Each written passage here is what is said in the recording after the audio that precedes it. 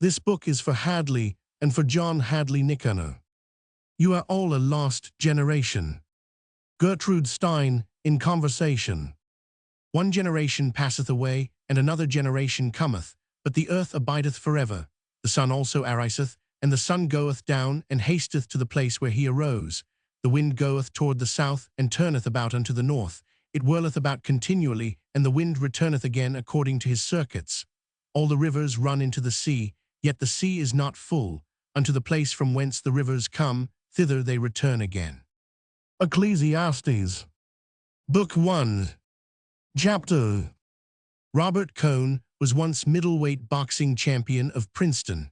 Do not think that I am very much impressed by that as a boxing title, but it meant a lot to Cohn. He cared nothing for boxing. In fact, he disliked it, but he learned it painfully and thoroughly to counteract the feeling of inferiority and shyness he had felt on being treated as a Jew at Princeton. There was a certain inner comfort in knowing he could knock down anybody who was snooty to him. Although being very shy and a thoroughly nice boy, he never fought except in the gym. He was Spider Kelly's star pupil. Spider Kelly taught all his young gentlemen to box like featherweights, no matter whether they weighed 105 or 205 pounds. But it seemed to fit Cohn. He was really very fast. He was so good that Spider promptly overmatched him and got his nose permanently flattened. This increased Cohn's distaste for boxing, but it gave him a certain satisfaction of some strange sort, and it certainly improved his nose. In his last year at Princeton, he read too much and took to wearing spectacles. I never met any one of his class who remembered him. They did not even remember that he was middleweight boxing champion. I mistrust all frank and simple people, especially when their stories hold together, and I always had a suspicion that perhaps Robert Cohn had never been middleweight boxing champion, and that perhaps a horse had stepped on his face, or that maybe his mother had been frightened or seen something, or that he had maybe bumped into something as a young child. But I finally had somebody verify the story from Spider Kelly. Spider Kelly not only remembered Cohn, he had often wondered what had become of him. Robert Cohn was a member, through his father, of one of the richest Jewish families in New York, and through his mother of one of the oldest. At the military school where he prepped for Princeton and played a very good end on the football team, no one had made him race-conscious. No one had ever made him feel he was a Jew, and hence any different from anybody else, until he went to Princeton. He was a nice boy, a friendly boy, and very shy, and it made him bitter. He took it out in boxing, and he came out of Princeton with painful self-consciousness and the flattened nose, and was married by the first girl who was nice to him. He was married 5 years, had 3 children, lost most of the $50,000 his father left him, the balance of the estate having gone to his mother, hardened into a rather unattractive mold under domestic unhappiness with a rich wife. And just when he had made up his mind to leave his wife, she left him and went off with a miniature painter. As he had been thinking for months about leaving his wife and had not done it because it would be too cruel to deprive her of himself, her departure was a very healthful shock. The divorce was arranged, and Robert Cohn went out to the coast. In California, he fell among literary people, and as he still had a little of the 50,000 left, in a short time he was backing a review of the arts.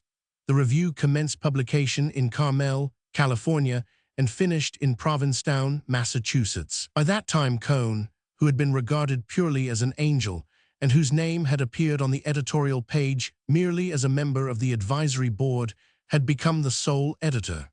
It was his money, and he discovered he liked the authority of editing. He was sorry when the magazine became too expensive and he had to give it up. By that time, though, he had other things to worry about. He had been taken in hand by a lady who hoped to rise with the magazine. She was very forceful, and Cohn never had a chance of not being taken in hand.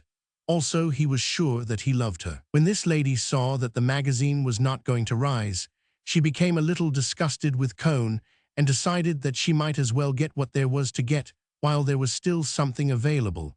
So she urged that they go to Europe, where Cohn could write. They came to Europe, where the lady had been educated, and stayed 3 years. During these 3 years, the first spent in travel, the last 2 in Paris, Robert Cohn had 2 friends, Braddock's and myself. Braddock's was his literary friend. I was his tennis friend. The lady who had him, her name was Frances, found toward the end of the second year that her looks were going, and her attitude toward Robert changed from one of careless possession and exploitation to the absolute determination that he should marry her. During this time, Robert's mother had settled an allowance on him, about $300 a month. During 2 years and a half, I do not believe that Robert Cohn looked at another woman. He was fairly happy, except that, like many people living in Europe, he would rather have been in America, and he had discovered writing. He wrote a novel, and it was not really such a bad novel as the critics later called it, although it was a very poor novel. He read many books, played bridge, played tennis, and boxed at a local gymnasium. I first became aware of his lady's attitude toward him one night after the three of us had dined together. We had dined at L'Avenues and afterward went to the Café de Versailles for coffee. We had several fines after the coffee, and I said I must be going. Cohn had been talking about the two of us going off somewhere on a weekend trip. He wanted to get out of town and get in a good walk. I suggested we fly to Strasbourg and walk up to Saint Odile or somewhere or other in Alsace. I know a girl in Strasbourg who can show us the town, I said. Somebody kicked me under the table. I thought it was accidental and went on. She's been there 2 years and knows everything there is to know about the town. She's a swell girl. I was kicked again under the table and looking, saw Frances, Robert's lady, her chin lifting and her face hardening. Hell, I said, why go to Strasbourg? We could go up to Bruges or to the Ardennes. Cohn looked relieved. I was not kicked again. I said good night and went out. Cohn said he wanted to buy a paper and would walk to the corner with me. For God's sake, he said, why did you say that about that girl in Strasbourg for? Didn't you see Frances? No, why should I? If I know an American girl that lives in Strasbourg, what the hell is it to Frances? It doesn't make any difference. Any girl, I couldn't go, that would be all. Don't be silly. You don't know Frances, any girl at all. Didn't you see the way she looked? Oh well, I said, let's go to Senlis. Don't get sore. I'm not sore. Senlis is a good place, and we can stay at the Grand Surf and take a hike in the woods and come home. Good, that will be fine. Well, I'll see you tomorrow at the courts, I said. Good night, Jake, he said, and started back to the café. You forgot to get your paper, I said. That's so. He walked with me up to the kiosk at the corner. You are not sore, are you, Jake? He turned with the paper in his hand. No, why should I be? See you at tennis, he said. I watched him walk back to the café holding his paper. I rather liked him, and evidently she led him quite a life. Chapter. That winter Robert Cohn went over to America with his novel, and it was accepted by a fairly good publisher. His going made an awful row, I heard, and I think that was where Frances lost him, because several women were nice to him in New York, and when he came back, he was quite changed. He was more enthusiastic about America than ever, and he was not so simple, and he was not so nice. The publishers had praised his novel pretty highly, and it rather went to his head. Then several women had put themselves out to be nice to him, and his horizons had all shifted. For 4 years, his horizon had been absolutely limited to his wife. For 3 years, or almost 3 years, he had never seen beyond Frances. I'm sure he had never been in love in his life. He had married on the rebound from the rotten time he had in college, and Frances took him on the rebound from his discovery that he had not been everything to his first wife. He was not in love yet, but he realized that he was an attractive quantity to women, and that the fact of a woman caring for him and wanting to live with him was not simply a divine miracle. This changed him so that he was not so pleasant to have around. Also, playing for higher stakes than he could afford in some rather steep bridge games with his New York connections, he had held cards and won several $100s. It made him rather vain of his bridge game, and he talked several times of how a man could always make a living at bridge if he were ever forced to. Then there was another thing. He had been reading W.H. Hudson. That sounds like an innocent occupation, but Cohn had read and reread The Purple Land. The Purple Land is a very sinister book if read too late in life. It recounts splendid imaginary amorous adventures of a perfect English gentleman in an intensely romantic land, the scenery of which is very well described. For a man to take it at 34 as a guidebook to what life holds is about as safe as it would be for a man of the same age to enter Wall Street direct from a French convent, equipped with a complete set of the more practical algebra books. Cohn, I believe, took every word of The Purple Land as literally as though it had been an R.G. Dunn report. You understand me? He made some reservations, but on the whole the book to him was sound. It was all that was needed to set him off. I did not realize the extent to which it had set him off until one day he came into my office. "Hello, Robert," I said. "Did you come in to cheer me up?" "Would you like to go to South America, Jake?" he asked. "No." "Why not?" "I don't know. I never wanted to go. Too expensive. You can see all the South Americans you want in Paris anyway. They're not the real South Americans. They look awfully real to me. I had a boat train to catch with a week's mail stories, and only half of them written." "Do you know any dirt?" I asked. "No." "None of your exalted connections getting divorces?" "No, listen, Jake. If I handled both our expenses, would you go to South America with me?" "Why me?" "You can talk Spanish, and it would be more fun with two of us." "No," I said. "I like this town, and I go to Spain in the summertime." "All my life I've wanted to go on a trip like that," Cohn said. He sat down. "I'll be too old before I can ever do it." "Don't be a fool," I said. "You can go anywhere you want. You've got plenty of money." "I know, but I can't get started." "Cheer up," I said. "All countries look just like the moving pictures." But I felt sorry for him. He had it badly. "I can't stand it to think my life is going so fast, and I'm not really living it. Nobody ever lives their life all the way up, except bullfighters. I'm not interested in bullfighters. That's an abnormal life. I want to go back in the country in South America. We could have a great trip." "Did you ever think about going to British East Africa to shoot?" "No, I wouldn't like that." "I'd go there with you." "No, that doesn't interest me." "That's because you never read a book about it. Go on and read a book all full of love affairs with the beautiful shiny black princesses." "I want to go to South America." He had a hard, Jewish, stubborn streak. "Come on downstairs and have a drink." "Aren't you working?" "No," I said. We went down the stairs to the cafe on the ground floor. I had discovered that was the best way to get rid of friends. Once you had a drink, all you had to say was, "Well, I've got to get back and get off some cables," and it was done. It is very important to discover graceful exits like that in the newspaper business, where it is such an important part of the ethics that you should never seem to be working. Anyway, we went downstairs to the bar and had a whiskey and soda. Cohn looked at the bottles in bins around the wall. "This is a good place," he said. "There's a lot of liquor," I agreed. "Listen, Jake," he leaned forward on the bar. "Don't you ever get the feeling that all your life is going by and you're not taking advantage of it? Do you realize you've lived nearly half the time you have to live already?" "Yes, every once in a while."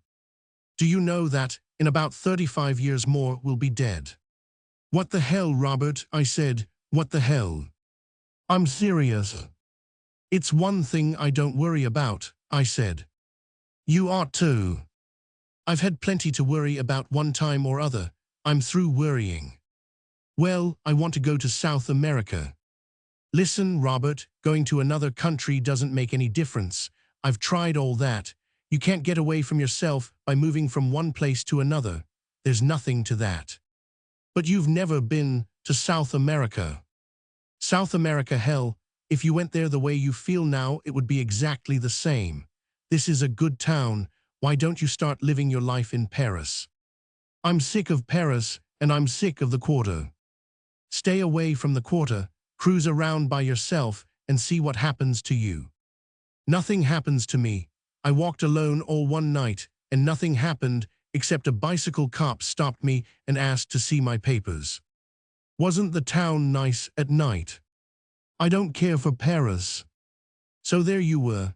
I was sorry for him, but it was not a thing you could do anything about, because right away you ran up against the two stubbornnesses. South America could fix it, and he did not like Paris. He got the first idea out of a book, and I suppose the second came out of a book too. Well, I said, I've got to go upstairs and get off some cables. Do you really have to go? Yes, I've got to get these cables off. Do you mind if I come up and sit around the office? No, come on up. He sat in the outer room and read the papers, and the editor and publisher and I worked hard for 2 hours. Then I sorted out the carbons, stamped on a byline, put the stuff in a couple of big manila envelopes, and rang for a boy to take them to the Gare Saint Lazare. I went out into the other room, and there was Robert Cohn asleep in the big chair. He was asleep with his head on his arms. I did not like to wake him up, but I wanted to lock the office and shove off. I put my hand on his shoulder. He shook his head. I can't do it, he said, and put his head deeper into his arms. I can't do it. Nothing will make me do it. Robert, I said, and shook him by the shoulder. He looked up. He smiled and blinked. Did I talk out loud just then? Something, but it wasn't clear. God, what a rotten dream. Did the typewriter put you to sleep? Guess so. I didn't sleep all last night. What was the matter? Talking, he said. I could picture it. I have a rotten habit of picturing the bedroom scenes of my friends. We went out to the Café Napolitain to have an apéritif and watch the evening crowd on the boulevard. Chapter. It was a warm spring night, and I sat at a table on the terrace of the Napolitain after Robert had gone, watching it get dark and the electric signs come on, and the red and green stop-and-go traffic signal, and the crowd going by, and the horsecabs clippity-clopping along at the edge of the solid taxi traffic, and the pools going by singly and in pairs, looking for the evening meal. I watched a good-looking girl walk past the table and watched her go up the street and lost sight of her, and watched another, and then saw the first one coming back again. She went by once more, and I caught her eye, and she came over and sat down at the table. The waiter came up. Well, what will you drink? I asked. Pernod. That's not good for little girls. Little girl yourself, dits garken un Pernod. A Pernod for me too. What's the matter? She asked, going on a party. Sure, aren't you? I don't know, you never know in this town. Don't you like Paris? No. Why don't you go somewhere else? Isn't anywhere else. You're happy, all right. Happy hell. Pernod is greenish imitation absinthe. When you add water, it turns milky. It tastes like licorice, and it has a good uplift, but it drops you just as far. We sat and drank it, and the girl looked sullen. Well, I said, are you going to buy me a dinner? She grinned, and I saw why she made a point of not laughing. With her mouth closed, she was a rather pretty girl. I paid for the saucers, and we walked out to the street. I hailed a horsecab, and the driver pulled up at the curb. Settled back in the slow, smoothly rolling fiacre, we moved up the Avenue de l'Opéra, past the locked doors of the shops, their windows lighted, the avenue broad and shiny and almost deserted. The cab passed the New York Herald Bureau with the window full of clocks. What are all the clocks for? She asked. They show the hour all over America. Don't kid me. We turned off the avenue, up the Rue des Pyramids, through the traffic of the Rue de Rivoli, and through a dark gate into the Tuileries. She cuddled against me, and I put my arm around her. She looked up to be kissed. She touched me with one hand, and I put her hand away. Never mind. What's the matter, you sick? Yes. Everybody's sick, I'm sick too. We came out of the Tuileries into the light, and crossed the Seine, and then turned up the Rue des Saints-Pères. You oughtn't to drink Pernod if you're sick. You neither. It doesn't make any difference with me. It doesn't make any difference with a woman. What are you called? Georgette, how are you called? Jacob. That's a Flemish name. American too. You're not Flamand. No, Americans. Good, I detest Flamands. By this time we were at the restaurant. I called to the cocher to stop. We got out, and Georgette did not like the looks of the place. This is no great thing of a restaurant. No, I said, maybe you would rather go to Foyot S. Why don't you keep the cab and go on? I had picked her up because of a vague sentimental idea that it would be nice to eat with someone. It was a long time since I had dined with a pool, and I had forgotten how dull it could be. We went into the restaurant, past Madame Lavigne at the desk, and into a little room. Georgette cheered up a little under the food. It isn't bad here, she said. It isn't chic, but the food is all right. Better than you ate in Liege. Brussels, you mean? We had another bottle of wine, and Georgette made a joke. She smiled and showed all her bad teeth, and we touched glasses. You're not a bad type, she said. It's a shame you're sick. We get on well. What's the matter with you anyway? I got hurt in the war, I said. Oh, that dirty war. We would probably have gone on and discussed the war and agreed that it was in reality a calamity for civilization and perhaps would have been better avoided. I was bored enough. Just then from the other room someone called, Barnes, I say Barnes, Jacob Barnes. It's a friend calling me, I explained and went out. There was Braddock's at a big table with a party. Cohn, Francis Klein, Mrs. Braddock's, several people I did not know. You're coming to the dance, aren't you? Braddock's asked. What dance? Why, the dancings, don't you know we've revived them? Mrs. Braddock's put in. You must come, Jake, we're all going, Francis said from the end of the table. She was tall and had a smile. Of course he's coming, Braddock said. Come in and have coffee with us, Barnes. Right. And bring your friend, said Mrs. Braddock's, laughing. She was a Canadian and had all their easy social graces. Thanks, we'll be in, I said. I went back to the small room. Who are your friends? Georgette asked. Writers and artists. There are lots of those on this side of the river. Too many. I think so. Still, some of them make money. Oh, yes. We finished the meal and the wine. Come on, I said. We're going to have coffee with the others. Georgette opened her bag, made a few passes at her face as she looked in the little mirror, redefined her lips with the lipstick, and straightened her hat. Good, she said. We went into the room, full of people and Braddock's, and the men at his table stood up. I wish to present my fiancée, Mademoiselle Georgette Leblanc, I said. Georgette smiled that wonderful smile, and we shook hands all round. Are you related to Georgette Leblanc, the singer? Mrs. Braddock's asked. Connais pas, Georgette answered. But you have the same name, Mrs. Braddock's insisted cordially. No, said Georgette, not at all, my name is Harbin. But Mr. Barnes introduced you as Mademoiselle Georgette Leblanc. Surely he did, insisted Mrs. Braddock's, who in the excitement of talking French was liable to have no idea what she was saying. He's a fool, Georgette said. Oh, it was a joke then, Mrs. Braddock said. Yes, said Georgette, to laugh at. Did you hear that, Henry? Mrs. Braddock's called down the table to Braddock's. Mr. Barnes introduced his fiancée as Mademoiselle Leblanc, and her name is actually Harbin. Of course, darling, Mademoiselle Harbin, I've known her for a very long time. Oh, Mademoiselle Harbin, Francis Klein called, speaking French very rapidly and not seeming so proud and astonished as Mrs. Braddock's at its coming out really French. Have you been in Paris long? Do you like it here? You love Paris, do you not? Who's she? Georgette turned to me. Do I have to talk to her? She turned to Francis, sitting smiling, her hands folded, her head poised on her long neck, her lips pursed ready to start talking again. No, I don't like Paris. It's expensive and dirty. Really, I find it so extraordinarily clean, one of the cleanest cities in all Europe.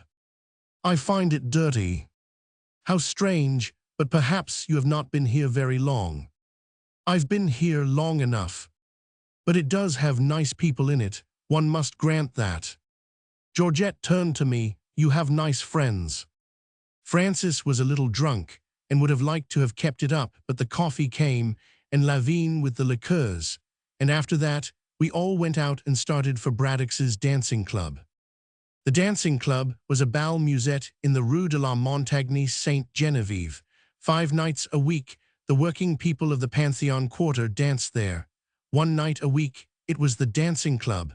On Monday nights, it was closed. When we arrived, it was quite empty, except for a policeman sitting near the door, the wife of the proprietor back of the zinc bar, and the proprietor himself. The daughter of the house came downstairs as we went in. There were long benches, and tables ran across the room, and at the far end, a dancing floor. "I wish people would come earlier," Braddock said. The daughter came up and wanted to know what we would drink. The proprietor got up on a high stool beside the dancing floor and began to play the accordion. He had a string of bells around one of his ankles and beat time with his foot as he played. Everyone danced. It was hot, and we came off the floor perspiring. "My God," Georgette said, "what a box to sweat in." "It's hot. Hot, my God. Take off your hat." "That's a good idea." Someone asked Georgette to dance, and I went over to the bar. It was really very hot, and the accordion music was pleasant in the hot night. I drank a beer, standing in the doorway and getting the cool breath of wind from the street. 2 taxis were coming down the steep street. They both stopped in front of the ball. A crowd of young men, some in jerseys and some in their shirt sleeves, got out. I could see their hands and newly washed, wavy hair in the light from the door. The policeman standing by the door looked at me and smiled. They came in. As they went in, under the light I saw white hands, wavy hair, white faces, grimacing, gesturing, talking. With them was Brett. She looked very lovely, and she was very much with them. One of them saw Georgette and said, "I do declare, there is an actual harlot. I'm going to dance with her, let you watch me." The tall dark one, called Let, said, "Don't you be rash." The wavy blonde one answered, "Don't you worry, dear," and with them was Brett. I was very angry. Somehow they always made me angry. I know they are supposed to be amusing, and you should be tolerant, but I wanted to swing on anyone, anything to shatter that superior, simpering composure. Instead, I walked down the street and had a beer at the bar at the next ball. The beer was not good, and I had a worse cognac to take the taste out of my mouth. When I came back to the ball, there was a crowd on the floor, and Georgette was dancing with the tall blonde youth, who danced big hippily, carrying his head on one side, his eyes lifted as he danced. As soon as the music stopped, another one of them asked her to dance. She had been taken up by them. I knew then that they would all dance with her. They are like that. I sat down at a table. Cone was sitting there. Francis was dancing. Mrs. Braddock's brought up somebody and introduced him as Robert Prentice. He was from New York by way of Chicago and was a rising new novelist. He had some sort of an English accent. I asked him to have a drink. "Thanks so much," he said. "I've just had one." "Have another." "Thanks, I will then." We got the daughter of the house over, and each had a fine hello. "You're from Kansas City, they tell me," he said. "Yes. Do you find Paris amusing?" "Yes. Really?" I was a little drunk, not drunk in any positive sense, but just enough to be careless. "For God's sake," I said, "yes, don't you?" "Oh, how charmingly you get angry," he said. "I wish I had that faculty." I got up and walked over toward the dancing floor. Mrs. Braddock's followed me. "Don't be cross with Robert," she said. "He's still only a child, you know." "I wasn't cross," I said. "I just thought perhaps I was going to throw up." "Your fiancé is having a great success." Mrs. Braddock's looked out on the floor, where Georgette was dancing in the arms of the tall, dark one, called Let. "Isn't she?" I said. "Rather," said Mrs. Braddock's. Cone came up. "Come on, Jake," he said. "Have a drink." We walked over to the bar. "What's the matter with you? You seem all worked up over something." "Nothing. This whole show makes me sick is all." Brett came up to the bar. "Hello, you chaps."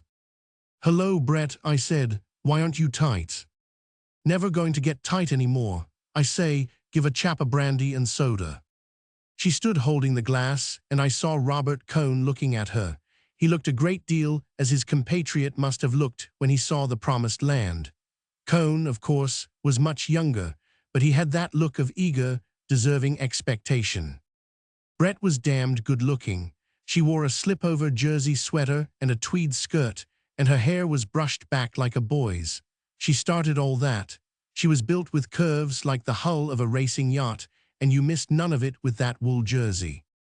It's a fine crowd you're with, Brett, I said. Aren't they lovely? And you, my dear, where did you get it? At the Napolitane. And have you had a lovely evening? Oh, priceless, I said.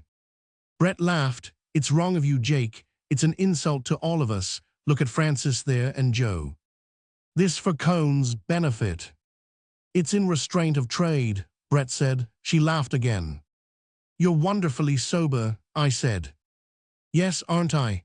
And when one's with the crowd I'm with, one can drink in such safety too. The music started, and Robert Cohn said, Will you dance this with me, Lady Brett? Brett smiled at him. I've promised to dance this with Jacob, she laughed. You've a hell of a biblical name, Jake. How about the next? Asked Cohn. We're going, Brett said. We've a date up at Montmartre. Dancing, I looked over Brett's shoulder and saw Cohn standing at the bar, still watching her.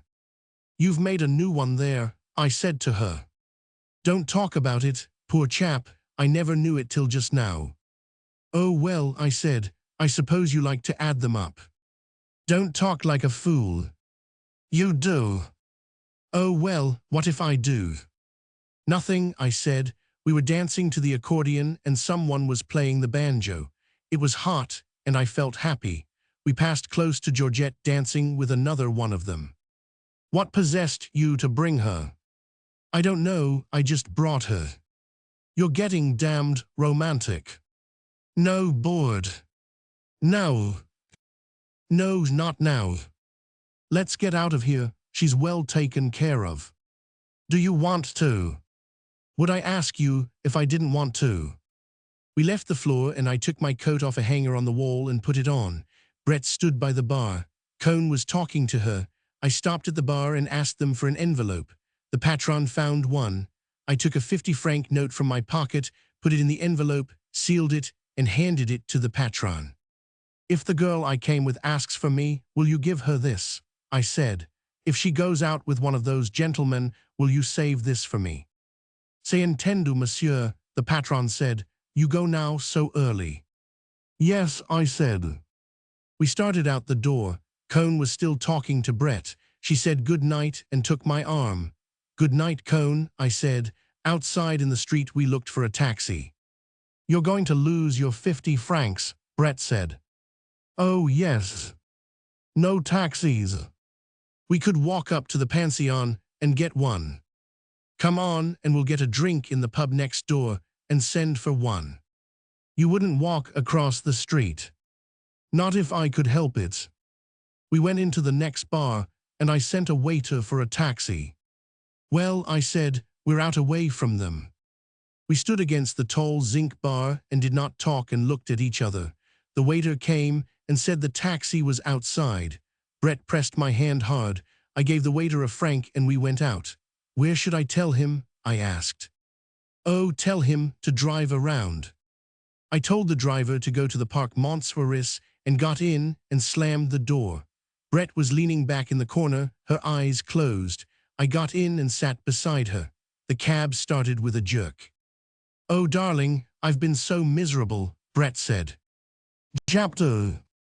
Taxi went up the hill, past the lighted square, then on into the dark, still climbing, then leveled out onto a dark street behind Saint-Étienne-du-Mont, went smoothly down the asphalt, past the trees and the standing bus at the Place de la Contrescarpe, then turned onto the cobbles of the Rue Mouffetard. There were lighted bars and late open shops on each side of the street. We were sitting apart and we jolted close together going down the old street. Brett's hat was off. Her head was back. I saw her face in the lights from the open shops, then it was dark. Then I saw her face clearly as we came out on the Avenue des Gobelins. The street was torn up, and men were working on the car tracks by the light of acetylene flares. Brett's face was white, and the long line of her neck showed in the bright light of the flares. The street was dark again, and I kissed her. Our lips were tight together, and then she turned away and pressed against the corner of the seat, as far away as she could get. Her head was down. Don't touch me, she said. Please don't touch me. What's the matter? I can't stand it. Oh, Brett. You must know, I can't stand it, that's all. Oh, darling, please understand. Don't you love me? Love you? I simply turn all to jelly when you touch me. Isn't there anything we can do about it? She was sitting up now. My arm was around her, and she was leaning back against me, and we were quite calm. She was looking into my eyes with that way she had of looking that made you wonder whether she really saw out of her own eyes. They would look on and on after everyone else's eyes in the world would have stopped looking. She looked as though there were nothing on earth she would not look at like that, and really she was afraid of so many things. And there's not a damn thing we could do, I said. I don't know, she said. I don't want to go through that hell again. We'd better keep away from each other. But darling, I have to see you. It isn't all that you know. No, but it always gets to be. That's my fault. Don't we pay for all the things we do, though? She had been looking into my eyes all the time. Her eyes had different depths. Sometimes they seemed perfectly flat. Now you could see all the way into them. When I think of the hell I've put chaps through, I'm paying for it all now. Don't talk like a fool, I said. Besides, what happened to me is supposed to be funny. I never think about it. Oh no, I'll lay you don't. Well, let's shut up about it. I laughed about it too myself once. She wasn't looking at me. A friend of my brother's came home that way from Mons. It seemed like a hell of a joke. Chaps never know anything, do they? No, I said, nobody ever knows anything. I was pretty well through with the subject.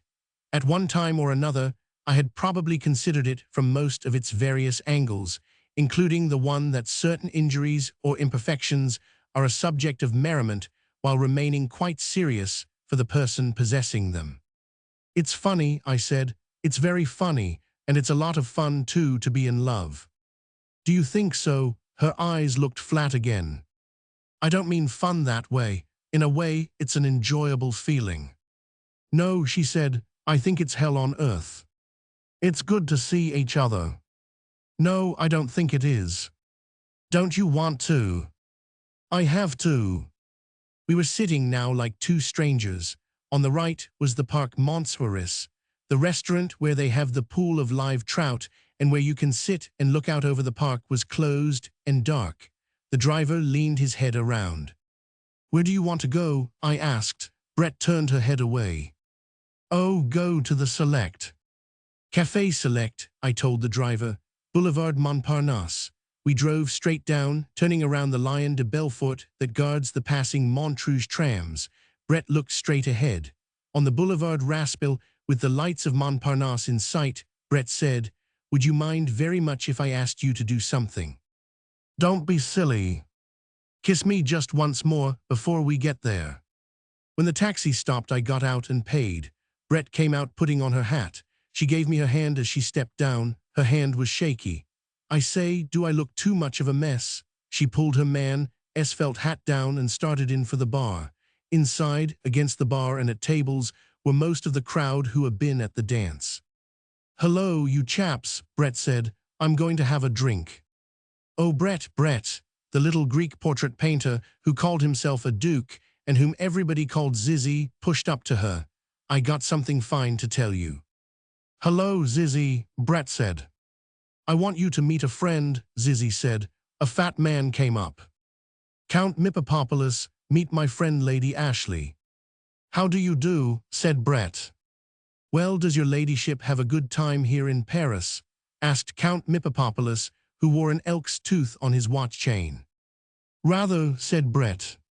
Paris is a fine town, all right, said the Count, but I guess you have pretty big doings yourself over in London.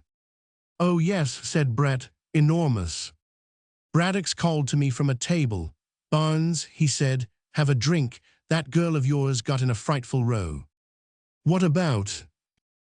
Something the patron's daughter said, a corking row. She was rather splendid, you know, showed her yellow card and demanded the patron's daughter S2. I say it was a row. What finally happened? Oh, someone took her home. Not a bad-looking girl. Wonderful command of the idiom. Do stay and have a drink. No, I said, I must shove off. Scene cone. He went home with Francis, Mrs. Braddock put in. Poor chap, he looks awfully down. Braddock said. I dare say he is, said Mrs. Braddock. I have to shove off, I said. Good night. I said good night to Brett at the bar. The Count was buying champagne. Will you take a glass of wine with us, sir? He asked. No, thanks awfully, I have to go.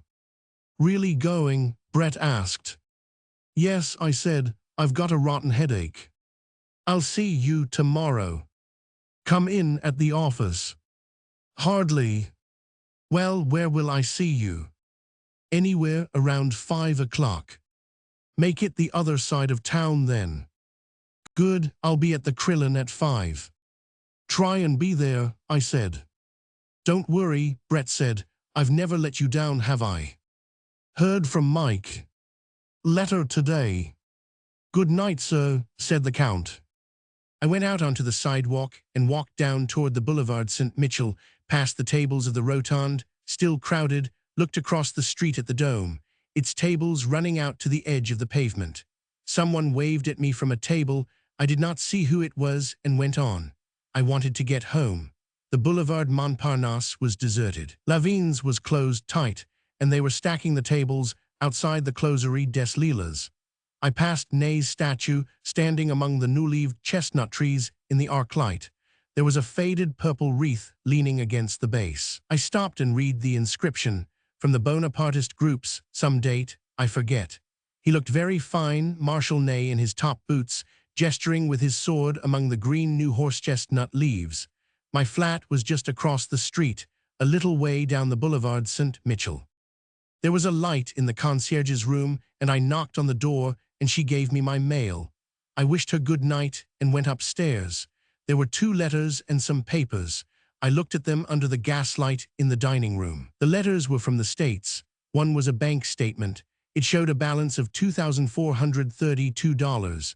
I got out my checkbook and deducted 4 checks drawn since the first of the month, and discovered I had a balance of $1,832.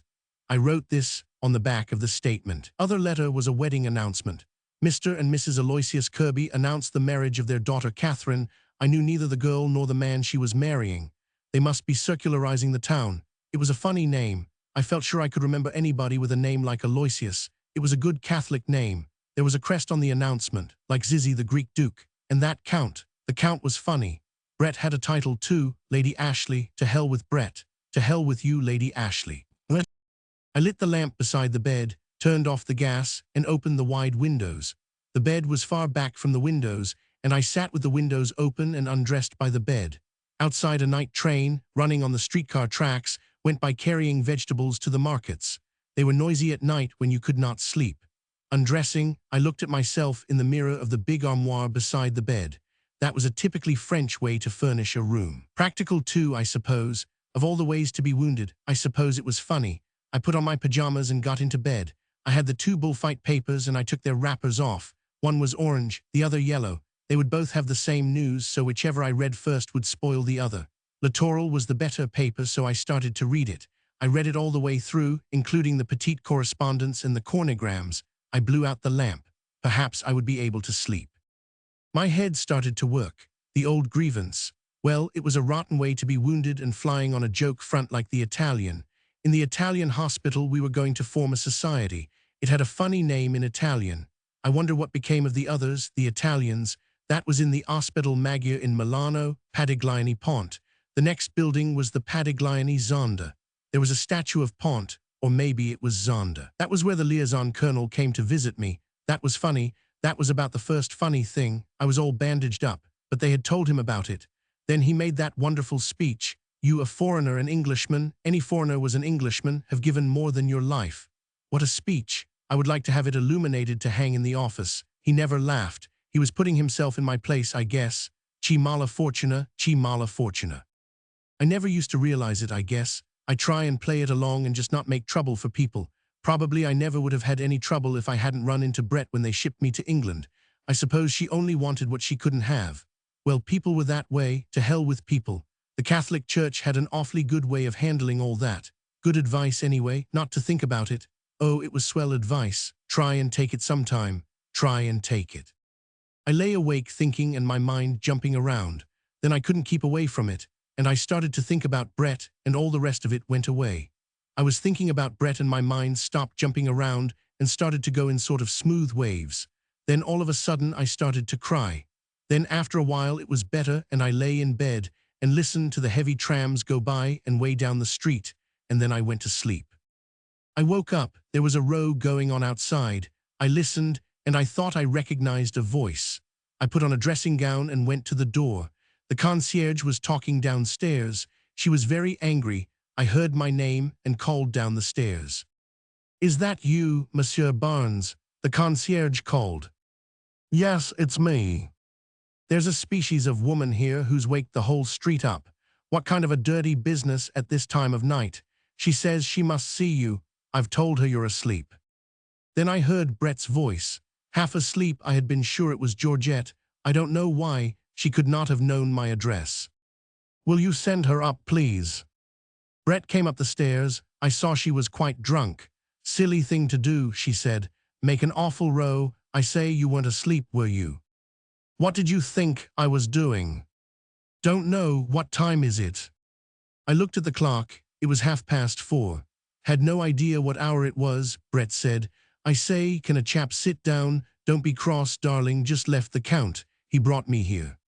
"What's he like?" "I was getting brandy and soda and glasses." "Just a little," said Brett. "Don't try and make me drunk. The Count, oh rather, he's quite one of us." "Is he a count?" "Here's how, I rather think so, you know. Deserves to be anyhow. Knows hell's own amount about people. Don't know where he got it all. Owns a chain of sweet shops in the States." She sipped at her glass.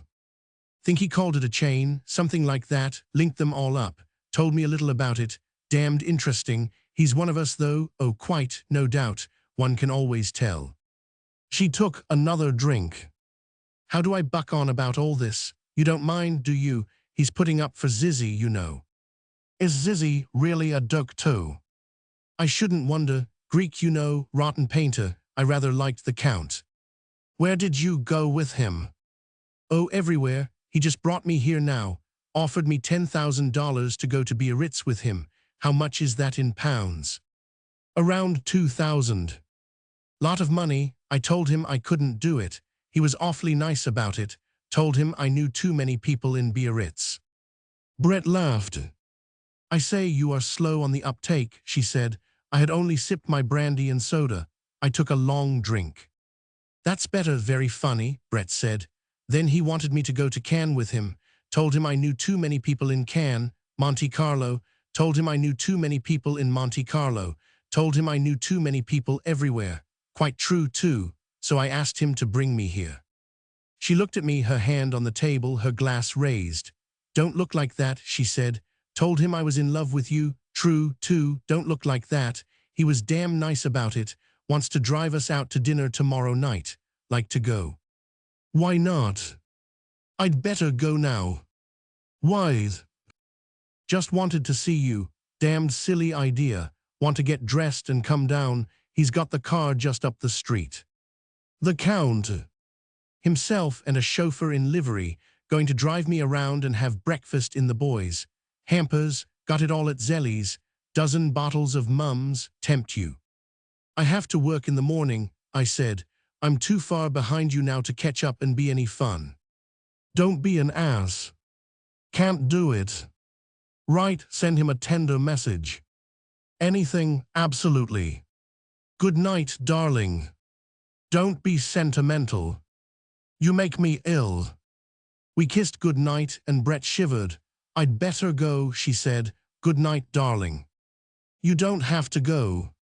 "Yes." We kissed again on the stairs, and as I called for the cordon, the concierge muttered something behind her door. I went back upstairs, and from the open window watched Brett walking up the street to the big limousine drawn up to the curb under the arc light. She got in, and it started off. I turned around. On the table was an empty glass and a glass half full of brandy and soda. I took them both out to the kitchen and poured the half-full glass down the sink. I turned off the gas in the dining room, kicked off my slippers sitting on the bed, and got into bed. This was Brett, that I had felt like crying about. Then I thought of her walking up the street and stepping into the car as I had last seen her, and of course in a little while I felt like hell again. It is awfully easy to be hard-boiled about everything in the daytime, but at night it is another thing. Chapter. In the morning, I walked down the boulevard to the Rue Soufflot for coffee and brioche. It was a fine morning.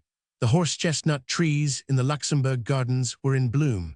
There was the pleasant early morning feeling of a hot day. I read the papers with the coffee and then smoked a cigarette. The flower women were coming up from the market and arranging their daily stock. Students went by going up to the law school or down to the Sorbonne. The boulevard was busy with trams and people going to work. I got on an S bus and rode down to the Madeleine, standing on the back platform. From the Madeleine, I walked along the Boulevard des Capucines to the Opera and up to my office. I passed the man with the jumping frogs and the man with the boxer toys. I stepped aside to avoid walking into the thread with which his girl assistant manipulated the boxers. She was standing looking away, the thread in her folded hands. The man was urging 2 tourists to buy. 3 more tourists had stopped and were watching. I walked on behind a man who was pushing a roller that printed the name Cinzano on the sidewalk in damp letters. All along people were going to work. It felt pleasant to be going to work. I walked across the avenue and turned into my office. Upstairs in the office, I read the French morning papers, smoked, and then sat at the typewriter and got off a good morning's work. At 11 o'clock, I went over to the Quai d'Orsay in a taxi and went in and sat with about a dozen correspondents, while the Foreign Office mouthpiece, a young Nouvelle Revue Francaise diplomat in horn-rimmed spectacles, talked and answered questions for half an hour. The president of the council was in Lyon making a speech, or rather he was on his way back.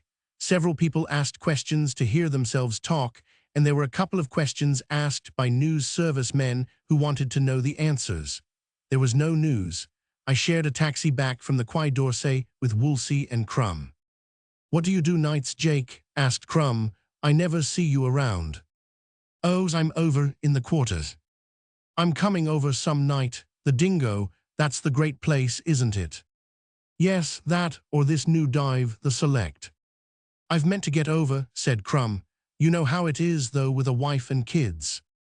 "Playing any tennis?" Woolsey asked. "Well, no," said Crumb. "I can't say I've played any this year. I've tried to get away, but Sundays it's always rained, and the courts are so damned crowded." "The Englishmen all have Saturday off," Woolsey said. "Lucky beggars," said Crumb. "Well, I'll tell you. Someday I'm not going to be working for an agency, then I'll have plenty of time to get out in the country. That's the thing to do, live out in the country and have a little car. I've been thinking some about getting a car next year." I banged on the glass. The chauffeur stopped. "Here's my street," I said. "Come in and have a drink." "Thanks, old man," Crumb said. Woolsey shook his head. "I've got to file that line he got off this morning." I put a 2-franc piece in Crumb's hand. "You're crazy, Jake," he said. "This is on me. It's all on the office, anyway." "Nope, I want to get it." I waved goodbye. Crumb put his head out. "See you at the lunch on Wednesday." "You bet." I went to the office in the elevator. Robert Cohn was waiting for me. "Hello, Jake," he said, "going out to lunch?" "Yes, let me see if there is anything new." "Where will we eat?" "Anywhere." I was looking over my desk. "Where do you want to eat?" "How about Wetzel's? They've got good hors d'oeuvres." In the restaurant, we ordered hors d'oeuvres and beer. The sommelier brought the beer, tall, beaded on the outside of the steins, and cold. There were a dozen different dishes of hors d'oeuvres. "Have any fun last night?" I asked. "No, I don't think so." "How's the writing going?" "Rotten, I can't get this second book going." "That happens to everybody." "Oh, I'm sure of that. It gets me worried, though." "Thought any more about going to South America?" "I mean that." "Well, why don't you start off?" "Frances." "Well," I said, "take her with you." "She wouldn't like it. That isn't the sort of thing she likes. She likes a lot of people around." "Tell her to go to hell." "I can't. I've got certain obligations to her." He shoved the sliced cucumbers away and took a pickled herring. What do you know about Lady Brett Ashley, Jake? Her name's Lady Ashley. Brett's her own name. She's a nice girl, I said. She's getting a divorce and she's going to marry Mike Campbell. He's over in Scotland now. Why? She's a remarkably attractive woman. Isn't she? There's a certain quality about her, a certain fineness. She seems to be absolutely fine and straight. She's very nice. I don't know how to describe the quality, Cone said. I suppose it's breeding. You sound as though you liked her pretty well. I do. I shouldn't wonder if I were in love with her. She's a drunk, I said. She's in love with Mike Campbell and she's going to marry him. He's going to be rich as hell someday. I don't believe she'll ever marry him. Why not? I don't know, I just don't believe it. Have you known her a long time? Yes, I said. She was a VAD in a hospital I was in during the war. She must have been just a kid then. She's 34 now. When did she marry Ashley? During the war, her own true love had just kicked off with the dysentery. You talk sort of bitter. Sorry, I didn't mean to. I was just trying to give you the facts. I don't believe she would marry anybody she didn't love. Well, I said, she's done it twice. I don't believe it. Well, I said, don't ask me a lot of fool questions if you don't like the answers. I didn't ask you that. You asked me what I knew about Brett Ashley. I didn't ask you to insult her. Oh, go to hell. He stood up from the table, his face white, and stood there white and angry behind the little plates of hors d'oeuvres. Sit down, I said, don't be a fool. You've got to take that back. Oh, cut out the prep school stuff. Take it back. Sure, anything. I never heard of Brett Ashley, how's that? No, not that, about me going to hell. Oh, don't go to hell, I said, stick around, we're just starting lunch. Cone smiled again and sat down. He seemed glad to sit down. What the hell would he have done if he hadn't sat down? You say such damned insulting things, Jake. I'm sorry, I've got a nasty tongue. I never mean it when I say nasty things. I know it, Cone said. You're really about the best friend I have, Jake. God help you, I thought. Forget what I said out loud. I'm sorry. It's all right, it's fine. I was just sore for a minute. Good, let's get something else to eat. After we finished the lunch, we walked up to the Café de la Paix and had coffee. I could feel Cone wanted to bring up Brett again, but I held him off it. We talked about one thing and another, and I left him to come to the office. Chapter. At 5 o'clock, I was in the Hotel Crillon waiting for Brett. She was not there, so I sat down and wrote some letters. They were not very good letters, but I hoped their being on Crillon's stationery would help them. Brett did not turn up, so about 5:45, I went down to the bar and had a Jack Rose with George the barman. Brett had not been in the bar either, and so I looked for her upstairs on my way out and took a taxi to the Café Select. Crossing the Seine, I saw a string of barges being towed empty down the current, riding high, the bargemen at the sweeps as they came toward the bridge. The river looked nice. It was always pleasant crossing bridges in Paris. The taxi rounded the statue of the inventor of the semaphore engaged in doing same and turned up the Boulevard Raspail, and I sat back to let that part of the ride pass. The Boulevard Raspail always made dull riding. It was like a certain stretch on the PLM between Fontainebleau and Montereau that always made me feel bored and dead and dull until it was over. I suppose it is some association of ideas that makes those dead places in a journey. There are other streets in Paris as ugly as the Boulevard Raspail. It is a street I do not mind walking down at all, but I cannot stand to ride along it. Perhaps I had read something about it once. That was the way Robert Cone was about all of Paris. I wondered where Cone got that incapacity to enjoy Paris, possibly from Mencken. Mencken hates Paris, I believe. So many young men get their likes and dislikes from Mencken. The taxi stopped in front of the Rotonde. No matter what café in Montparnasse you ask a taxi driver to bring you to from the right bank of the river, they always take you to the Rotonde. 10 years from now, it will probably be the Dome. It was near enough anyway. I walked past the sad tables of the Rotonde to the Select. There were few people inside at the bar, and outside, alone, sat Harvey Stone. He had a pile of saucers in front of him, and he needed a shave. "Sit down," said Harvey. "I've been looking for you." "What's the matter?" "Nothing, just looking for you." "Been out to the races?" "No, not since Sunday." "What are you here from the States?" "Nothing, absolutely nothing." "What's the matter?" "I don't know, I'm through with them. I'm absolutely through with them." He leaned forward and looked me in the eye. "Do you want to know something, Jake?" "Yes." "I haven't had anything to eat for 5 days." I figured rapidly back in my mind. It was 3 days ago that Harvey had won 200 francs from me shaking poker dice in the New York bar. "What's the matter?" "No money, money hasn't come." He paused. "I tell you it's strange, Jake. When I'm like this, I just want to be alone. I want to stay in my own room. I'm like a cat." I felt in my pocket. "Would 100 help you any, Harvey?" "Yes." "Come on, let's go and eat." "There's no hurry, have a drink." "Better eat." "No, when I get like this, I don't care whether I eat or not." We had a drink. Harvey added my saucer to his own pile. "Do you know Mencken, Harvey?" "Yes, why?" "What's he like?" "He's all right. He says some pretty funny things. Last time I had dinner with him, we talked about Hemingway. The trouble is, he said, he's a garter snapper. That's not bad." "That's not bad." "He's through now," Harvey went on. "He's written about all the things he knows, and now he's on all the things he doesn't know." "I guess he's all right," I said. "I just can't read him." "Oh, nobody reads him now," Harvey said, "except the people that used to read the Alexander Hamilton Institute." "Well," I said, "that was a good thing, too." "Sure," said Harvey, so we sat and thought deeply for a while. "Have another port." "All right," said Harvey.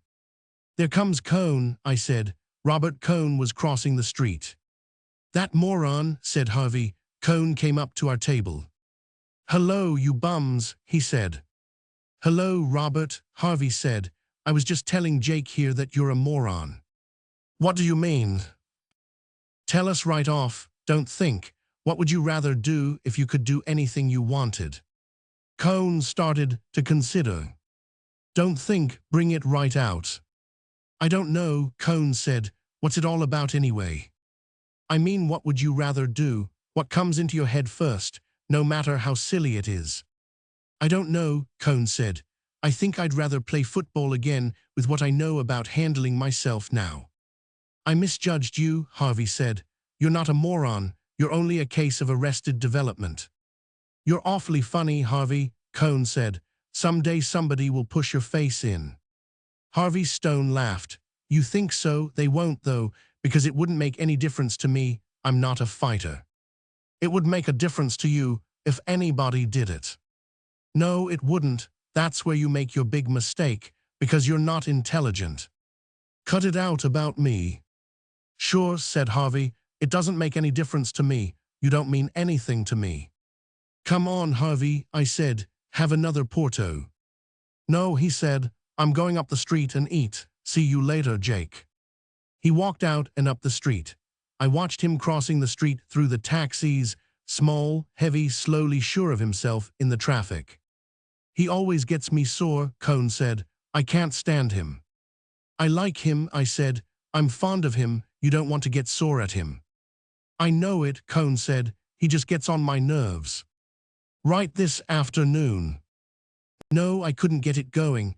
It's harder to do than my first book. I'm having a hard time handling it." The sort of healthy conceit that he had when he returned from America early in the spring was gone. Then he had been sure of his work, only with these personal longings for adventure. Now the sureness was gone.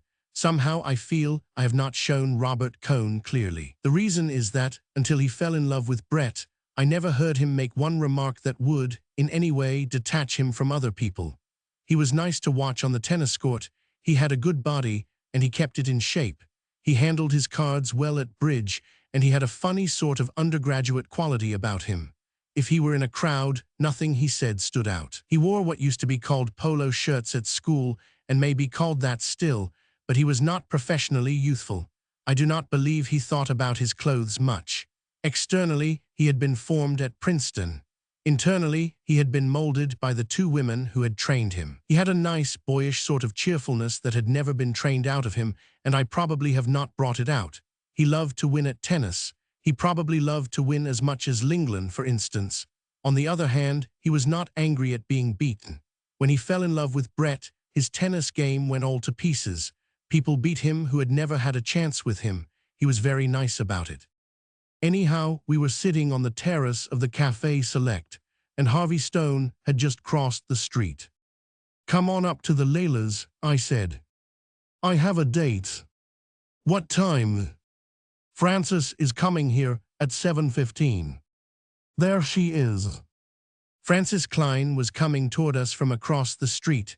She was a very tall girl who walked with a great deal of movement. She waved and smiled. We watched her cross the street. "Hello," she said. "I'm so glad you're here, Jake. I've been wanting to talk to you." "Hello, Frances," said Cone. He smiled. "Why, hello, Robert. Are you here?" She went on, talking rapidly. "I've had the darndest time. This one," shaking her head at Cone, "didn't come home for lunch." "I wasn't supposed to." "Oh, I know, but you didn't say anything about it to the cook. Then I had a date myself, and Paula wasn't at her office. I went to the Ritz and waited for her, and she never came, and of course I didn't have enough money to lunch at the Ritz." "What did you do?" "Oh, went out, of course." She spoke in a sort of imitation joyful manner. "I always keep my appointments. No one keeps theirs nowadays. I ought to know better. How are you, Jake, anyway?" "Fine." "That was a fine girl you had at the dance, and then went off with that Brett one." "Don't you like her?" Cone asked. "I think she's perfectly charming, don't you?" Cone said nothing. "Look, Jake, I want to talk with you. Would you come over with me to the Dome? You'll stay here, won't you, Robert? Come on, Jake." We crossed the Boulevard Montparnasse and sat down at a table. A boy came up with the Paris Times, and I bought one and opened it. "What's the matter, Frances?" "Oh, nothing," she said, "except that he wants to leave me." "How do you mean?" "Oh, he told everyone that we were going to be married, and I told my mother and everyone, and now he doesn't want to do it." "What's the matter?" "He's decided he hasn't lived enough. I knew it would happen when he went to New York." She looked up, very bright-eyed, and trying to talk inconsequentially. "I wouldn't marry him if he doesn't want to. Of course I wouldn't. I wouldn't marry him now for anything. But it does seem to me to be a little late now, after we've waited 3 years, and I've just gotten my divorce." I said nothing. "We were going to celebrate so, and instead we've just had scenes. It's so childish. We have dreadful scenes, and he cries and begs me to be reasonable, but he says he just can't do it. It's rotten luck." "I should say it is rotten luck. I've wasted 2.5 years on him now, and I don't know now if any man will ever want to marry me. 2 years ago, I could have married anybody I wanted down at Cannes. All the old ones that wanted to marry somebody chic and settle down were crazy about me. Now I don't think I could get anybody." "Sure, you could marry anybody." "No, I don't believe it, and I'm fond of him too, and I'd like to have children. I always thought we'd have children." She looked at me very brightly. "I never liked children much, but I don't want to think I'll never have them. I always thought I'd have them and then like them." "He's got children." "Oh yes, he's got children, and he's got money, and he's got a rich mother, and he's written a book, and nobody will publish my stuff, nobody at all. It isn't bad either, and I haven't got any money at all. I could have had alimony, but I got the divorce the quickest way." She looked at me again, very brightly. "It isn't right, it's my own fault, and it's not too. I ought to have known better. And when I tell him, he just cries and says he can't marry. Why can't he marry? I'd be a good wife. I'm easy to get along with. I leave him alone. It doesn't do any good." "It's a rotten shame." "Yes, it is a rotten shame, but there's no use talking about it, is there? Come on, let's go back to the cafe." And of course, There isn't anything I can do. No, just don't let him know I talked to you. I know what he wants. Now for the first time she dropped her bright, terribly cheerful manner. He wants to go back to New York alone and be there when his book comes out, so when a lot of little chickens like it, that's what he wants. Maybe they won't like it. I don't think he's that way, really. You don't know him like I do, Jake. That's what he wants to do. I know it, I know it. That's why he doesn't want to marry. He wants to have a big triumph this fall all by himself. Want to go back to the cafe? Yes, come on. We got up from the table. They had never brought us a drink, and started across the street toward the Select, where Cone sat smiling at us from behind the marble-topped table. Well, what are you smiling at? Francis asked him. Feel pretty happy. I was smiling at you and Jake with your secrets. Oh, what I've told Jake isn't any secret. Everybody will know it soon enough. I only wanted to give Jake a decent version. What was it? About your going to England? Yes, about my going to England. Oh, Jake, I forgot to tell you, I'm going to England. Isn't that fine? Yes, that's the way it's done in the very best families. Robert's sending me. He's going to give me £200 and then I'm going to visit friends. Won't it be lovely? The friends don't know about it yet. She turned to Cone and smiled at him. He was not smiling now. You were only going to give me £100, weren't you, Robert? But I made him give me 200. He's really very generous, aren't you, Robert? I do not know how people could say such terrible things to Robert Cone. There are people to whom you could not say insulting things. They give you a feeling that the world would be destroyed, would actually be destroyed before your eyes if you said certain things. But here was Cone taking it all. Here it was, all going on right before me, and I did not even feel an impulse to try and stop it. And this was friendly joking to what went on later. How can you say such things, Francis? Cone interrupted. Listen to him. I'm going to England. I'm going to visit friends. Ever visit friends that didn't want you? Oh, they'll have to take me, all right. How do you do, my dear? Such a long time since we've seen you. And how is your dear mother? Yes, how is my dear mother? She put all her money into French war bonds. Yes, she did. Probably the only person in the world that did. And what about Robert? Or else very careful talking around Robert. You must be most careful not to mention him, my dear. Poor Francis has had a most unfortunate experience. Won't it be fun, Robert? Don't you think it will be fun, Jake? She turned to me with that terribly bright smile. It was very satisfactory to her to have an audience for this. And where are you going to be, Robert? It's my own fault, all right. Perfectly my own fault. When I made you get rid of your little secretary on the magazine, I ought to have known you'd get rid of me the same way. Jake doesn't know about that. Should I tell him?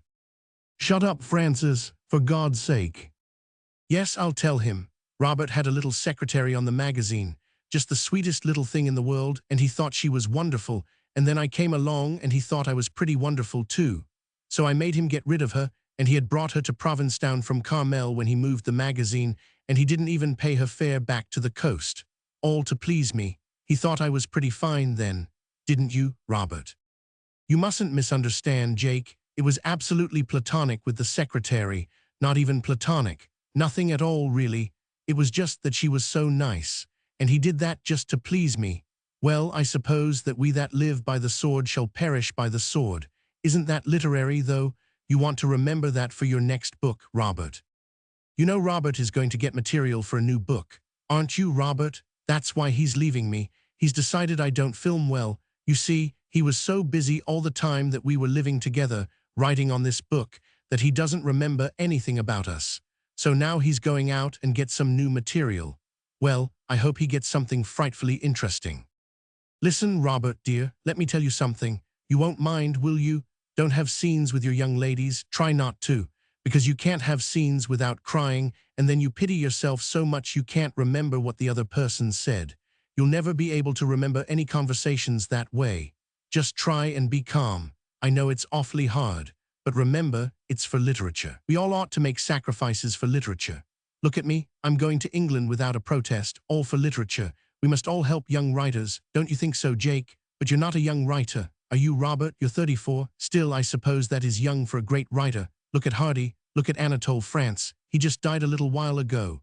Robert doesn't think he's any good, though. Some of his French friends told him. He doesn't read French very well himself. He wasn't a good writer like you are, was he, Robert? Do you think he ever had to go and look for material? What do you suppose he said to his mistresses when he wouldn't marry them?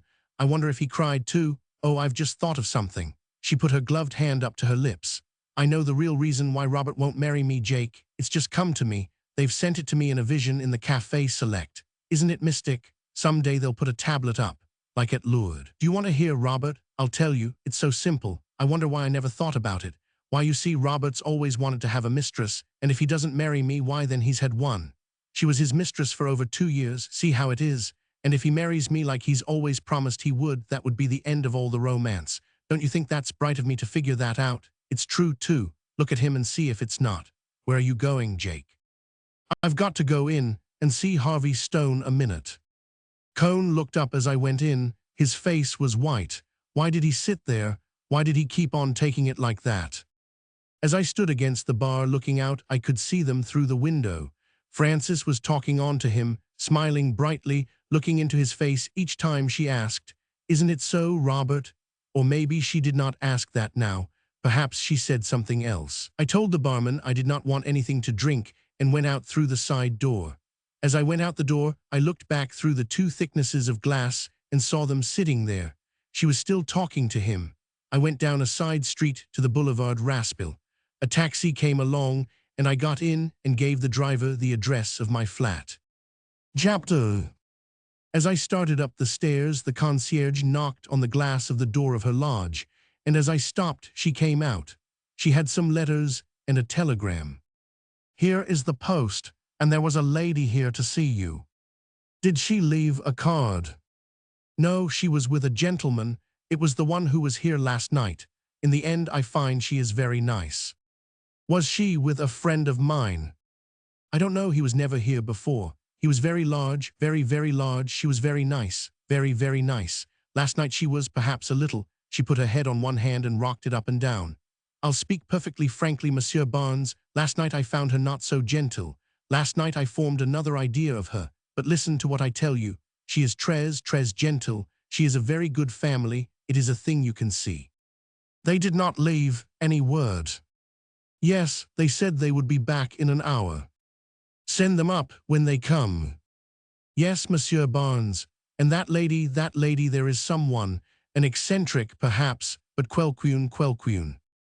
The concierge, before she became a concierge, had owned a drink-selling concession at the Paris race courses.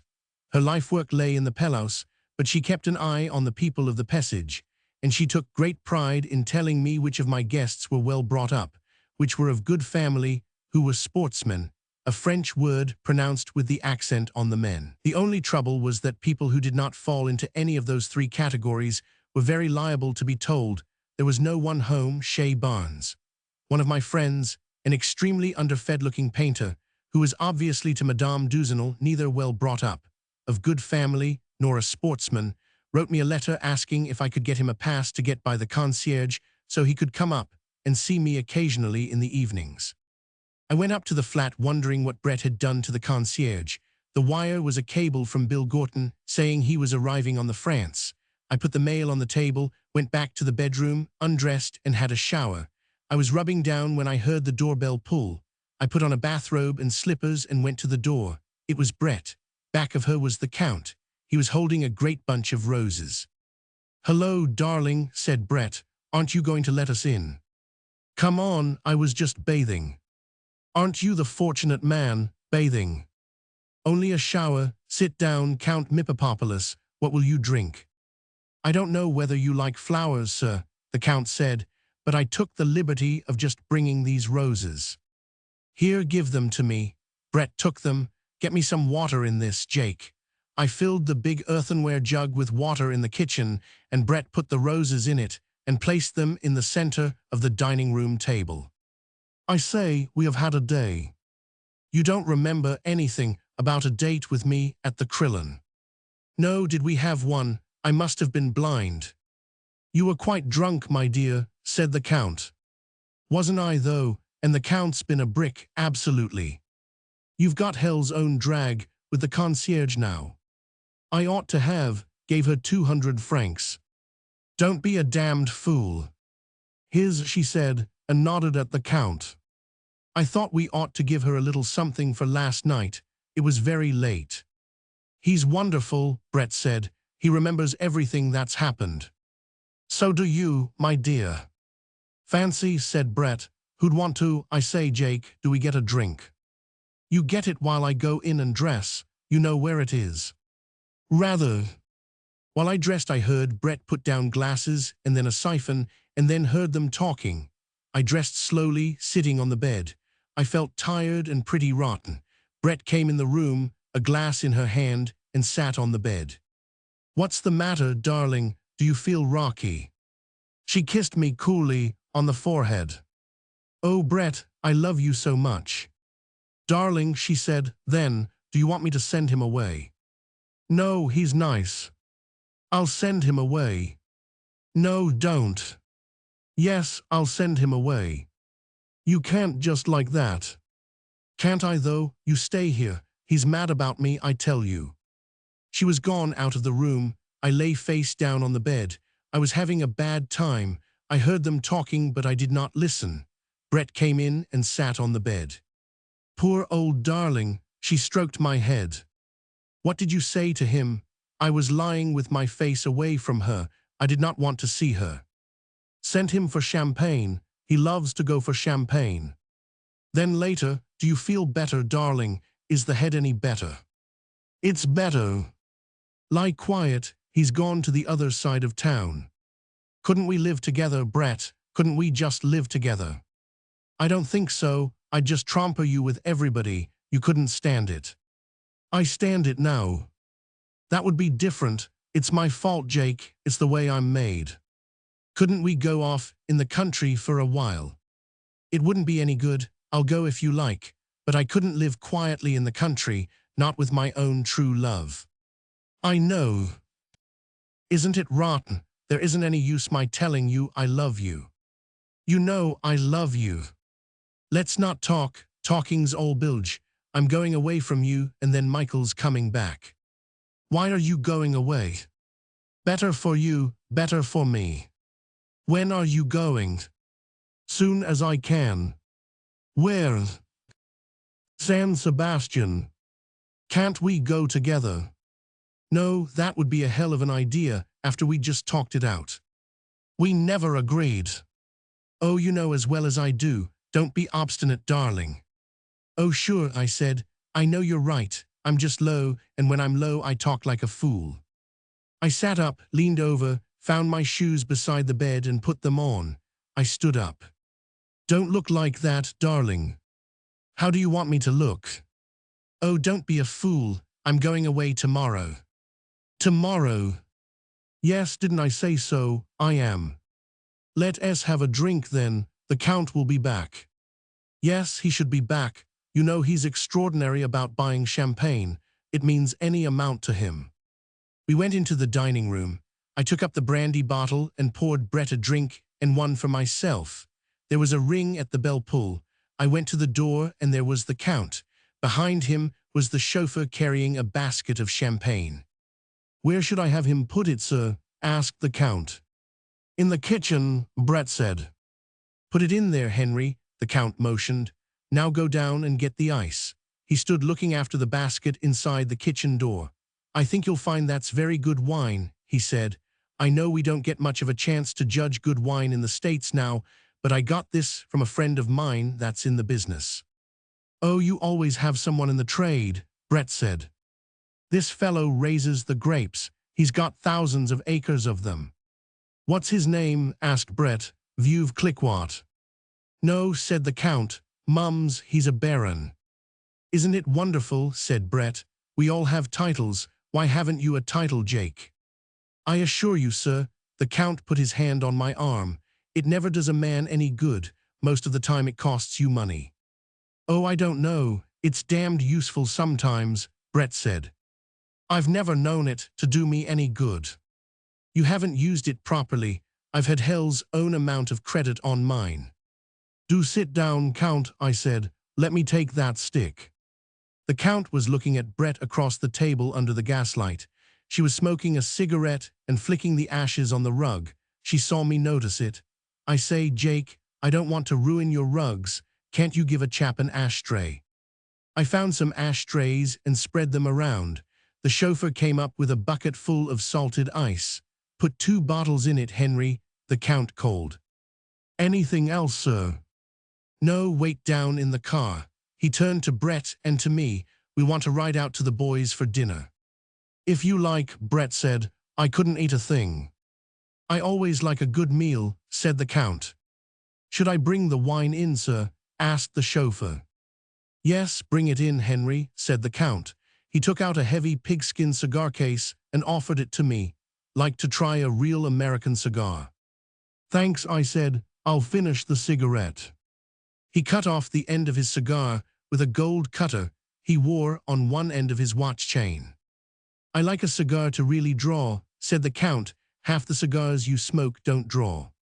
He lit the cigar, puffed at it, looking across the table at Brett. And when you're divorced, Lady Ashley, then you won't have a title. No, what a pity.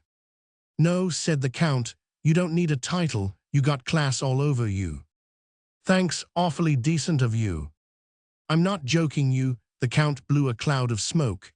You got the most class of anybody I ever seen, you got it, that's all. Nice of you, said Brett. Mummy would be pleased, couldn't you write it out, and I'll send it in a letter to her. I'd tell her too, said the Count. I'm not joking you, I never joke people and you make enemies, that's what I always say.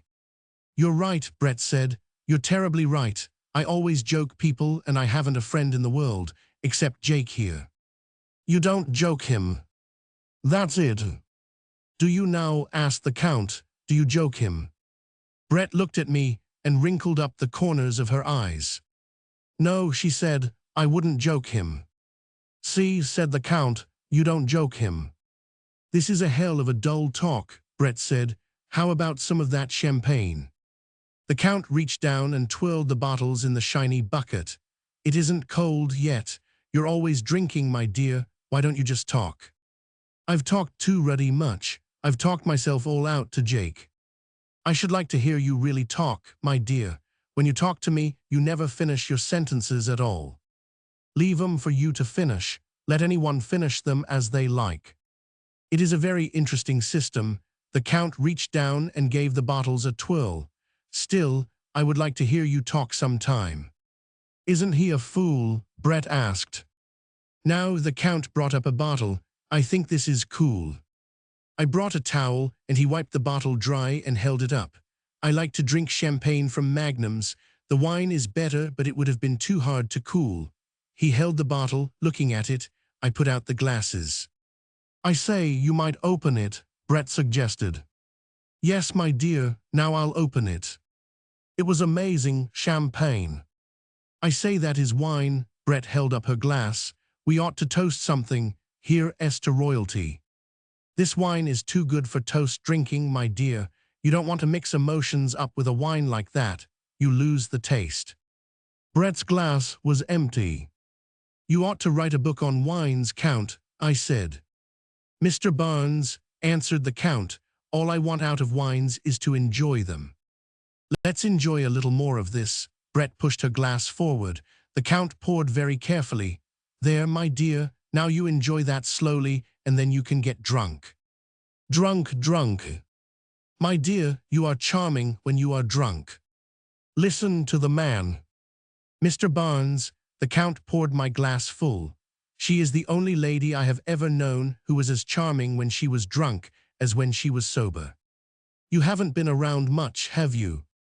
Yes, my dear, I have been around very much. I have been around a very great deal. Drink your wine, said Brett. We've all been around. I dare say Jake here has seen as much as you have.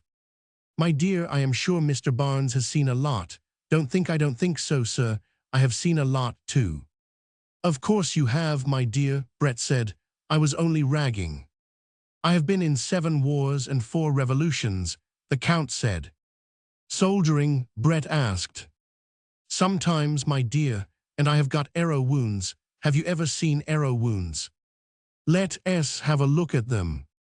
The Count stood up, unbuttoned his vest, and opened his shirt. He pulled up the undershirt onto his chest and stood, his chest black and big stomach muscles bulging under the light. You see them? Below the line where his ribs stopped were two raised white welts. See on the back where they come out. Above the small of the back were the same two scars, raised as thick as a finger. I say, those are something.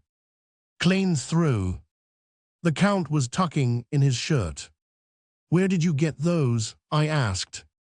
In Abyssinia, when I was 21 years old. What were you doing? Asked Brett. Were you in the army? I was on a business trip, my dear. I told you he was one of us, didn't I? Brett turned to me. I love you, Count, you're a darling. You make me very happy, my dear, but it isn't true. Don't be an ass. You see, Mr. Barnes, it is because I have lived very much that now I can enjoy everything so well. Don't you find it like that? Yes, absolutely. I know, said the Count. That is the secret. You must get to know the values. Doesn't anything ever happen to your values? Brett asked. No, not anymore. Never fall in love. Always, said the Count. I am always in love. What does that do to your values? That too has got a place in my values. You haven't any values, you're dead, that's all. No, my dear, you're not right, I'm not dead at all. We drank 3 bottles of the champagne, and the Count left the basket in my kitchen. We dined at a restaurant in the Bois. It was a good dinner. Food had an excellent place in the Count's values, so did wine. The Count was in fine form during the meal, so was Brett. It was a good party. Where would you like to go? Asked the Count after dinner. We were the only people left in the restaurant. The 2 waiters were standing over against the door. They wanted to go home. We might go up on the hill, Brett said. Haven't we had a splendid party? The Count was beaming. He was very happy. You are very nice people, he said. He was smoking a cigar again. Why don't you get married, you two? We want to lead our own lives, I said. We have our careers, Brett said. Come on, let's get out of this. Have another brandy, the Count said. Get it on the hill. No, have it here where it is quiet. You and your quiet, said Brett. What is it men feel about quiet? We like it, said the Count. Like you like noise, my dear. All right, said Brett. Let's have one. Sommelier, the Count called. Yes, sir. What is the oldest brandy you have? 1811, sir. Bring us a bottle. I say, don't be ostentatious. Call him off, Jake. Listen, my dear, I get more value for my money in old brandy than in any other antiquities. Got many antiquities? I got a house full. Finally, we went up to Montmartre. Inside Zéli's it was crowded, smoky, and noisy. The music hit you as you went in. Brett and I danced. It was so crowded we could barely move. The nigger drummer waved at Brett. We were caught in the jam, dancing in one place in front of him. How are you? Great. Thought's good. He was all teeth and lips. He's a great friend of mine, Brett said. Damn good drummer. The music stopped, and we started toward the table where the Count sat. Then the music started again, and we danced. I looked at the Count. He was sitting at the table smoking a cigar. The music stopped again. Let's go over. Brett started toward the table. The music started, and again we danced, tight in the crowd. You are a rotten dancer, Jake. Michael's the best dancer I know. He's splendid. He's got his points. I like him, I said. I'm damned fond of him. I'm going to marry him, Brett said. Funny, I haven't thought about him for a week. Don't you write him? Not I never write letters. I'll bet he writes to you. Rather, damned good letters too. When are you going to get married? How do I know? As soon as we can get the divorce. Michael's trying to get his mother to put up for it. Could I help you? Don't be an ass. Michael's people have loads of money. The music stopped. We walked over to the table. The Count stood up. Very nice, he said. You looked very, very nice. Don't you dance, Count? I asked. No, I'm too old. Oh, come off it, Brett said. My dear, I would do it if I would enjoy it. I enjoy to watch you dance. Splendid, Brett said. I'll dance again for you some time. I say, what about your little friend Zizzy? Let me tell you, I support that boy, but I don't want to have him around. He is rather hard. You know, I think that boy's got a future, but personally, I don't want him around. Jake's rather the same way. He gives me the willies. Well, the Count shrugged his shoulders. About his future, you can't ever tell. Anyhow, his father was a great friend of my father. Come on, let's dance, Brett said. We danced. It was crowded and close. Oh, darling, Brett said, I'm so miserable. I had that feeling of going through something that has all happened before. You were happy a minute ago. The drummer shouted, you can't two-time. It's all gone. What's the matter? I don't know, I just feel terribly.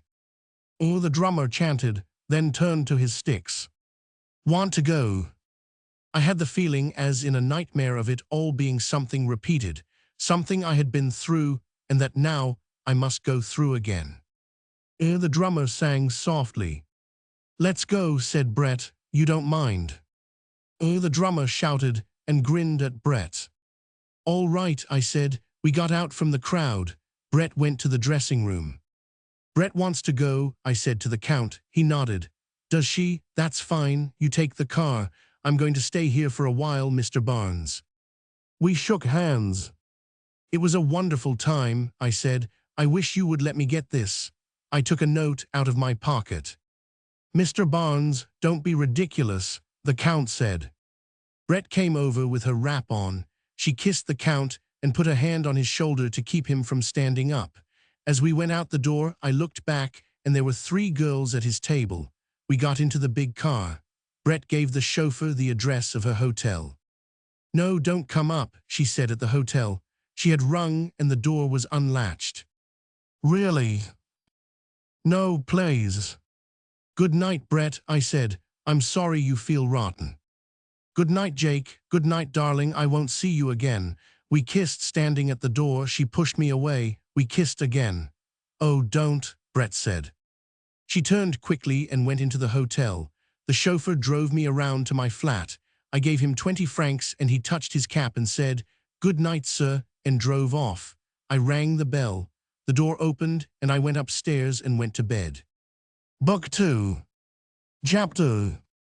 I did not see Brett again until she came back from San Sebastian. One card came from her from there. It had a picture of the conker and said, "Darling, very quiet and healthy, love to all the chaps, Brett." Nor did I see Robert Cohn again. I heard Francis had left for England, and I had a note from Cohn saying he was going out in the country for a couple of weeks. He did not know where, but that he wanted to hold me to the fishing trip in Spain we had talked about last winter. I could reach him always, he wrote, through his bankers. Brett was gone. I was not bothered by Cohn's troubles. I rather enjoyed not having to play tennis. There was plenty of work to do. I went often to the races, dined with friends, and put in some extra time at the office getting things ahead so I could leave it in charge of my secretary when Bill Gorton and I should shove off to Spain the end of June. Bill Gorton arrived, put up a couple of days at the flat, and went off to Vienna. He was very cheerful and said the States were wonderful. New York was wonderful. There had been a grand theatrical season and a whole crop of great young light heavyweights. Any one of them was a good prospect to grow up, put on weight, and trim Dempsey. Bill was very happy. He had made a lot of money on his last book and was going to make a lot more. We had a good time while he was in Paris, and then he went off to Vienna. He was coming back in 3 weeks, and we would leave for Spain to get in some fishing and go to the fiesta at Pamplona. He wrote that Vienna was wonderful. Then a card from Budapest. "Jake, Budapest is wonderful." Then I got a wire, "Back on Monday." Monday evening he turned up at the flat. I heard his taxi stop and went to the window and called to him. He waved and started upstairs carrying his bags. I met him on the stairs and took one of the bags. "Well," I said, "I hear you had a wonderful trip." "Wonderful," he said. "Budapest is absolutely wonderful." How about Vienna? Not so good, Jake, not so good. It seemed better than it was. How do you mean? I was getting glasses and a siphon. Tight, Jake, I was tight. That's strange, better have a drink. Bill rubbed his forehead. Remarkable thing, he said, don't know how it happened, suddenly it happened. Last long. 4 days, Jake, lasted just 4 days. Where did you go? Don't remember, wrote you a postcard, remember that perfectly. Do anything else? Not so sure, possible. Go on, tell me about it. Can't remember, tell you anything I could remember. Go on, take that drink and remember.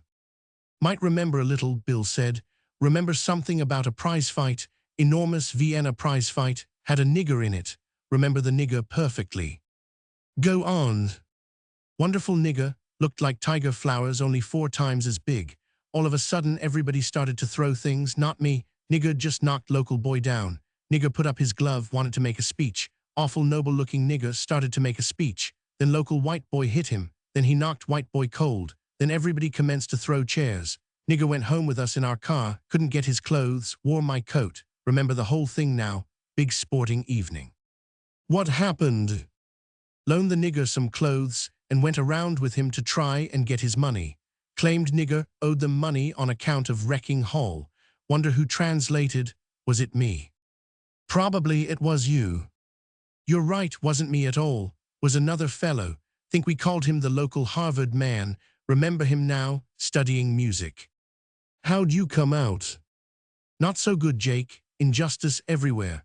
Promoter claimed nigger promised let local boy stay. Claimed nigger violated contract. Can't knock out Vienna boy in Vienna.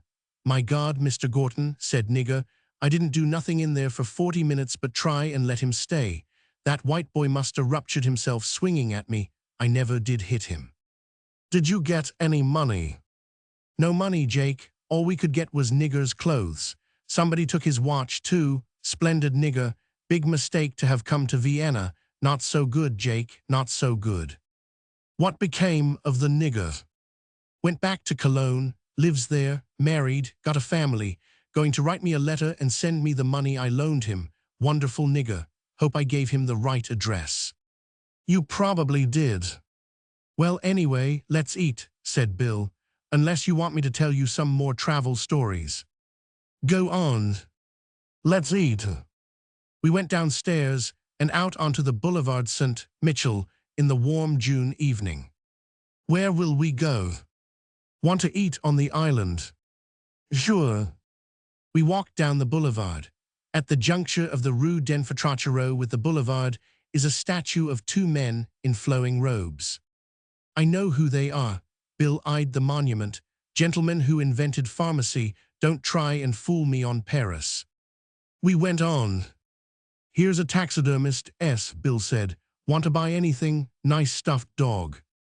Come on, I said. You're pie-eyed. Pretty nice stuffed dogs, Bill said. Certainly brighten up your flat. Come on. Just one stuffed dog. I can take him or leave him alone. But listen, Jake, just one stuffed dog. Come on. Mean everything in the world to you after you bought it. Simple exchange of values. You give them money, they give you a stuffed dog. We'll get one on the way back. All right, have it your own way. Road to hell paved with unbought stuffed dogs, not my fault. We went on. How'd you feel that way about dogs so sudden? Always felt that way about dogs, always been a great lover of stuffed animals. We stopped and had a drink. Certainly like to drink, Bill said. You ought to try it sometimes, Jake. You're about 144 ahead of me. Ought not to daunt you, never be daunted. Secret of my success, never been daunted in public. Where were you drinking? Stopped at the Krillin. George made me a couple of Jack Roses. George is a great man. Know the secret of his success, never been daunted. You'll be daunted after about 3 more Pernots. Not in public. If I begin to feel daunted, I'll go off by myself. I'm like a cat that way. When did you see Harvey Stone? At the Krillin. Harvey was just a little daunted. Hadn't eaten for 3 days, doesn't eat anymore, just goes off like a cat. Pretty sad. He's all right. Splendid. Wish he wouldn't keep going off like a cat though, makes me nervous. What'll we do tonight? Doesn't make any difference, only let's not get daunted. Suppose they got any hard-boiled eggs here. If they had hard-boiled eggs here, we wouldn't have to go all the way down to the island to eat. Nix, I said, we're going to have a regular meal. Just a suggestion, said Bill. Want to start now? Come on. We started on again down the boulevard. A horsecab passed us. Bill looked at it. See that horsecab? Going to have that horsecab stuffed for you for Christmas. Going to give all my friends stuffed animals. I'm a nature writer. A taxi passed, someone in it waved, then banged for the driver to stop. The taxi backed up to the curb. In it was Brett. Beautiful lady, said Bill, going to kidnap us. Hello, Brett said. Hello. This is Bill Gorton, Lady Ashley. Brett smiled at Bill. I say I'm just back, haven't bathed even. Michael comes in tonight. Good, come on and eat with us, and we'll all go to meet him. Must clean myself. Oh right, come on. Must bathe, he doesn't get in till 9. Come and have a drink then, before you bathe. Might do that, now you're not talking rot. We got in the taxi, the driver looked around. Stop at the nearest bistro, I said. We might as well go to the closery, Brett said. I can't drink these rotten brandies. Closery, des Lilas. Brett turned to Bill. Have you been in this pestilential city long?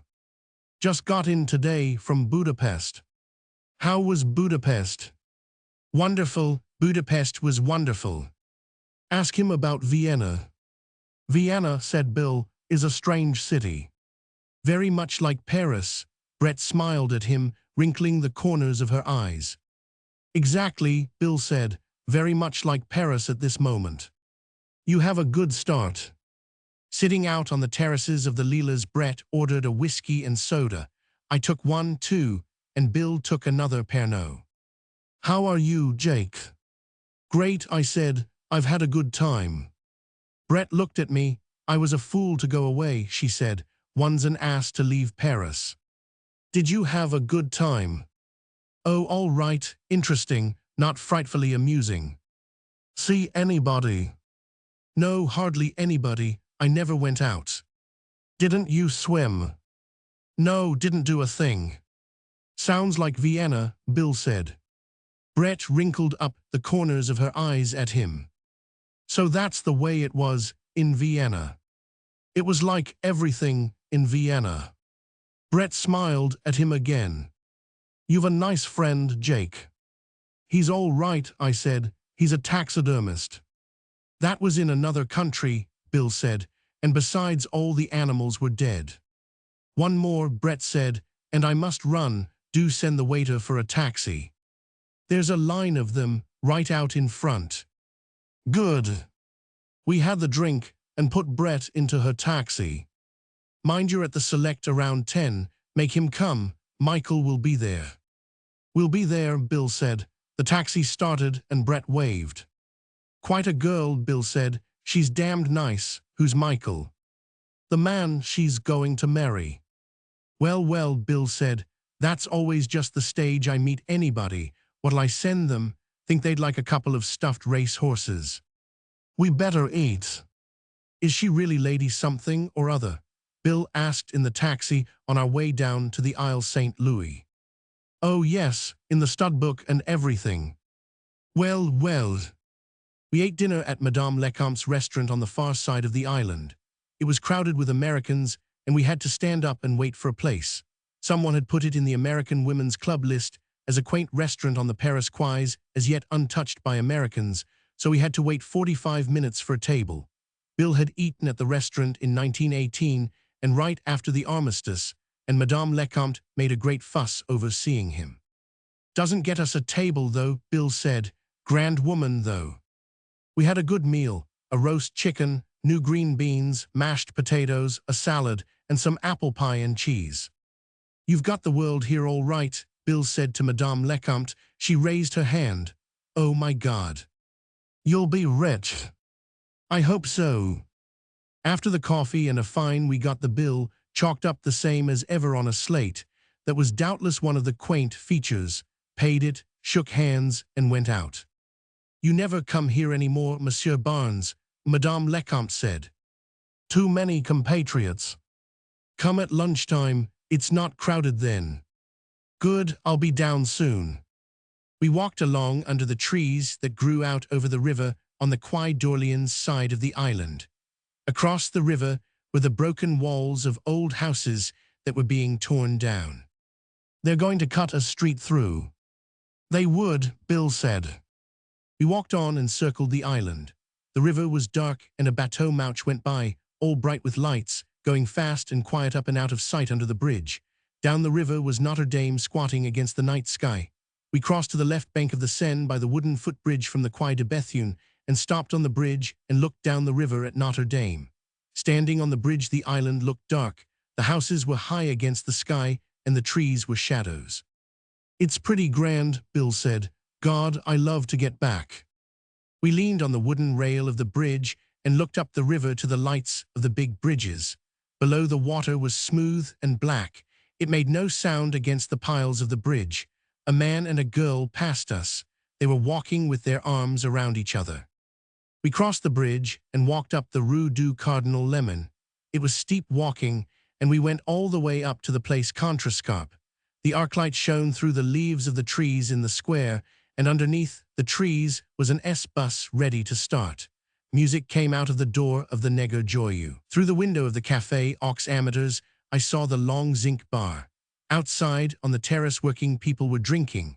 In the open kitchen of the Amateurs, a girl was cooking potato chips in oil. There was an iron pot of stew. The girl ladled some onto a plate for an old man who stood holding a bottle of red wine in one hand. Want to have a drink? No, said Bill, I don't need it. We turned to the right off the Place Contrescarpe, walking along smooth, narrow streets with high old houses on both sides. Some of the houses jutted out toward the street. Others were cut back. We came onto the Rue du Pot de Fer and followed it along until it brought us to the rigid north and south of the Rue Saint-Jacques, and then walked south, past Val de Grace, set back behind the courtyard and the iron fence, to the Boulevard du Port Royal. What do you want to do? I asked. Go up to the café and see Brett and Mike. Why not? We walked along Port Royal until it became Montparnasse, and then on past the Lilas, Lavines, and all the little cafés, dames, crossed the street to the Rotonde, past its lights and tables to the Select. Michael came toward us from the tables. He was tanned and healthy-looking. Hello, Jake, he said. Hello, hello, how are you, old lad? You look very fit, Mike. Oh, I'm frightfully fit.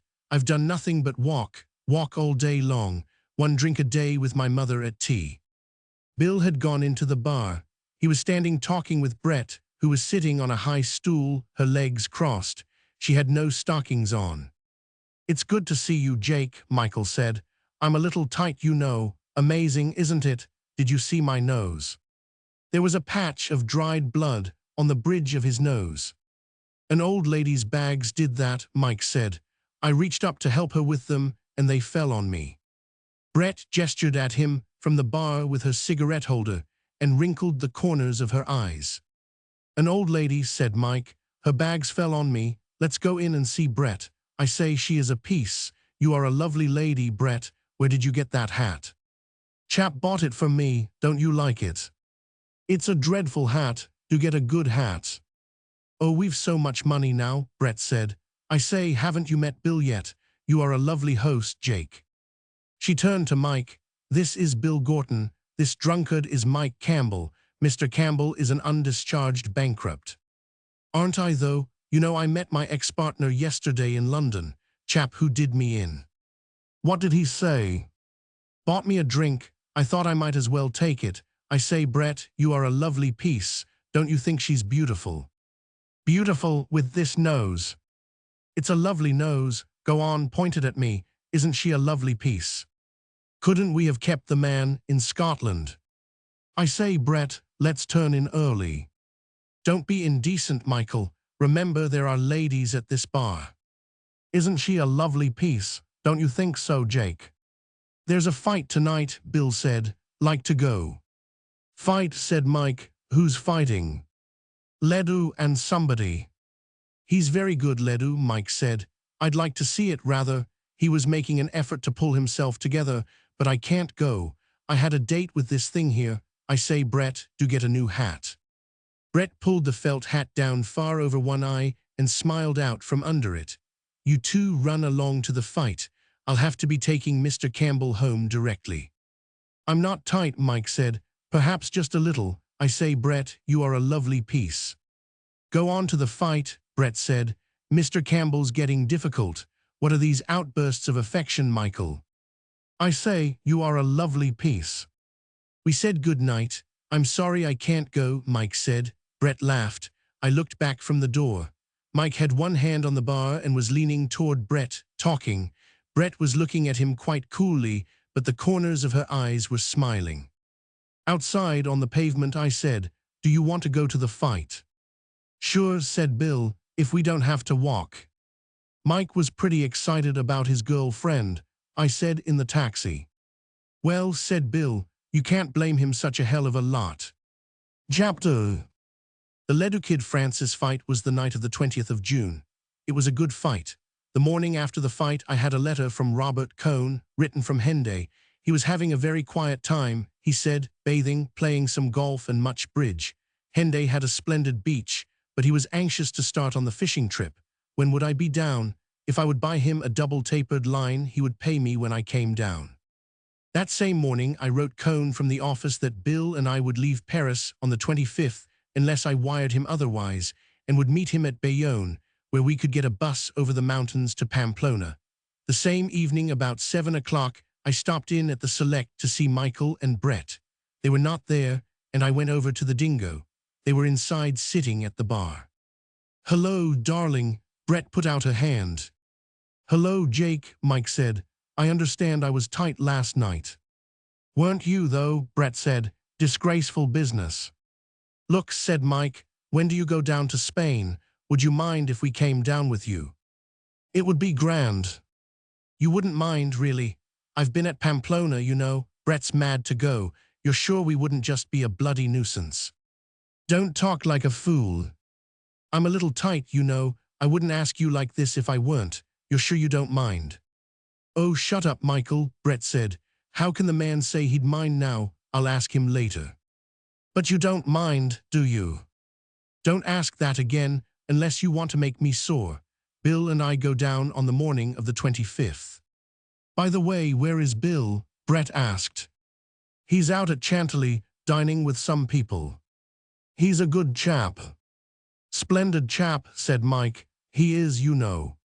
You don't remember him, Brett said. I do remember him perfectly. Look, Jake, we'll come down the night of the 25th. Brett can't get up in the morning. Indeed not. If our money comes, and you're sure you don't mind. It will come, all right, I'll see to that. Tell me what tackle to send for. Get 2 or 3 rods with reels and lines and some flies. I won't fish, Brett put in. Get 2 rods then, and Bill won't have to buy one. Right, said Mike, I'll send a wire to the keeper. Won't it be splendid, Brett said. Spain, we will have fun. The 25th, when is that? Saturday. We will have to get ready. I say, said Mike, I'm going to the barber's. I must bathe, said Brett. Walk up to the hotel with me, Jake, be a good chap. We have got the loveliest hotel, Mike said. I think it's a brothel. We left our bags here at the Dingo when we got in, and they asked us at this hotel if we wanted a room for the afternoon only. Seemed frightfully pleased we were going to stay all night. I believe it's a brothel, Mike said, and I should know. Oh, shut it and go and get your hair cut. Mike went out. Brett and I sat on at the bar. Have another? Might. I needed that, Brett said. We walked up the Rue de Lambert. I haven't seen you since I've been back, Brett said. No. How are you, Jake? Fine. Brett looked at me. I say, she said, is Robert Cohn going on this trip? Yes, why? Don't you think it will be a bit rough on him? Why should it? Who did you think I went down to San Sebastian with? Congratulations, I said. We walked along. What did you say that for? I don't know, what would you like me to say? We walked along and turned a corner. He behaved rather well too, he gets a little dull. Does he? I rather thought it would be good for him. You might take up social service. Don't be nasty. I won't. Didn't you really know? No, I said, I guess I didn't think about it. Do you think it will be too rough on him? That's up to him, I said. Tell him you're coming, he can always not come. I'll write him and give him a chance to pull out of it. I did not see Brett again until the night of the 24th of June. Did you hear from Cohn? Rather, he's keen about it. My God. I thought it was rather odd myself. Says he can't wait to see me. Does he think you're coming alone? No, I told him we were all coming down together, Michael and all. He's wonderful, isn't he? They expected their money the next day. We arranged to meet at Pamplona. They would go directly to San Sebastian and take the train from there. We would all meet at the Montoya in Pamplona. If they did not turn up on Monday at the latest, we would go on ahead up to Burgate in the mountains to start fishing. There was a bus to Burgate. I wrote out an itinerary so they could follow us. Bill and I took the morning train from the Gare d'Orsay. It was a lovely day, not too hot, and the country was beautiful from the start. We went back into the diner and had breakfast. Leaving the dining car, I asked the conductor for tickets for the first service. Nothing until the 5th. What's this? There were never more than 2 servings of lunch on that train, and always plenty of places for both of them. They're all reserved, the dining car conductor said. There will be a 5th service at 3:30. This is serious, I said to Bill. Give him 10 francs. Here, I said, we want to eat in the first service. The conductor put the 10 francs in his pocket.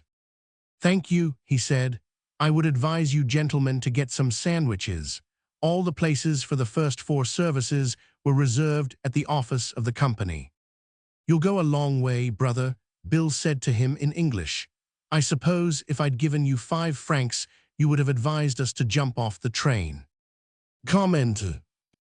Go to hell, said Bill. Get the sandwiches made and a bottle of wine. You tell him, Jake. And send it up to the next car. I described where we were. In our compartment were a man and his wife and their young son. I suppose you're Americans, aren't you? The man asked. Having a good trip? Wonderful, said Bill. That's what you want to do, travel while you're young. Mother and I always wanted to get over, but we had to wait a while. You could have come over 10 years ago if you'd wanted to, the wife said. What you always said was, see America first. I will say we've seen a good deal, take it one way and another.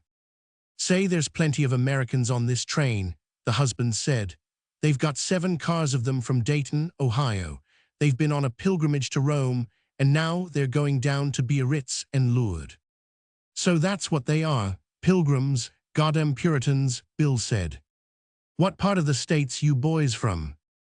Kansas City, I said. He's from Chicago. You both going to Biarritz? No, we're going fishing in Spain. Well, I never cared for it myself. There's plenty that do out where I come from, though. We got some of the best fishing in the state of Montana. I've been out with the boys, but I never cared for it any.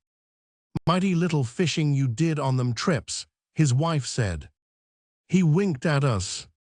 You know how the ladies are. If there's a jug goes along or a case of beer, they think it's hell and damnation. That's the way men are, his wife said to us. She smoothed her comfortable lap. I voted against prohibition to please him, and because I like a little beer in the house, and then he talks that way. It's a wonder they ever find anyone to marry them. Say, said Bill, Do you know that gang of Pilgrim Fathers have cornered the dining car until 3:30 this afternoon? How do you mean? They can't do a thing like that. You try and get seats. Well, Mother, it looks as though we better go back and get another breakfast. She stood up and straightened her dress. Will you boys keep an eye on our things? Come on, Hubert. They all three went up to the wagon restaurant. A little while after they were gone, a steward went through announcing the first service, and pilgrims, with their priests, commenced filing down the corridor. Our friend and his family did not come back. A waiter passed in the corridor with our sandwiches and the bottle of Chablis, and we called him in. You're going to work today, I said. He nodded his head. They start now at 10:30. When do we eat? When do I eat? He left 2 glasses for the bottle, and we paid him for the sandwiches and tipped him. I'll get the plates, he said, or bring them with you. We ate the sandwiches and drank the Chablis and watched the country out of the window. The grain was just beginning to ripen, and the fields were full of poppies. The pasture land was green, and there were fine trees, and sometimes big rivers and chateaux off in the trees. At Tours we got off and bought another bottle of wine, and when we got back in the compartment, the gentleman from Montana and his wife and his son, Hubert, were sitting comfortably. Is there good swimming in Biarritz? Asked Hubert. That boy's just crazy till he can get in the water, his mother said. It's pretty hard on youngsters traveling. There's good swimming, I said, but it's dangerous when it's rough. Did you get a meal? Bill asked. We sure did. We sat right there when they started to come in, and they must have just thought we were in the party. One of the waiters said something to us in French, and then they just sent 3 of them back. They thought we were snappers, all right, the man said. It certainly shows you the power of the Catholic Church. It's a pity you boys ain't Catholics. You could get a meal then, all right. I am, I said. That's what makes me so sore.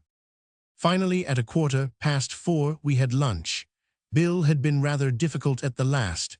He buttonholed a priest who was coming back with one of the returning streams of pilgrims.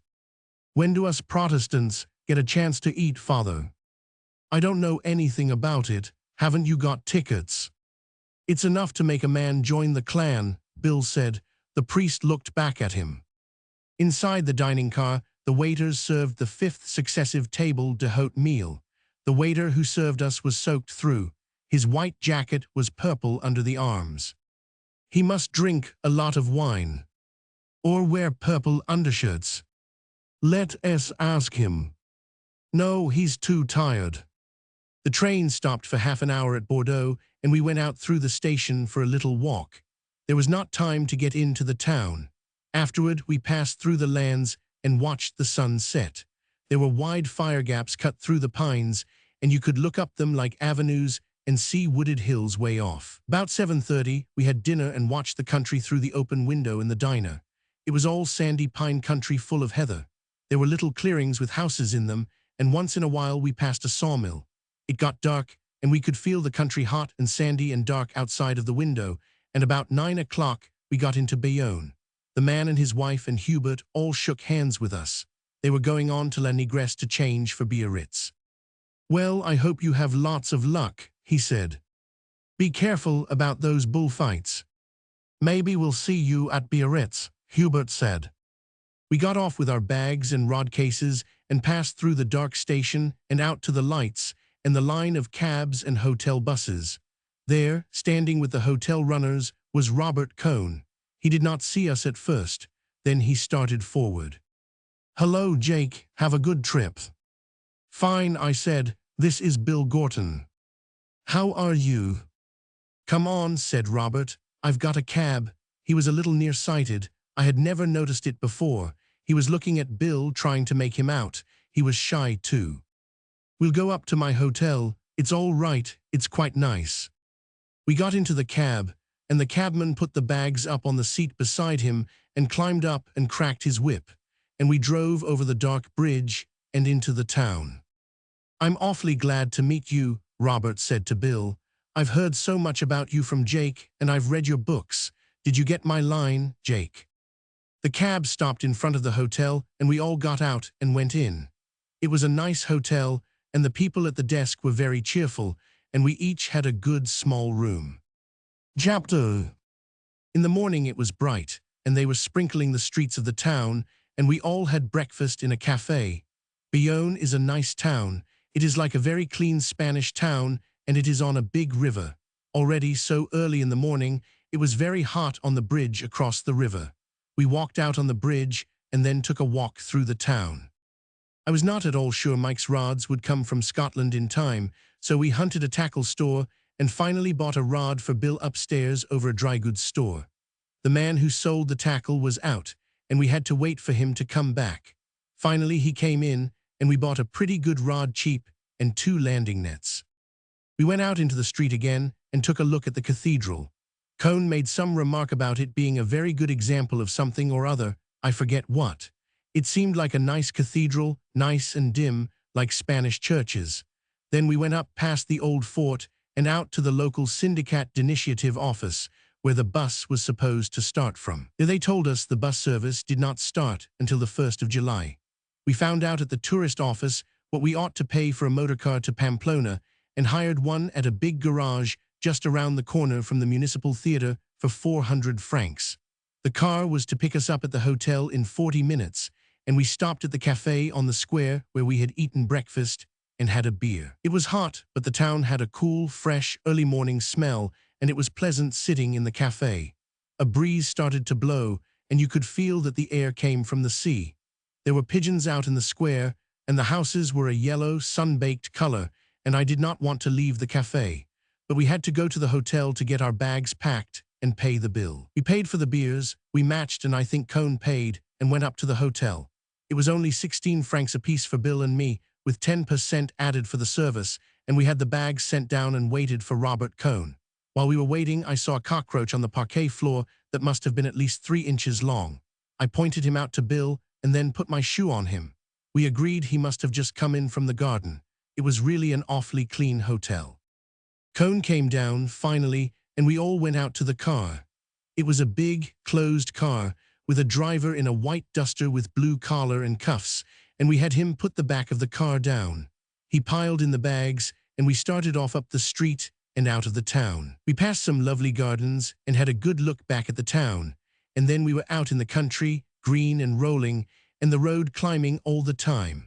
We passed lots of Basques with oxen or cattle hauling carts along the road, and nice farmhouses, low roofs, and all white plastered. In the Basque country, the land all looks very rich and green, and the houses and villages look well off and clean.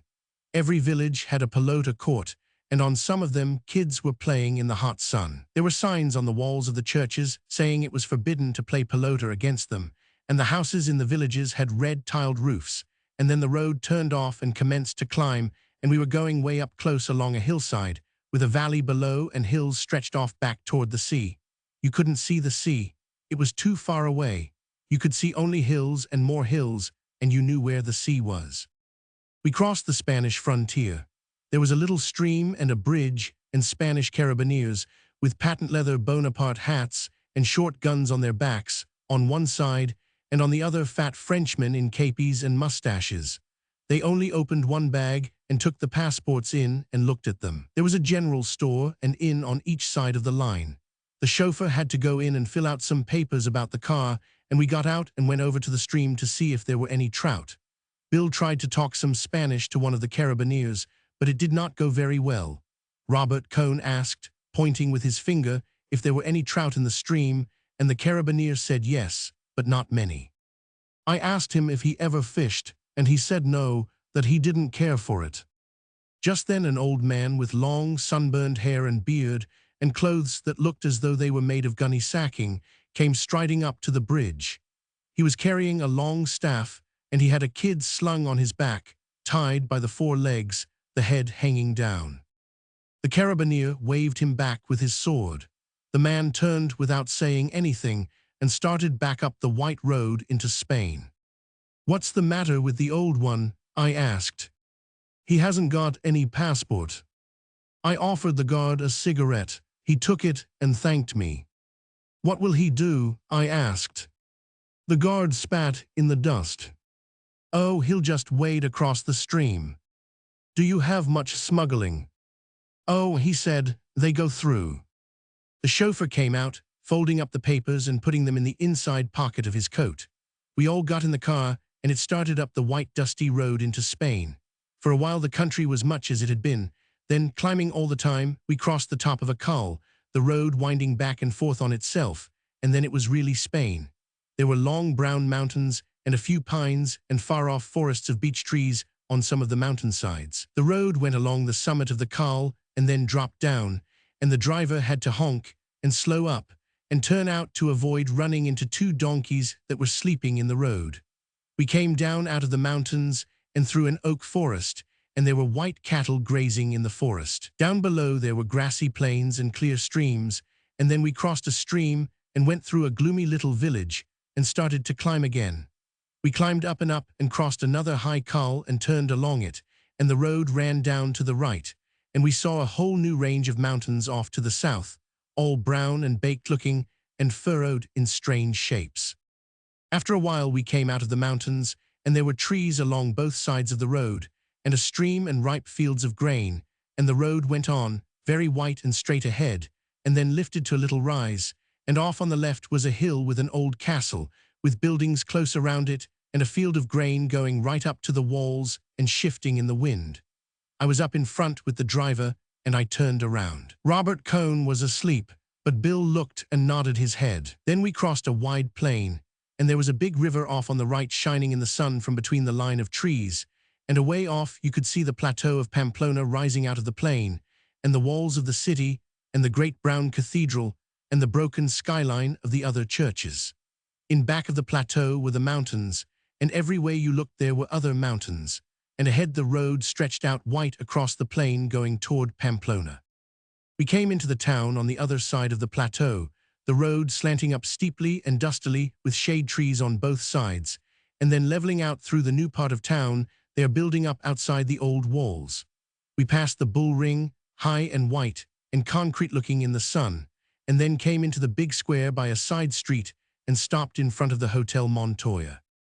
The driver helped us down with the bags. There was a crowd of kids watching the car, and the square was hot, and the trees were green, and the flags hung on their staffs, and it was good to get out of the sun and under the shade of the arcade that runs all the way around the square. Montoya was glad to see us, and shook hands and gave us good rooms looking out on the square, and then we washed and cleaned up and went downstairs in the dining room for lunch. The driver stayed for lunch, too, and afterward we paid him, and he started back to Bayonne. There are two dining rooms in the Montoya.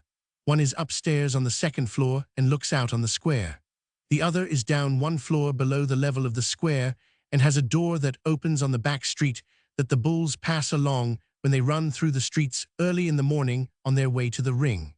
It is always cool in the downstairs dining room, and we had a very good lunch. The first meal in Spain was always a shock with the hors d'oeuvres, an egg course, 2 meat courses, vegetables, salad, and dessert and fruit. You have to drink plenty of wine to get it all down. Robert Cohn tried to say he did not want any of the second meat course, but we would not interpret for him, and so the waitress brought him something else as a replacement, a plate of cold meats, I think.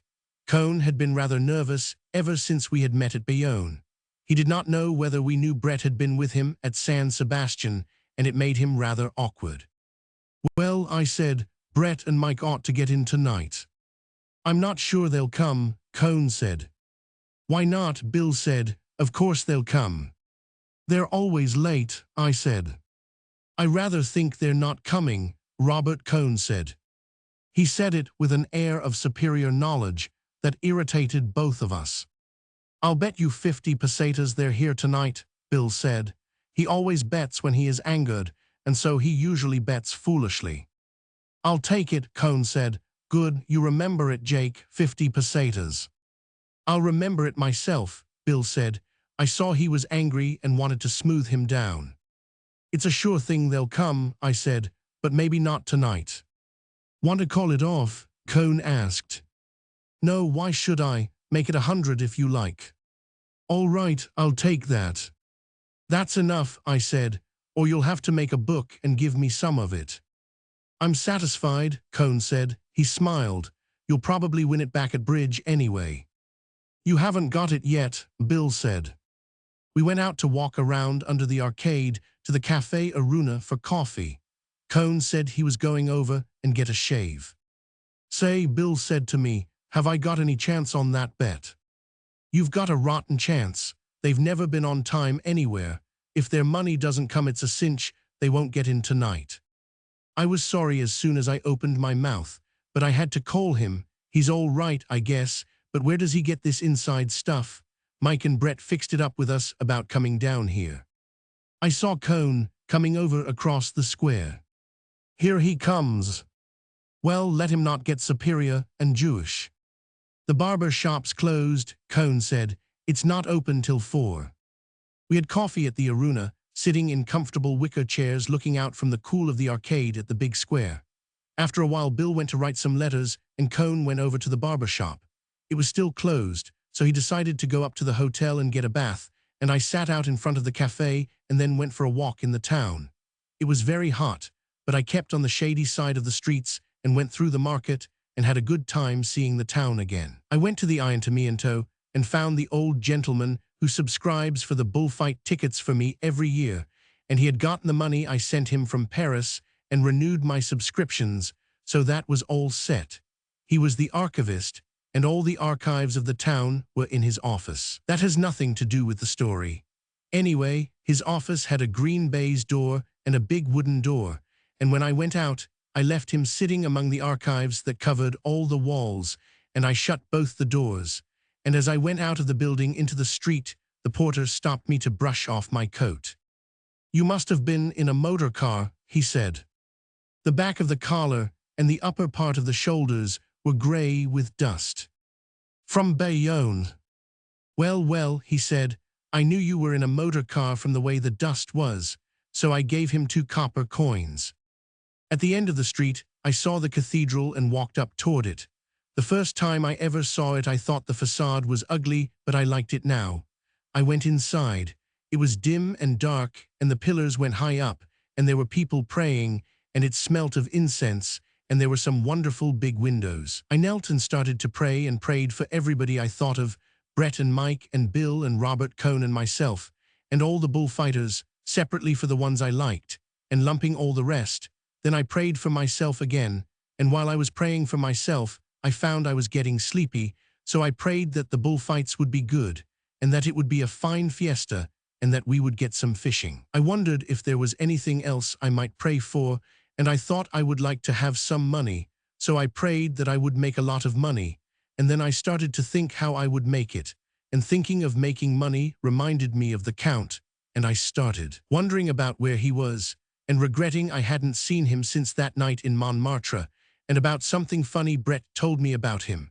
And as all the time I was kneeling with my forehead on the wood in front of me and was thinking of myself as praying, I was a little ashamed and regretted that I was such a rotten Catholic, but realized there was nothing I could do about it, at least for a while, and maybe never, but that anyway it was a grand religion, and I only wished I felt religious, and maybe I would the next time.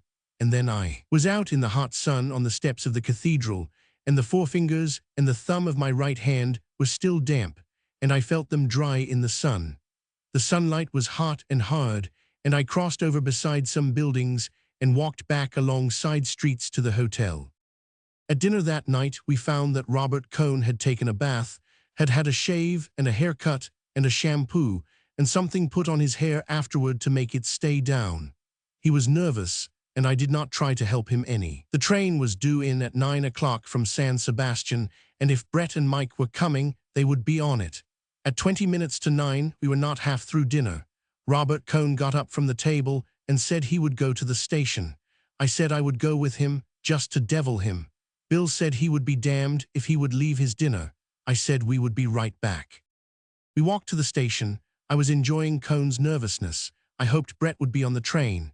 At the station, the train was late, and we sat on a baggage truck and waited outside in the dark. I have never seen a man in civil life as nervous as Robert Cone, nor as eager. I was enjoying it. It was lousy to enjoy it, but I felt lousy. Cone had a wonderful quality of bringing out the worst in anybody. After a while, we heard the train whistle way off below on the other side of the plateau, and then we saw the headlight coming up the hill.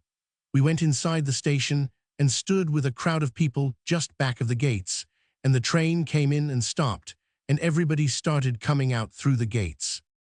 They were not in the crowd. We waited till everybody had gone through and out of the station and gotten into buses or taken cabs, or were walking with their friends or relatives through the dark into the town. I knew they wouldn't come, Robert said. We were going back to the hotel. I thought they might, I said. Bill was eating fruit when we came in and finishing a bottle of wine. Didn't come, eh? No. Do you mind if I give you that 100 pesetas in the morning, Cone? Bill asked. I haven't changed any money here yet. Oh, forget about it, Robert Cone said. Let's bet on something else. Can you bet on bullfights? You could, Bill said, but you don't need to. It would be like betting on the war, I said. You don't need any economic interest. I'm very curious to see them, Robert said. Montoya came up to our table. He had a telegram in his hand. It's for you. He handed it to me. It read, Stopped night San Sebastian. It's from them, I said. I put it in my pocket. Ordinarily, I should have handed it over. They've stopped over in San Sebastian, I said. Send their regards to you. Why I felt that impulse to devil him, I do not know. Of course I do know. I was blind, unforgivingly jealous of what had happened to him. The fact that I took it as a matter of course did not alter that any. I certainly did hate him. I do not think I ever really hated him until he had that little spell of superiority at lunch, and when he went through all that barbering. So I put the telegram in my pocket. The telegram came to me anyway. Well, I said, we ought to pull out on the noon bus for Birgit. They can follow us if they get in tomorrow night. There were only 2 trains up from San Sebastian, an early morning train and the one we had just met. That sounds like a good idea, Cone said. The sooner we get on the stream, the better. It's all one to me when we start, Bill said. The sooner the better. We sat in the arena for a while and had coffee, and then took a little walk out to the bull ring and across the field and under the trees at the edge of the cliff and looked down at the river in the dark, and I turned in early. Bill and Cone stayed out in the cafe quite late, I believe, because I was asleep when they came in. In the morning, I bought 3 tickets for the bus to Birgit. It was scheduled to leave at 2 o'clock. There was nothing earlier. I was sitting over at the arena reading the papers when I saw Robert Cone coming across the square. He came up to the table and sat down in one of the wicker chairs. This is a comfortable cafe, he said. Did you have a good night, Jake? I slept like a log. I didn't sleep very well. Bill and I were out late too. Where were you? Here, and after it shut, we went over to that other cafe. The old man there speaks German and English. The Café Suizo. That's it, he seems like a nice old fellow. I think it's a better cafe than this one. It's not so good in the daytime, I said. Too hot. By the way, I got the bus tickets. I'm not going up today. You and Bill go on ahead. I've got your ticket. Give it to me, I'll get the money back. It's 5 pesetas. Robert Cone took out a silver 5 peseta piece and gave it to me. I ought to stay, he said. You see, I'm afraid there's some sort of misunderstanding. Why, I said, they may not come here for 3 or 4 days now if they start on parties at San Sebastian. That's just it, said Robert. I'm afraid they expected to meet me at San Sebastian, and that's why they stopped over. What makes you think that? Well, I wrote suggesting it to Brett. Why in hell didn't you stay there and meet them then? I started to say, but I stopped. I thought that idea would come to him by itself, but I do not believe it ever did. He was being confidential now, and it was giving him pleasure to be able to talk with the understanding that I knew there was something between him and Brett. Well, Bill and I will go up right after lunch, I said. I wish I could go. We've been looking forward to this fishing all winter. He was being sentimental about it, but I ought to stay. I really ought. As soon as they come, I'll bring them right up. Let's find Bill. I want to go over to the barber shop. See you at lunch. I found Bill up in his room. He was shaving. Oh yes, he told me all about it last night, Bill said. He's a great little confider. He said he had a date with Brett at San Sebastian. The lying bastard. Oh no, said Bill. Don't get sore. Don't get sore at this stage of the trip. How did you ever happen to know this fellow anyway? Don't rub it in. Bill looked around, half-shaved, and then went on talking into the mirror while he lathered his face. Didn't you send him with a letter to me in New York last winter? Thank God, I'm a traveling man. Haven't you got some more Jewish friends you could bring along? He rubbed his chin with his thumb, looked at it, and then started scraping again. You've got some fine ones yourself. Oh yes, I've got some darbs, but not alongside of this Robert Cohn. The funny thing is he's nice too, I like him, but he's just so awful. He can be damn nice. I know it, that's the terrible part. I laughed. Yes, go on and laugh, said Bill. You went out with him last night until 2 o'clock. Was he very bad? Awful. What's all this about him and Brett anyway? Did she ever have anything to do with him? He raised his chin up and pulled it from side to side. Sure, she went down to San Sebastian with him. What a damn fool thing to do. Why did she do that? She wanted to get out of town, and she can't go anywhere alone. She said she thought it would be good for him. What bloody fool things people do. Why didn't she go off with some of her own people? Or you? He slurred that over. Or me? Why not me? He looked at his face carefully in the glass, put a big dab of lather on each cheekbone. It's an honest face. It's a face any woman would be safe with. She'd never seen it. She should have. All women should see it. It's a face that ought to be thrown on every screen in the country. Every woman ought to be given a copy of this face as she leaves the altar. Mothers should tell their daughters about this face.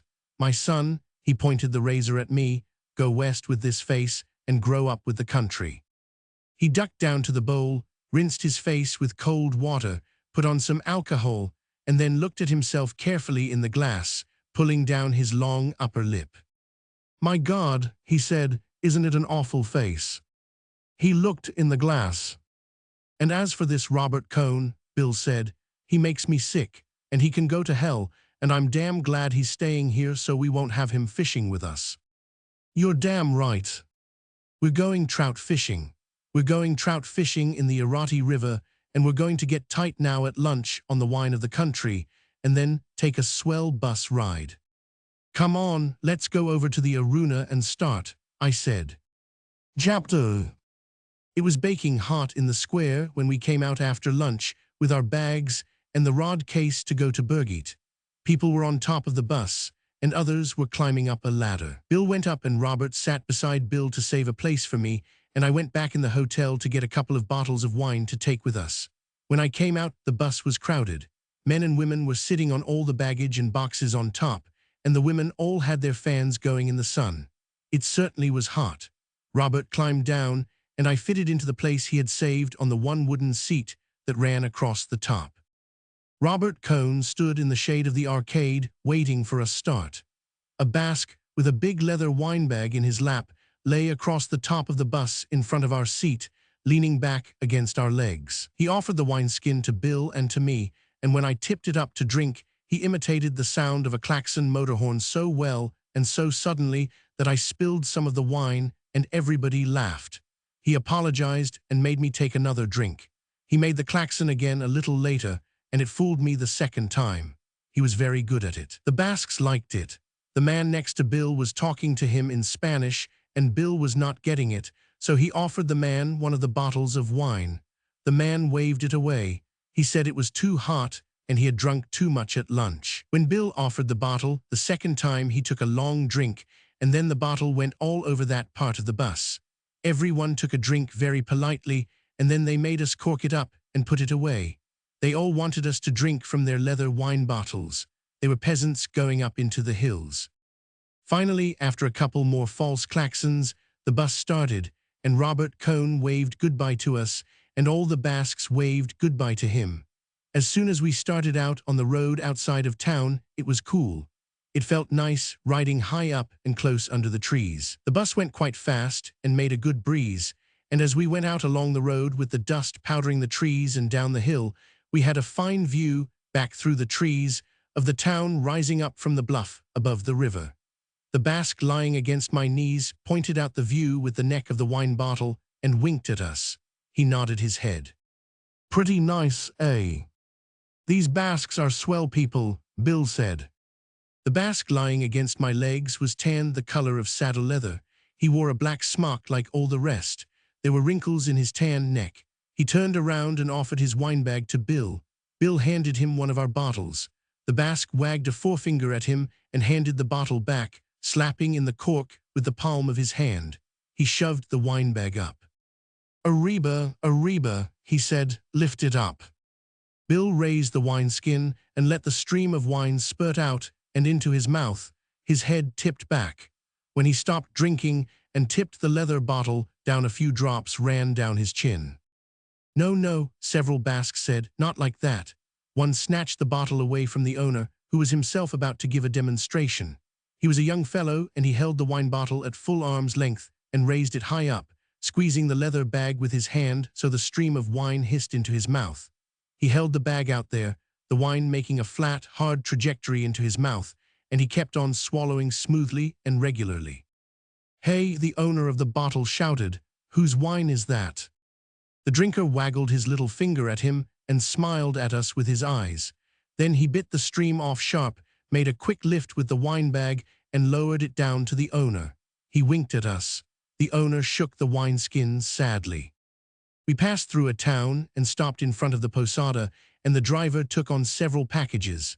Then we started on again, and outside the town the road commenced to mount.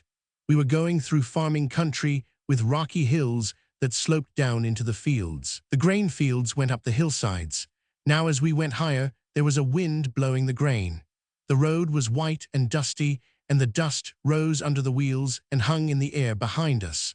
The road climbed up into the hills and left the rich grain fields below. Now there were only patches of grain on the bare hillsides and on each side of the watercourses.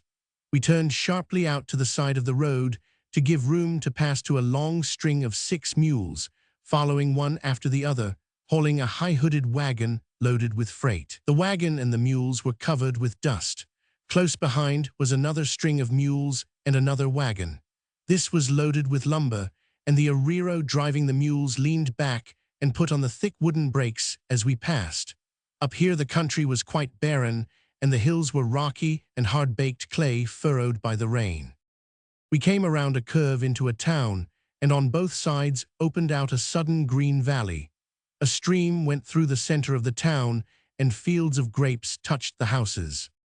The bus stopped in front of a posada, and many of the passengers got down, and a lot of the baggage was unstrapped from the roof, from under the big tarpaulins, and lifted down. Bill and I got down and went into the posada. There was a low, dark room with saddles and harness, and hay forks made of white wood, and clusters of canvas, rope-soled shoes and hams and slabs of bacon and white garlics and long sausages hanging from the roof. It was cool and dusky, and we stood in front of a long wooden counter with 2 women behind it serving drinks.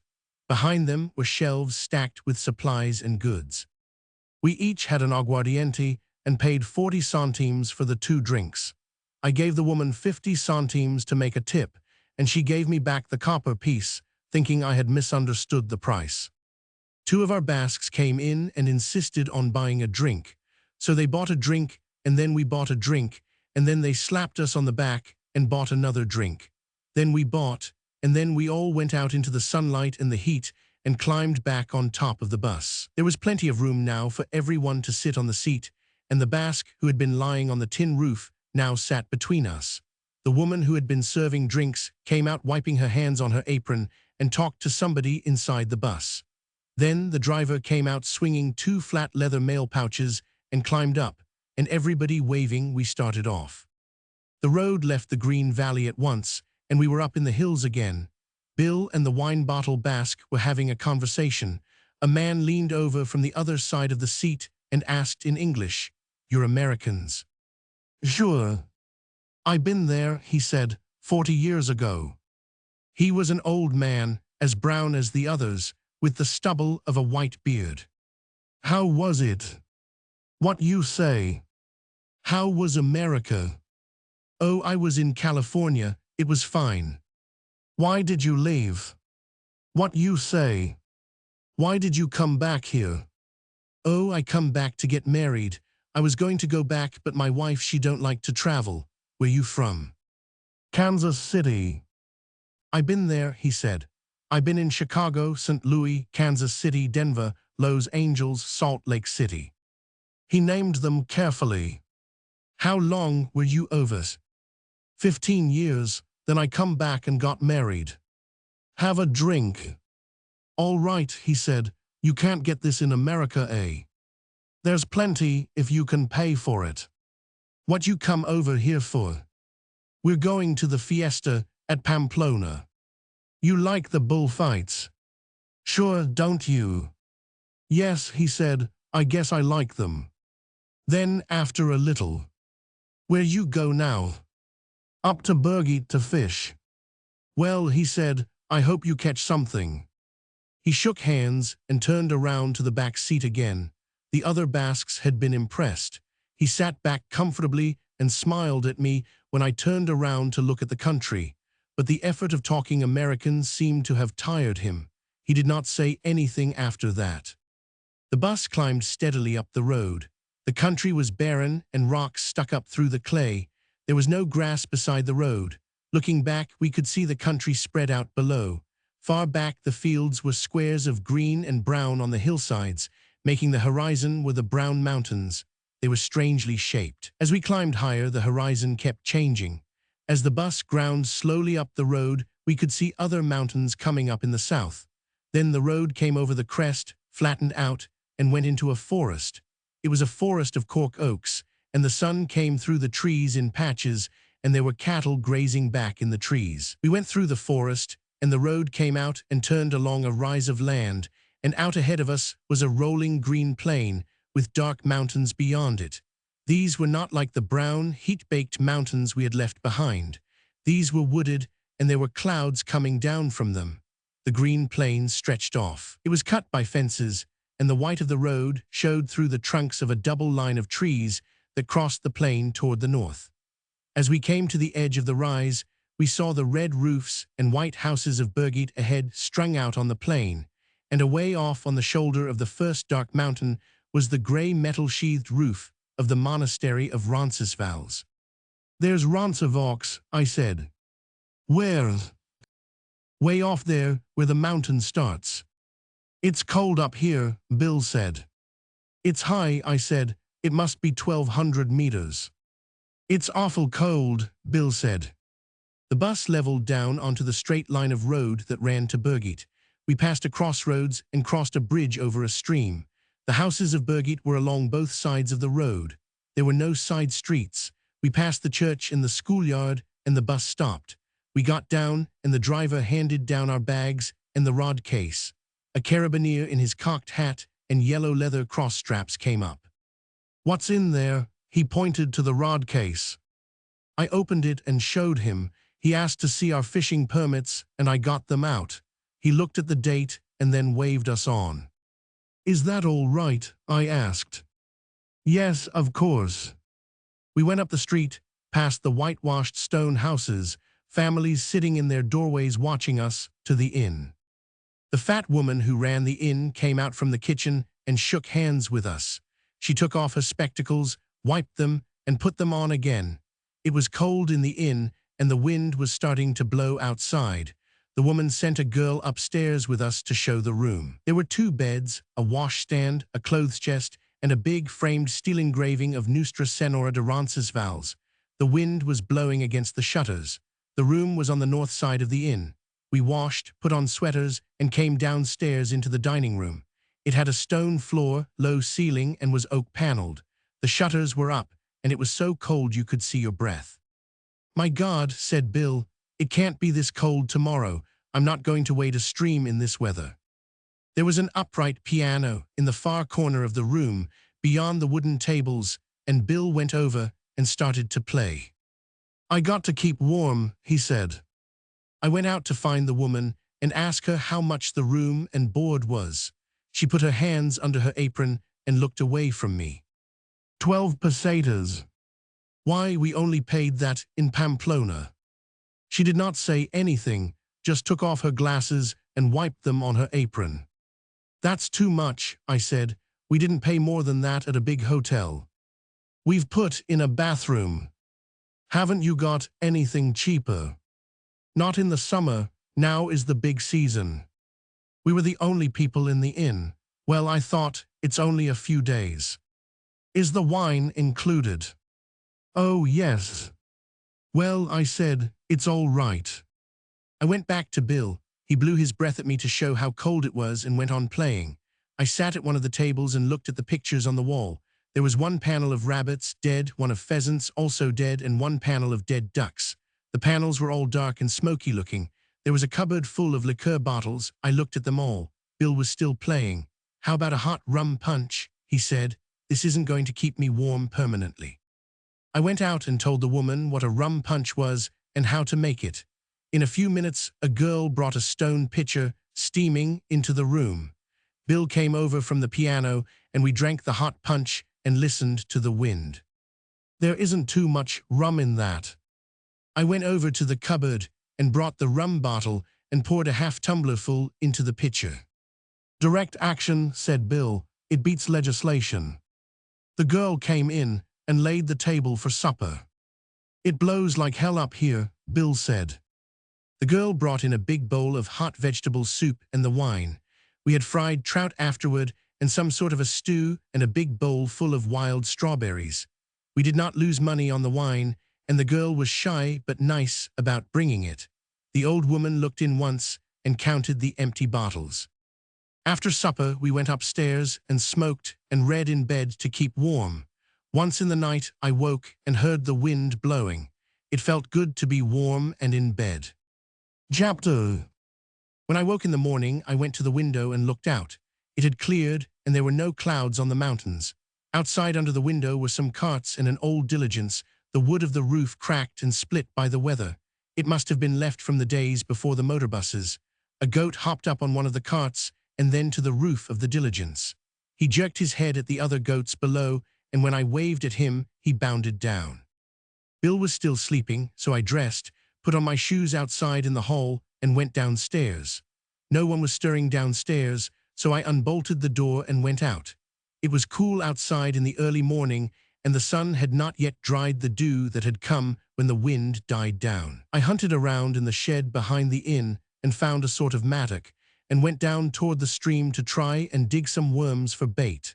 The stream was clear and shallow, but it did not look trouty. On the grassy bank, where it was damp, I drove the mattock into the earth and loosened a chunk of sod. There were worms underneath. They slid out of sight as I lifted the sod, and I dug carefully and got a good many. Digging at the edge of the damp ground, I filled 2 empty tobacco tins with worms and sifted dirt onto them. The goats watched me dig. When I went back into the inn, the woman was down in the kitchen, and I asked her to get coffee for us and that we wanted a lunch. Bill was awake and sitting on the edge of the bed. I saw you out of the window, he said. Didn't want to interrupt you. What were you doing? Burying your money. You lazy bum. Been working for the common good. Splendid. I want you to do that every morning. Come on, I said. Get up. What get up? I never get up. He climbed into bed and pulled the sheet up to his chin. Try and argue me into getting up. I went on looking for the tackle and putting it all together in the tackle bag. Aren't you interested? Bill asked. I'm going down and eat. Eat? Why didn't you say eat? I thought you just wanted me to get up for fun. Eat. Fine, now you're reasonable. You go out and dig some more worms and I'll be right down. Oh, go to hell. Work for the good of all. Bill stepped into his underclothes. Show irony and pity. I started out of the room with the tackle bag, the nets, and the rod case. Hey, come back. I put my head in the door. Aren't you going to show a little irony and pity? I thumbed my nose. That's not irony. As I went downstairs, I heard Bill singing irony and pity when you're feeling, Oh, give them irony and give them pity. Oh, give them irony when they're feeling just a little irony, just a little pity. He kept on singing until he came downstairs. The tune was, "The bells are ringing for me and my gal." I was reading a week old Spanish paper. What's all this irony and pity? What don't you know about irony and pity? No, who got it up? Everybody, they're mad about it in New York. It's just like the Fratellini's used to be. The girl came in with the coffee and buttered toast. Or rather, it was bread toasted and buttered. Ask her if she's got any jam, Bill said. Be ironical with her. Have you got any jam? That's not ironical. I wish I could talk Spanish. The coffee was good, and we drank it out of big bowls. The girl brought in a glass dish of raspberry jam. Thank you. Hey, that's not the way, Bill said. Say something ironical, make some crack about Primo de Rivera. I could ask her what kind of a jam they think they've gotten into in the riff. Poor, said Bill. Very poor, you can't do it, that's all. You don't understand irony. You have no pity, say something pitiful. Robert Cohn. Not so bad, that's better. Now why is Cohn pitiful? Be ironic. He took a big gulp of coffee. Oh hell, I said, it's too early in the morning. There you go, and you claim you want to be a writer too. You're only a newspaper man, an expatriated newspaper man. You ought to be ironical the minute you get out of bed. You ought to wake up with your mouth full of pity. Go on, I said. Who did you get this stuff from? Everybody, don't you read? Don't you ever see anybody? You know what you are? You're an expatriate. Why don't you live in New York? Then you'd know these things. What do you want me to do? Come over here and tell you every year. Take some more coffee, I said. Good coffee is good for you. It's the caffeine in it. Caffeine, we are here. Caffeine puts a man on her horse and a woman in his grave. You know what's the trouble with you? You're an expatriate. One of the worst type. Haven't you heard that? Nobody that ever left their own country ever wrote anything worth printing, not even in the newspapers. He drank the coffee. You're an expatriate. You've lost touch with the soil. You get precious. Fake European standards have ruined you. You drink yourself to death. You become obsessed by sex. You spend all your time talking, not working. You are an expatriate, see? You hang around cafés. It sounds like a swell life, I said. When do I work? You don't work. One group claims women support you. Another group claims you're impotent. No, I said. I just had an accident. Never mention that, Bill said. That's the sort of thing that can't be spoken of. That's what you ought to work up into a mystery, like Henry's bicycle. He had been going splendidly, but he stopped. I was afraid he thought he had hurt me with that crack about being impotent. I wanted to start him again. It wasn't a bicycle, I said. He was riding horseback. I heard it was a tricycle. Well, I said, a plane is sort of like a tricycle. The joystick works the same way. But you don't pedal it. No, I said, I guess you don't pedal it. Let's lay off that, Bill said. All right, I was just standing up for the tricycle. I think he's a good writer too, Bill said. And you're a hell of a good guy. Anybody ever tell you you were a good guy? I'm not a good guy.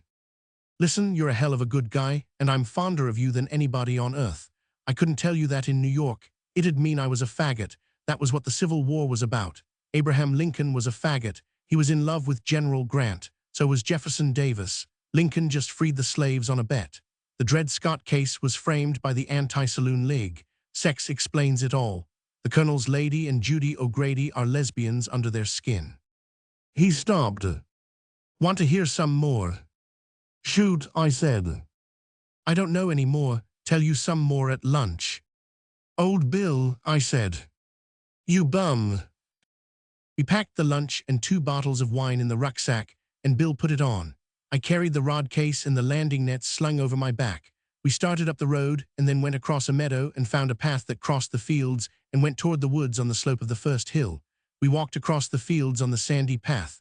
The fields were rolling and grassy, and the grass was short from the sheep grazing. The cattle were up in the hills. We heard their bells in the woods.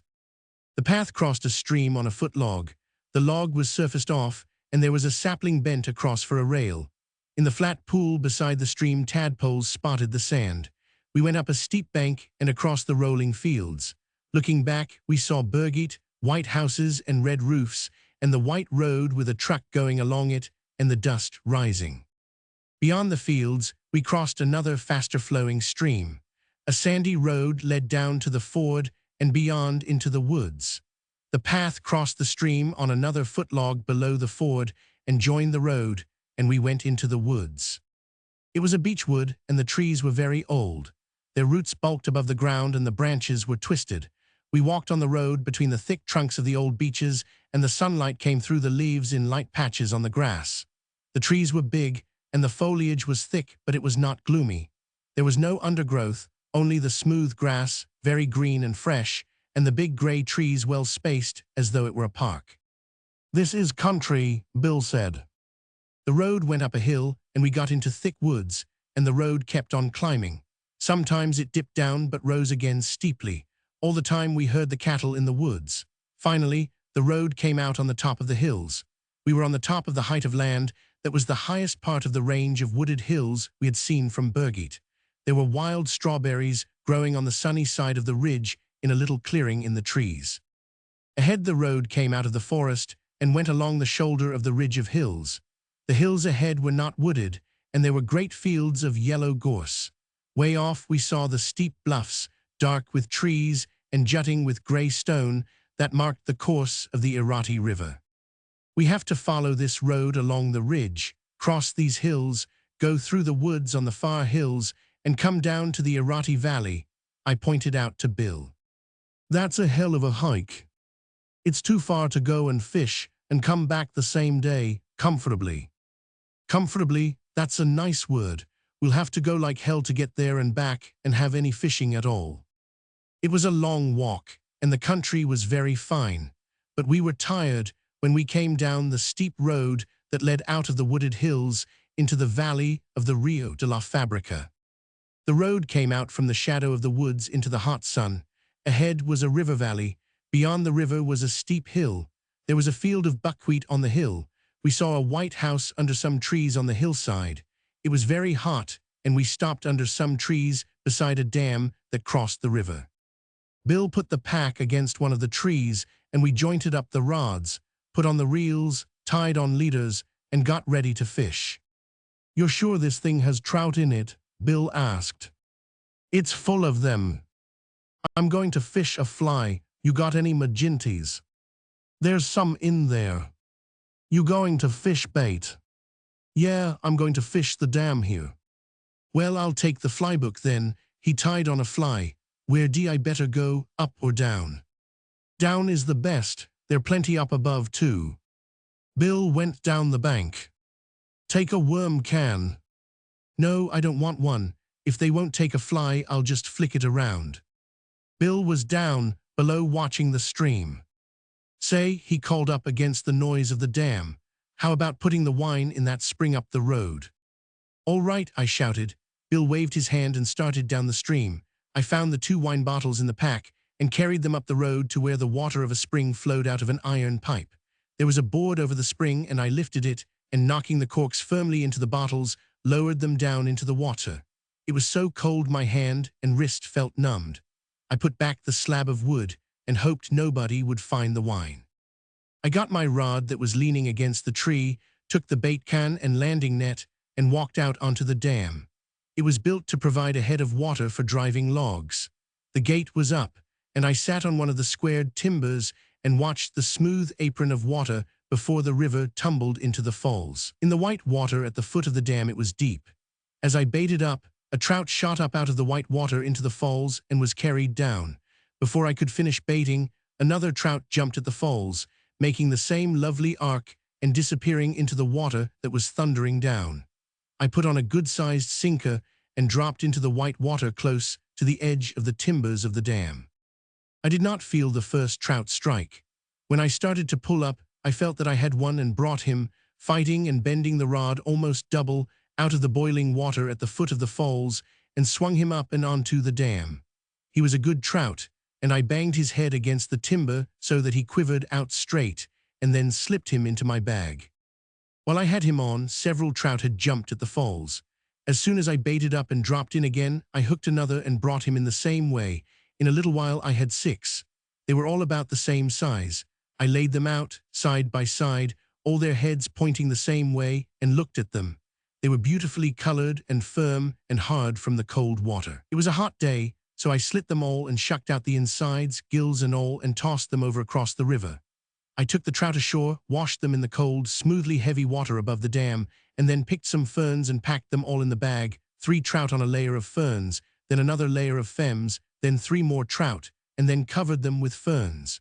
They looked nice in the ferns, and now the bag was bulky, and I put it in the shade of the tree.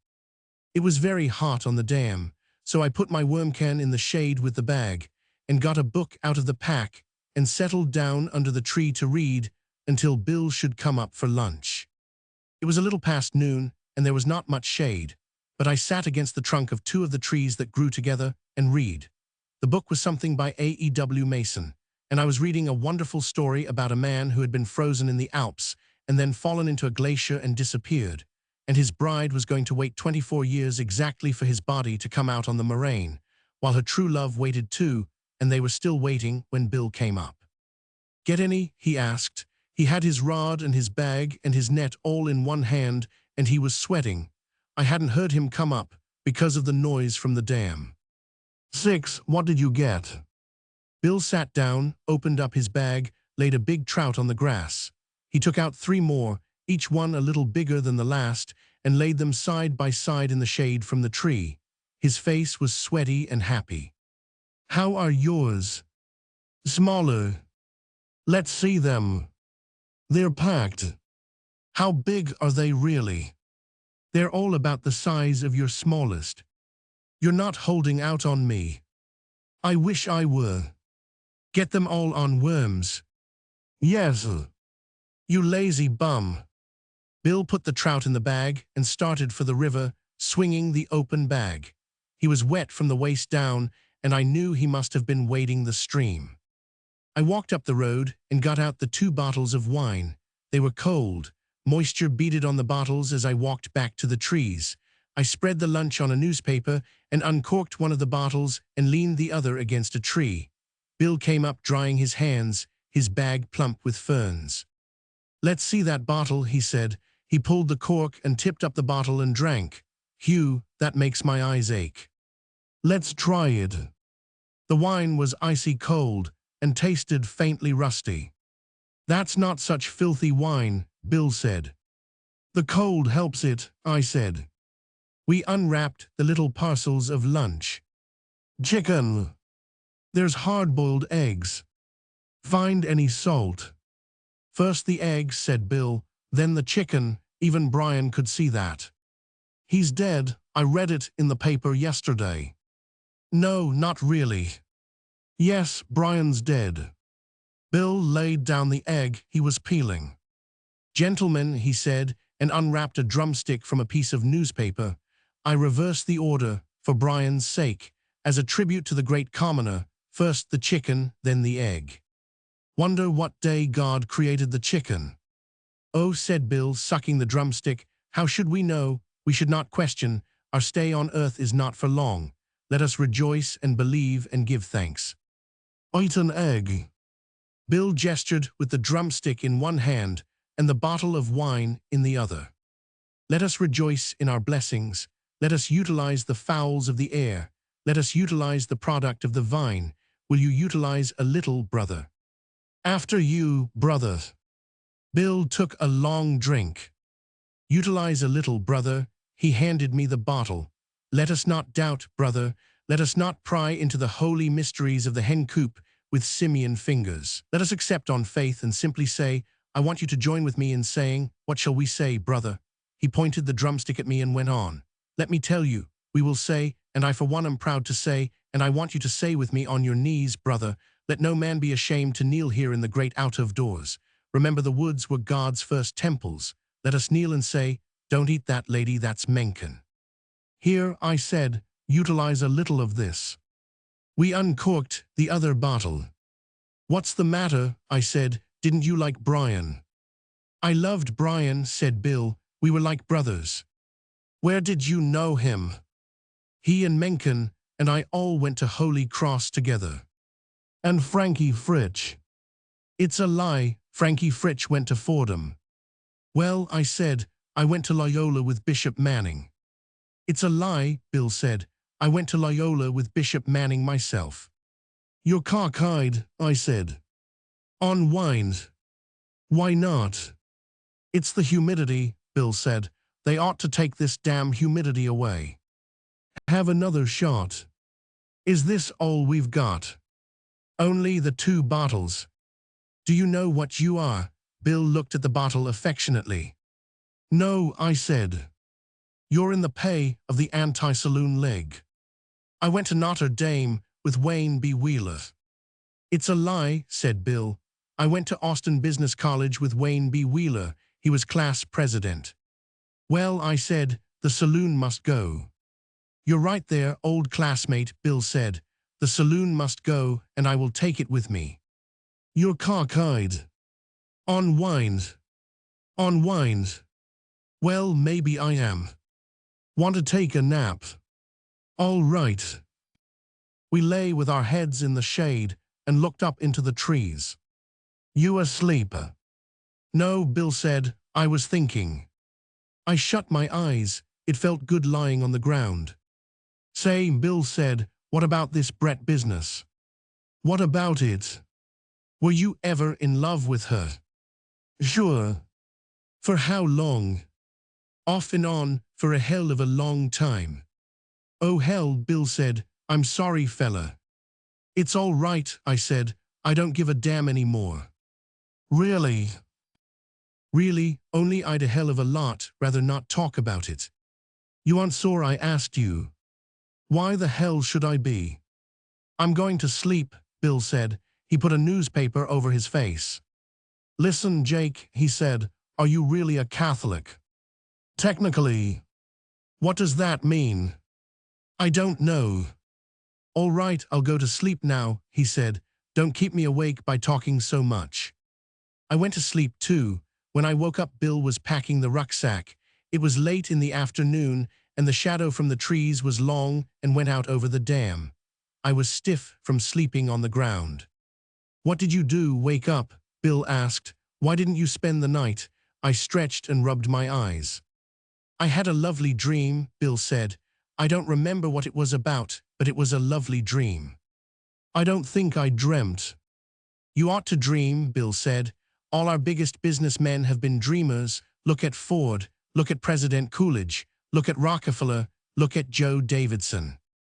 I disjointed my rod and bills and packed them in the rod case.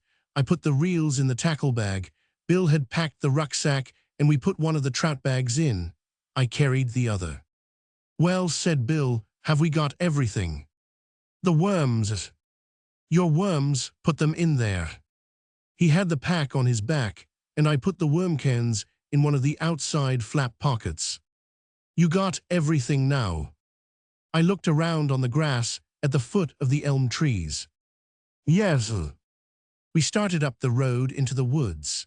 It was a long walk home to Burgate, and it was dark when we came down across the fields to the road, and along the road between the houses of the town, their windows lighted, to the inn. We stayed 5 days at Burgate and had good fishing. The nights were cold and the days were hot, and there was always a breeze even in the heat of the day. It was hot enough so that it felt good to wade in a cold stream, and the sun dried you when you came out and sat on the bank. We found a stream with a pool deep enough to swim in. In the evenings, we played three-handed bridge with an Englishman named Harris, who had walked over from St. Jean-Pied-de-Port and was stopping at the inn for the fishing. He was very pleasant and went with us twice to the Irati River. There was no word from Robert Cohn nor from Brett and Mike. Chapter. One morning I went down to breakfast, and the Englishman, Harris, was already at the table. He was reading the paper through spectacles. He looked up and smiled. Good morning, he said. Letter for you. I stopped at the post and they gave it me with mine. The letter was at my place at the table, leaning against a coffee cup. Harris was reading the paper again. I opened the letter. It had been forwarded from Pamplona. It was dated San Sebastian, Sunday. Dear Jake, we got here Friday. Brett passed out on the train, so brought her here for 3 days rest with old friends of ours. We go to Montoya Hotel Pamplona Tuesday, arriving at I don't know what hour. Will you send a note by the bus to tell us what to do to rejoin you all on Wednesday? All our love and sorry to be late, but Brett was really done in and will be quite all right by 2s, and is practically so now. I know her so well and try to look after her, but it's not so easy. Love to all the chaps. Michael. What day of the week is it? I asked Harris. Wednesday, I think. Yes, quite. Wednesday. Wonderful how one loses track of the days up here in the mountains. Yes, we've been here nearly a week. I hope you're not thinking of leaving. Yes, we'll go in on the afternoon bus, I'm afraid. What a rotten business. I had hoped we'd all have another go at the Irati together. We have to go into Pamplona. We're meeting people there. What rotten luck for me. We've had a jolly time here at Burgeets. Come on into Pamplona. We can play some bridge there, and there's going to be a damned fine fiesta. I'd like to. Awfully nice of you to ask me. I'd best stop on here, though. I've not much more time to fish. You want those big ones in the Irati? I say I do, you know. They're enormous trout there. I'd like to try them once more. Do stop over another day. Be a good chap. We really have to get into town, I said. What a pity. After breakfast, Bill and I were sitting warming in the sun on a bench out in front of the inn and talking it over. I saw a girl coming up the road from the center of the town. She stopped in front of us and took a telegram out of the leather wallet that hung against her skirt. Poor Osteds. I looked at it. The address was Barnes Burgeet. Yes, it's for us. She brought out a book for me to sign, and I gave her a couple of coppers. The telegram was in Spanish, Vengo Juve's cone. I handed it to Bill. What does the word cone mean? He asked. What a lousy telegram, I said. He could send 10 words for the same price. I come Thursday. That gives you a lot of dope, doesn't it? It gives you all the dope that's of interest to Cone. We're going in anyway, I said. There's no use trying to move Brett and Mike out here and back before the fiesta. Should we answer it? We might as well, said Bill. There's no need for us to be snooty. We walked up to the post office and asked for a telegraph blank.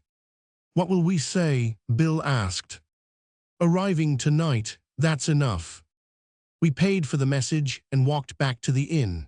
Harris was there, and the 3 of us walked up to Roncesvalles. We went through the monastery.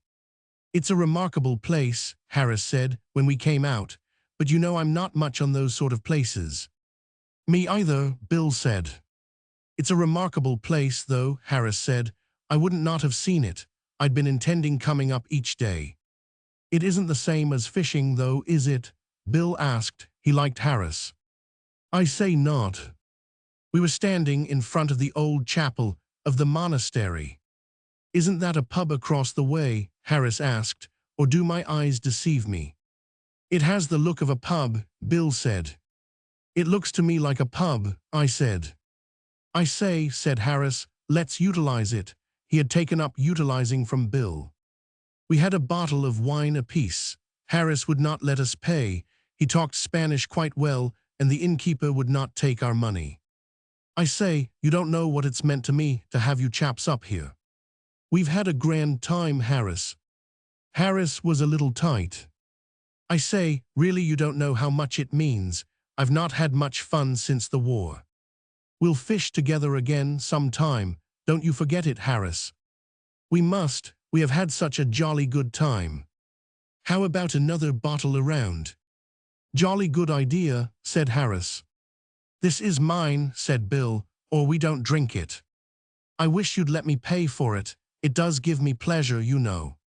This is going to give me pleasure, Bill said. The innkeeper brought in the 4th bottle. We had kept the same glasses. Harris lifted his glass. I say, you know this does utilize well.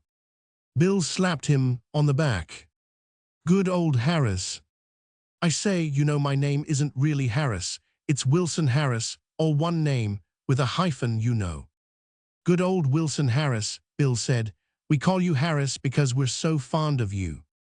I say, Barnes, you don't know what this all means to me. Come on and utilize another glass, I said. Barnes, really, Barnes, you can't know, that's all. Drink up, Harris. We walked back down the road from Roncesvalles with Harris between us. We had lunch at the inn and Harris went with us to the bus. He gave us his card, with his address in London and his club and his business address, and as we got on the bus, he handed us each an envelope. I opened mine and there were a dozen flies in it. Harris had tied them himself. He tied all his own flies. I say, Harris, I began. No, he said. He was climbing down from the bus. They're not first-rate flies at all. I only thought if you fished them sometime it might remind you of what a good time we had. The bus started. Harris stood in front of the post office. He waved. As we started along the road, he turned and walked back toward the inn. Say, wasn't that Harris nice? Bill said. I think he really did have a good time. Harris, you bet he did. I wish he'd come into Pamplona. He wanted to fish. Yes, you couldn't tell how English would mix with each other anyway. I suppose not. We got into Pamplona late in the afternoon, and the bus stopped in front of the Hotel Montoya. Out in the plaza, they were stringing electric light wires to light the plaza for the fiesta. A few kids came up when the bus stopped, and a customs officer for the town made all the people getting down from the bus open their bundles on the sidewalk. We went into the hotel, and on the stairs I met Montoya. He shook hands with us, smiling in his embarrassed way. Your friends are here, he said. Mr. Campbell. Yes, Mr. Cohn, and Mr. Campbell and Lady Ashley. He smiled as though there was something I would hear about. When did they get in? Yesterday. I've saved you the rooms you had.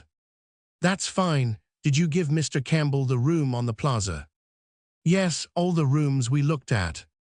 Where are our friends now? I think they went to the Pelota. And how about the Bulls? Montoya smiled. Tonight, he said. Tonight at 7 o'clock they bring in the Villa Bulls, and tomorrow come the Miras. Do you all go down? Oh yes, they've never seen a desencajonada. Montoya put his hand on my shoulder. I'll see you there. He smiled again. He always smiled, as though bullfighting were a very special secret between the two of us, a rather shocking but really very deep secret that we knew about.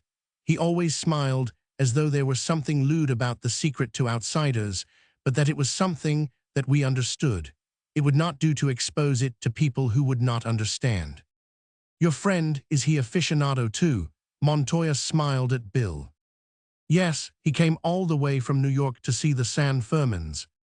Yes, Montoya politely disbelieved, but he's not aficionado like you.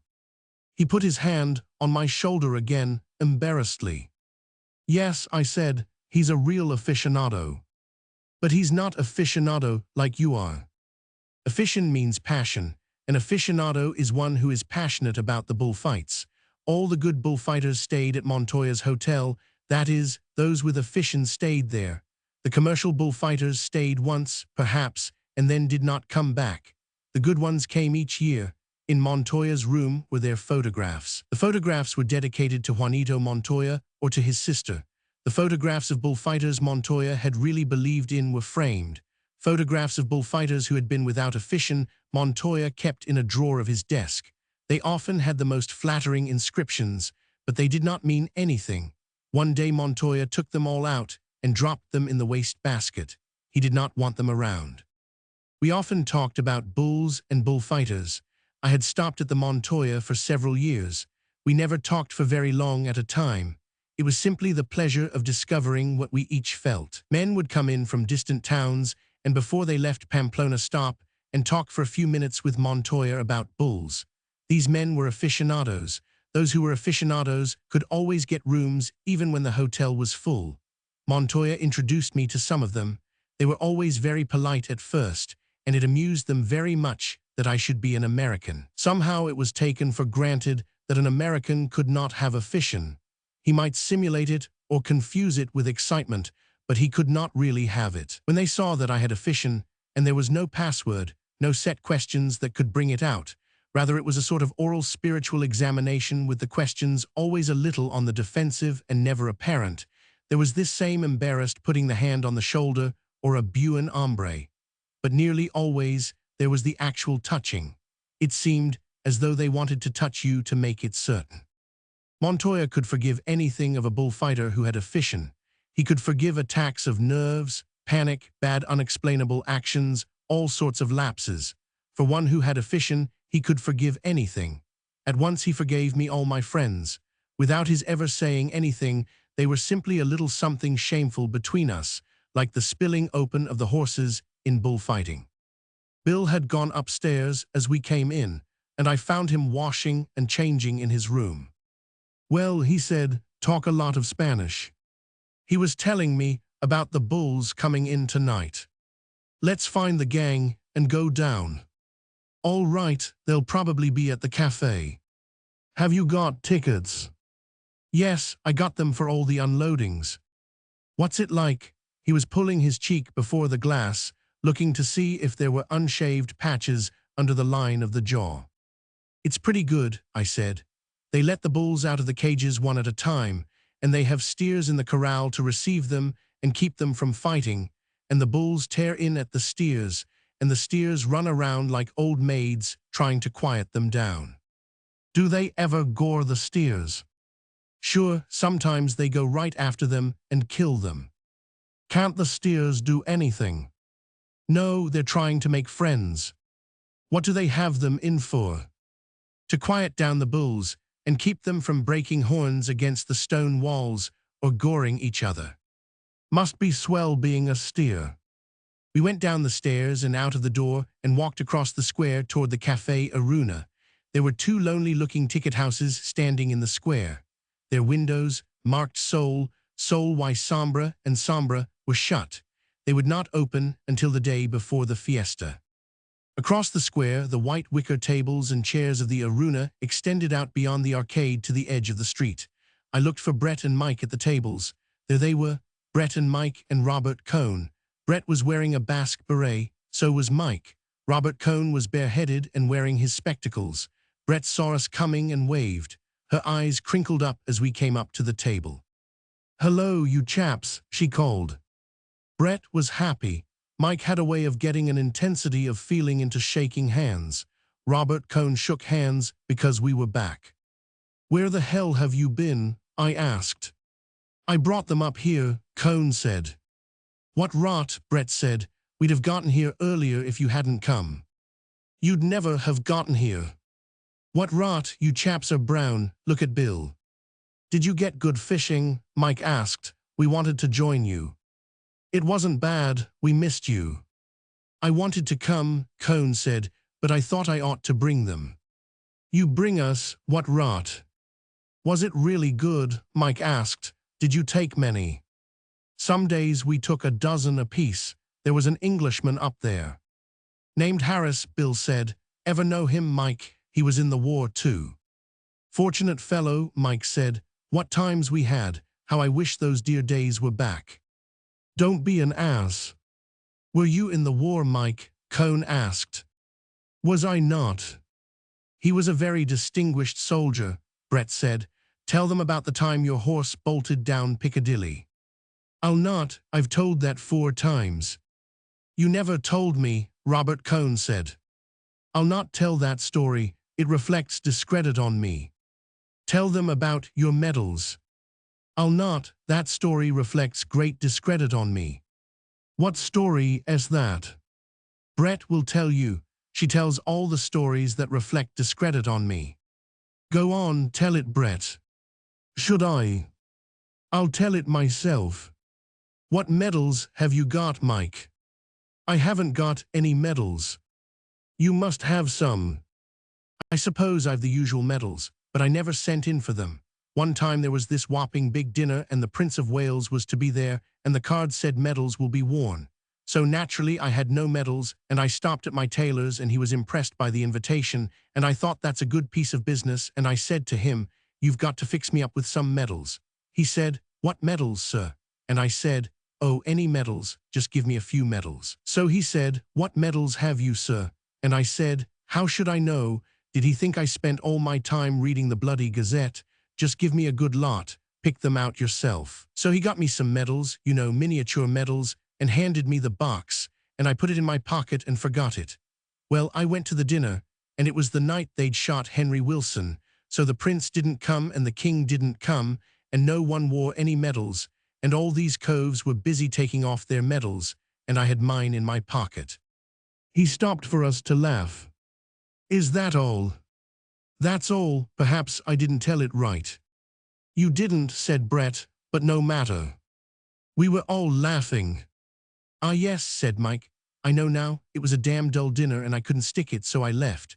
Later on in the evening I found the box in my pocket. What's this? I said. Medals, bloody military medals. So I cut them all off their backing, you know, they put them on a strip and gave them all around. Gave one to each girl, form of souvenir. They thought I was hell's own shakes of a soldier. Give away medals in a nightclub, dashing fellow. Tell the rest, Brett said. Don't you think that was funny? Mike asked. We were all laughing. It was, I swear it was. Any rate, my tailor wrote me and wanted the medals back. Sent a man around, kept on writing for months. Seems some chap had left them to be cleaned. Frightfully military cove. Set hell's own store by them. Mike paused. Rotten luck for the tailor, he said. You don't mean it, Bill said. I should think it would have been grand for the tailor. Frightfully good tailor. Never believe it to see me now, Mike said. I used to pay him £100 a year just to keep him quiet, so he wouldn't send me any bills. Frightful blow to him when I went bankrupt. It was right after the medals. Gave his letters rather a bitter tone. How did you go bankrupt? Bill asked. Two ways, Mike said. Gradually and then suddenly. What brought it on? Friends, said Mike. I had a lot of friends, false friends. Then I had creditors too. Probably had more creditors than anybody in England. Tell them about in the court, Brett said. I don't remember, Mike said. I was just a little tight. Tight, Brett exclaimed. You were blind. Extraordinary thing, Mike said. Met my former partner the other day. Offered to buy me a drink. Tell them about your learned counsel, Brett said. I will not, Mike said. My learned counsel was blind too. I say this is a gloomy subject. Are we going down and see these bulls unloaded or not? Let's go down. We called the waiter, paid, and started to walk through the town. I started off walking with Brett, but Robert Cohn came up and joined her on the other side. The three of us walked along, past the Ayuntamiento with the banners hung from the balcony, down past the market, and down past the steep street that led to the bridge across the Arga. There were many people walking to go and see the bulls, and carriages drove down the hill and across the bridge, the drivers, the horses, and the whips rising above the walking people in the street. Across the bridge, we turned up a road to the corrals. We passed a wine shop with a sign in the window, good wine 30 centimes a litre. That's where we'll go when funds get low, Brett said. The woman standing in the door of the wine shop looked at us as we passed. She called to someone in the house, and three girls came to the window and stared. They were staring at Brett. At the gate of the corrals, two men took tickets from the people that went in. We went in through the gate. There were trees inside and a low stone house. At the far end was the stone wall of the corrals, with apertures in the stone that were like loopholes running all along the face of each corral. A ladder led up to the top of the wall, and people were climbing up the ladder and spreading down to stand on the walls that separated the two corrals.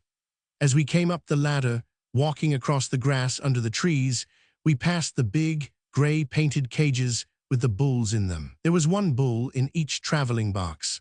They had come by train from a bull breeding ranch in Castile and had been unloaded off flat cars at the station and brought up here to be let out of their cages into the corrals. Each cage was stenciled with the name and the brand of the bull breeder. We climbed up and found a place on the wall looking down into the corral. The stone walls were whitewashed, and there was straw on the ground and wooden feed boxes and water troughs set against the wall. Look up there, I said. Beyond the river rose the plateau of the town. All along the old walls and ramparts people were standing. The 3 lines of fortifications made 3 black lines of people. Above the walls, there were heads in the windows of the houses. At the far end of the plateau, boys had climbed into the trees. They must think something is going to happen, Brett said. They want to see the bulls. Mike and Bill were on the other wall across the pit of the corral. They waved to us. People who had come late were standing behind us, pressing against us when other people crowded them. Why don't they start? Robert Cohn asked. A single mule was hitched to one of the cages and dragged it up against the gate in the corral wall. The men shoved and lifted it with crowbars into position against the gate. Men were standing on the wall ready to pull up the gate of the corral and then the gate of the cage.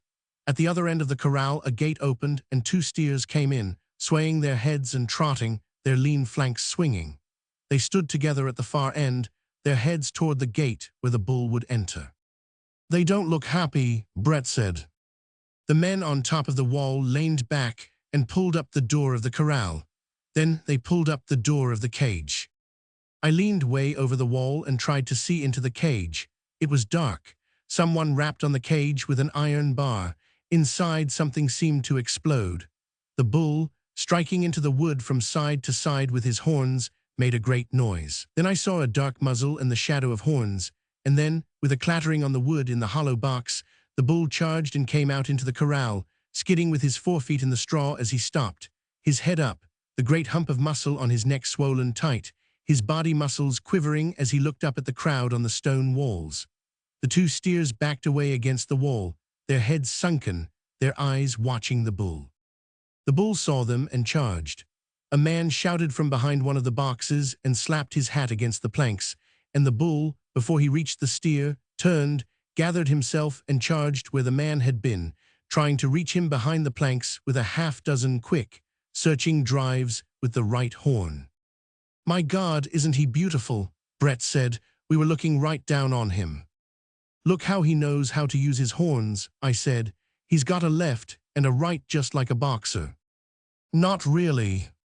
You watch. It goes too fast. Wait, there'll be another one in a minute." They had backed up another cage into the entrance. In the far corner, a man, from behind one of the plank shelters, attracted the bull, and while the bull was facing away, the gate was pulled up, and a second bull came out into the corral. He charged straight for the steers, and 2 men ran out from behind the planks and shouted to turn him. He did not change his direction, and the men shouted, "Ha, ha, toro," and waved their arms. The 2 steers turned sideways to take the shock, and the bull drove into one of the steers. "Don't look," I said to Brett. She was watching, fascinated. "Fine," I said, "if it doesn't buck you." "I saw it," she said. "I saw him shift from his left to his right horn." "Damn good." The steer was down now, his neck stretched out, his head twisted. He lay the way he had fallen. Suddenly, the bull left off and made for the other steer, which had been standing at the far end, his head swinging, watching it all. The steer ran awkwardly, and the bull caught him, hooked him lightly in the flank, and then turned away and looked up at the crowd on the walls, his crest of muscle rising. The steer came up to him and made as though to nose at him, and the bull hooked perfunctorily. The next time he nosed at the steer, and then the 2 of them trotted over to the other bull. When the next bull came out, all 3, the 2 bulls and the steer, stood together, their heads side by side, their horns against the newcomer. In a few minutes the steer picked the new bull up, quieted him down, and made him one of the herd. When the last 2 bulls had been unloaded, the herd were all together. The steer who had been gored had gotten to his feet and stood against the stone wall. None of the bulls came near him, and he did not attempt to join the herd. We climbed down from the wall with the crowd and had a last look at the bulls through the loopholes in the wall of the corral. They were all quiet now, their heads down. We got a carriage outside and rode up to the café. Mike and Bill came in half an hour later. They had stopped on the way for several drinks. We were sitting in the café. "That's an extraordinary business," Brett said. "Will those last ones fight as well as the first?" Robert Cohn asked. "They seem to quiet down awfully fast." "They all know each other," I said. "They're only dangerous when they're alone, or only 2 or 3 of them together." "What do you mean, dangerous?" Bill said. "They all look dangerous to me." "They only want to kill when they're alone. Of course, if you went in there, you'd probably detach one of them from the herd, and he'd be dangerous." That's too complicated, Bill said. Don't you ever detach me from the herd, Mike. I say, Mike said, they were fine bulls, weren't they? Did you see their horns? Did I not, said Brett. I had no idea what they were like. Did you see the one hit that steer? Mike asked. That was extraordinary.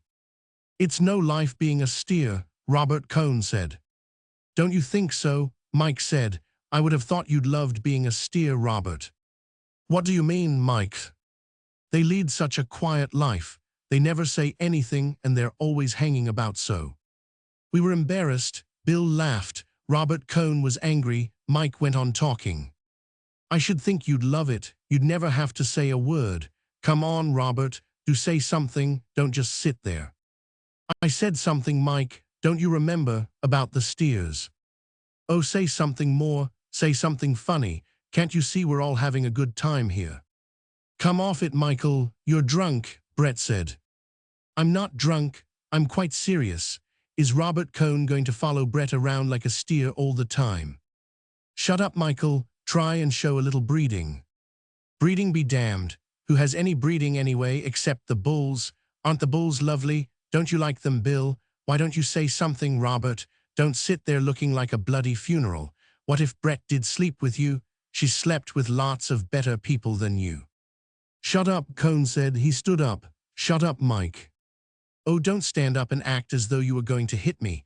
That won't make any difference to me. Tell me, Robert, why do you follow Brett around like a poor bloody steer? Don't you know you're not wanted? I know when I'm not wanted. Why don't you know when you're not wanted? You came down to San Sebastian where you weren't wanted and followed Brett around like a bloody steer. Do you think that's right? Shut up, you're drunk. Perhaps I am drunk. Why aren't you drunk? Why don't you ever get drunk, Robert? You know you didn't have a good time at San Sebastian because none of our friends would invite you on any of the parties. You can't blame them hardly. Can you? I asked them to. They wouldn't do it. You can't blame them now, can you? Now answer me. Can you blame them? Go to hell, Mike. I can't blame them. Can you blame them? Why do you follow Brett around? Haven't you any manners? How do you think it makes me feel? You're a splendid one to talk about manners, Brett said. You've such lovely manners. Come on, Robert, Bill said. What do you follow her around for? Bill stood up and took hold of Cohn. Don't go, Mike said.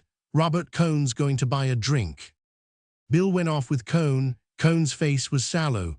Mike went on talking. I sat and listened for a while. Brett looked disgusted. I say, Michael, you might not be such a bloody ass, she interrupted. I'm not saying he's not right, you know. She turned to me. The emotion left Mike's voice. We were all friends together. I'm not so damn drunk as I sounded, he said. I know you're not, Brett said. We're none of us sober, I said. I didn't say anything I didn't mean. But you put it so badly, Brett laughed. He was an ass, though. He came down to San Sebastian, where he damn well wasn't wanted. He hung around Brett and just looked at her. It made me damned well sick. He did behave very badly, Brett said. Mark you, Brett's had affairs with men before. She tells me all about everything. She gave me this chap Cohn's letters to read. I wouldn't read them. Damned noble of you. No, listen, Jake, Brett's gone off with men, but they weren't ever Jews, and they didn't come and hang about afterward. Damned good chaps, Brett said. It's all rot to talk about it. Michael and I understand each other. She gave me Robert Cohn's letters. I wouldn't read them. You wouldn't read any letters, darling. You wouldn't read mine. I can't read letters, Mike said. Funny, isn't it? You can't read anything. No, you're wrong there. I read quite a bit. I read when I'm at home. You'll be writing next, Brett said. Come on, Michael, do buck up. You've got to go through with this thing now. He's here, don't spoil the fiesta. Well, let him behave then.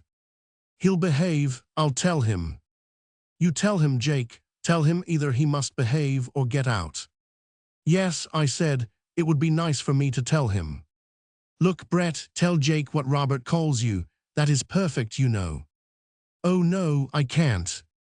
Go on, we're all friends. Aren't we all friends, Jake? I can't tell him, it's too ridiculous. I'll tell him.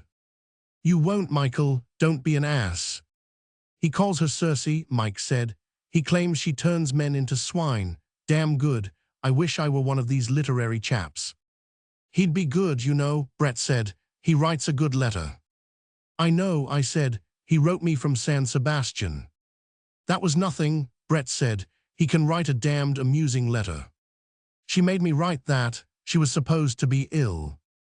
I damned well was, too. Come on, I said. We must go in and eat. How should I meet Cone? Mike said. Just act as though nothing had happened. It's quite all right with me, Mike said. I'm not embarrassed. If he says anything, just say you were tight. Quite, and the funny thing is I think I was tight. Come on, Brett said. Are these poisonous things paid for? I must bathe before dinner. We walked across the square. It was dark, and all around the square were the lights from the cafés under the arcades. We walked across the gravel under the trees to the hotel. They went upstairs, and I stopped to speak with Montoya. Well, how did you like the bulls? He asked. Good, they were nice bulls. They're all right, Montoya shook his head, but they're not too good. What didn't you like about them? I don't know, they just didn't give me the feeling that they were so good. I know what you mean. They're all right. Yes, they're all right. How did your friends like them? Fine. Good, Montoya said. I went upstairs. Bill was in his room standing on the balcony looking out at the square. I stood beside him. Where's Cone? Upstairs, in his room. How does he feel? Like hell, naturally. Mike was awful. He's terrible when he's tight. He wasn't so tight. The hell he was. I know what we had before we came to the cafe. He sobered up afterward. Good, he was terrible.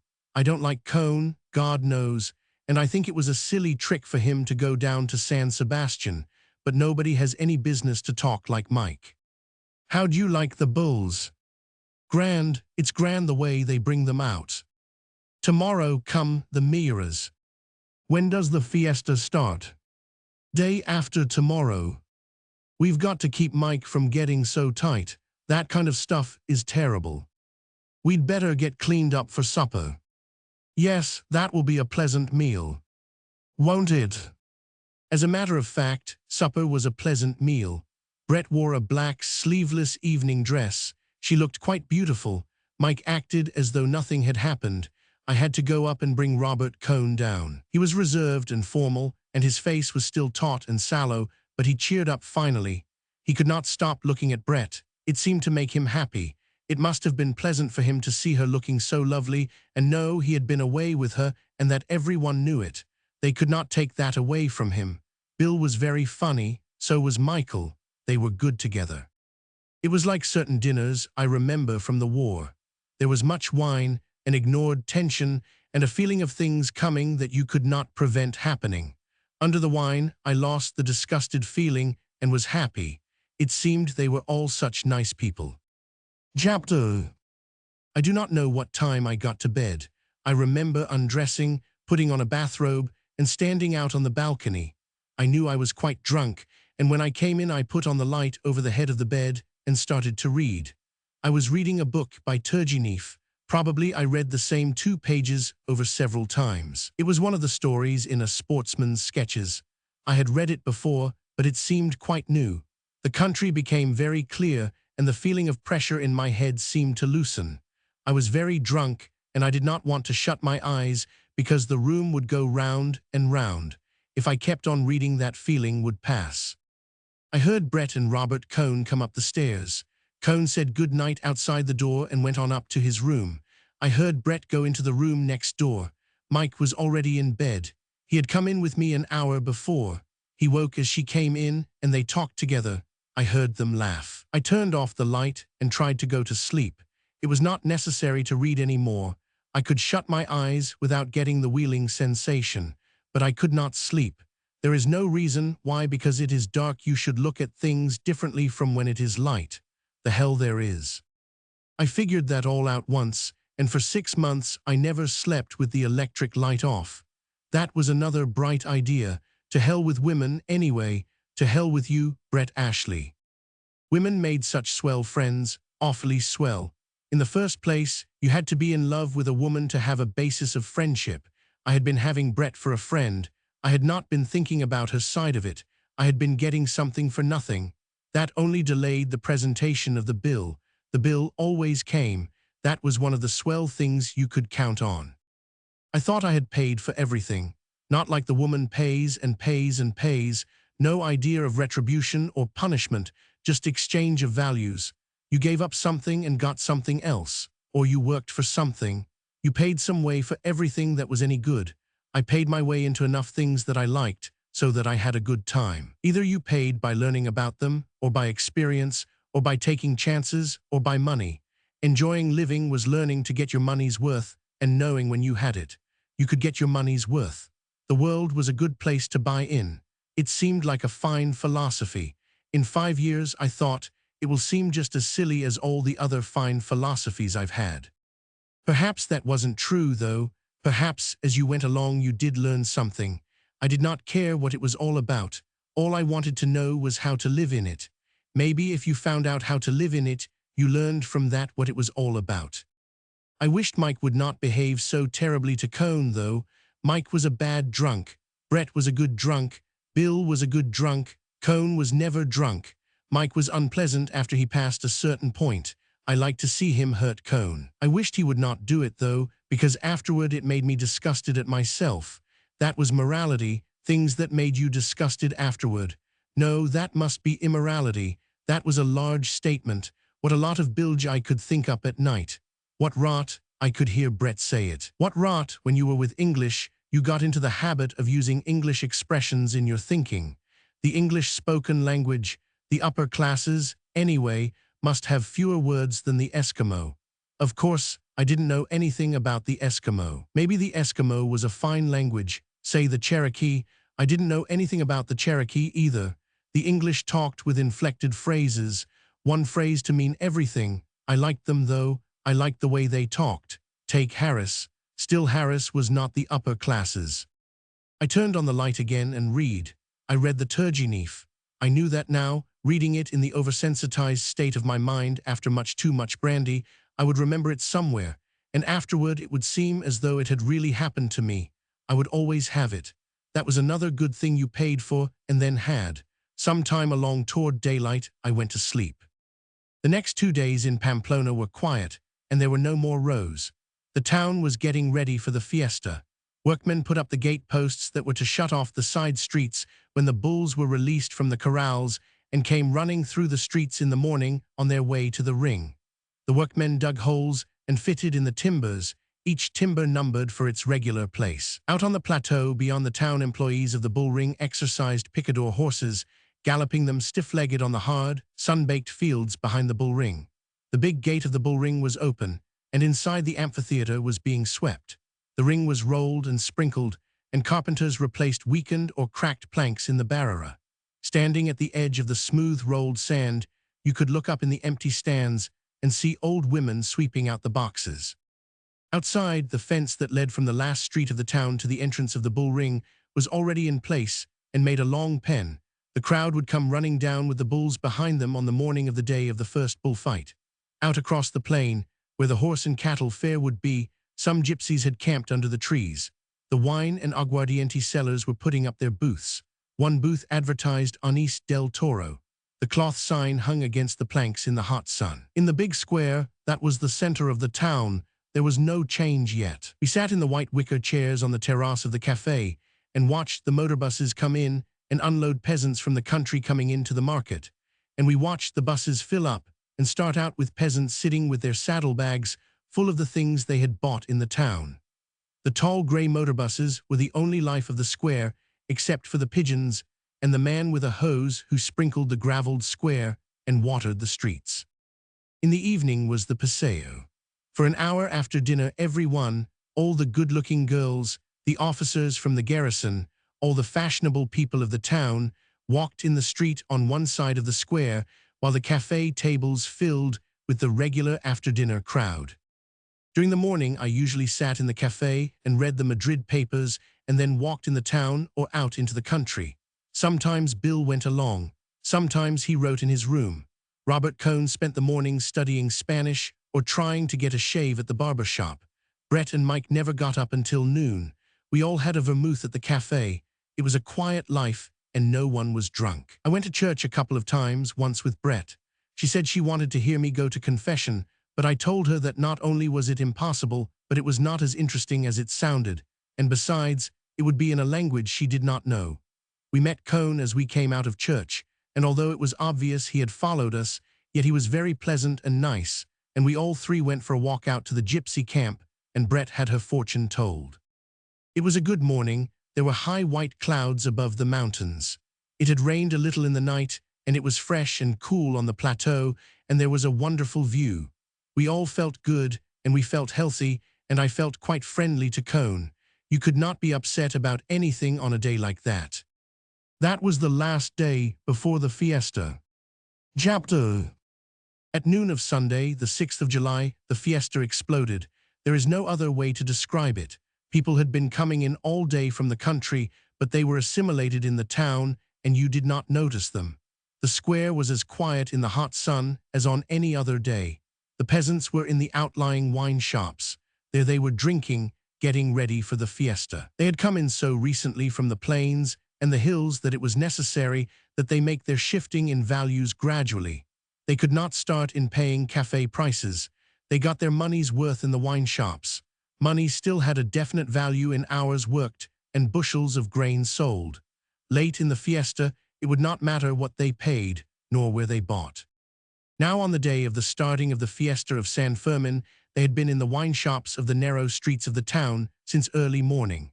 Going down the streets in the morning on the way to Mass in the cathedral, I heard them singing through the open doors of the shops. They were warming up.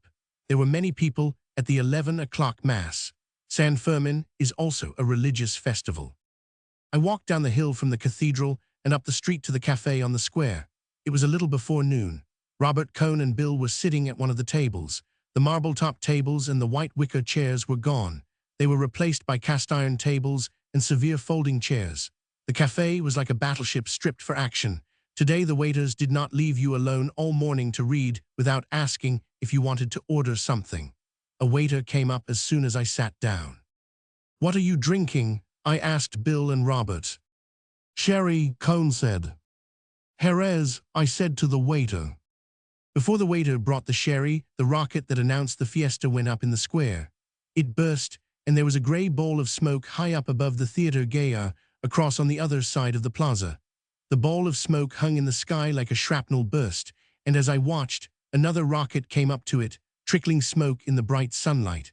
I saw the bright flash as it burst, and another little cloud of smoke appeared. By the time the second rocket had burst, there were so many people in the arcade that had been empty a minute before, that the waiter, holding the bottle high up over his head, could hardly get through the crowd to our table. People were coming into the square from all sides, and down the street we heard the pipes and the fifes and the drums coming. They were playing the Raya Urayu music, the pipes shrill and the drums pounding, and behind them came the men and boys dancing. When the fifers stopped, they all crouched down in the street, and when the reed pipes and the fifes shrilled, and the flat, dry, hollow drums tapped it out again, they all went up in the air dancing. In the crowd, you saw only the heads and shoulders of the dancers going up and down. In the square, a man, bent over, was playing on a reed pipe, and a crowd of children were following him, shouting and pulling at his clothes. He came out of the square, the children following him, and piped them past the cafe and down a side street. We saw his blank, pock-marked face as he went by, piping, the children close behind him shouting and pulling at him. "He must be the village idiot," Bill said. "My God, look at that." Down the street came dancers. The street was solid with dancers, all men. They were all dancing in time behind their own fifers and drummers. They were a club of some sort, and all wore workmen's blue smocks and red handkerchiefs around their necks, and carried a great banner on 2 poles. The banner danced up and down with them as they came down, surrounded by the crowd.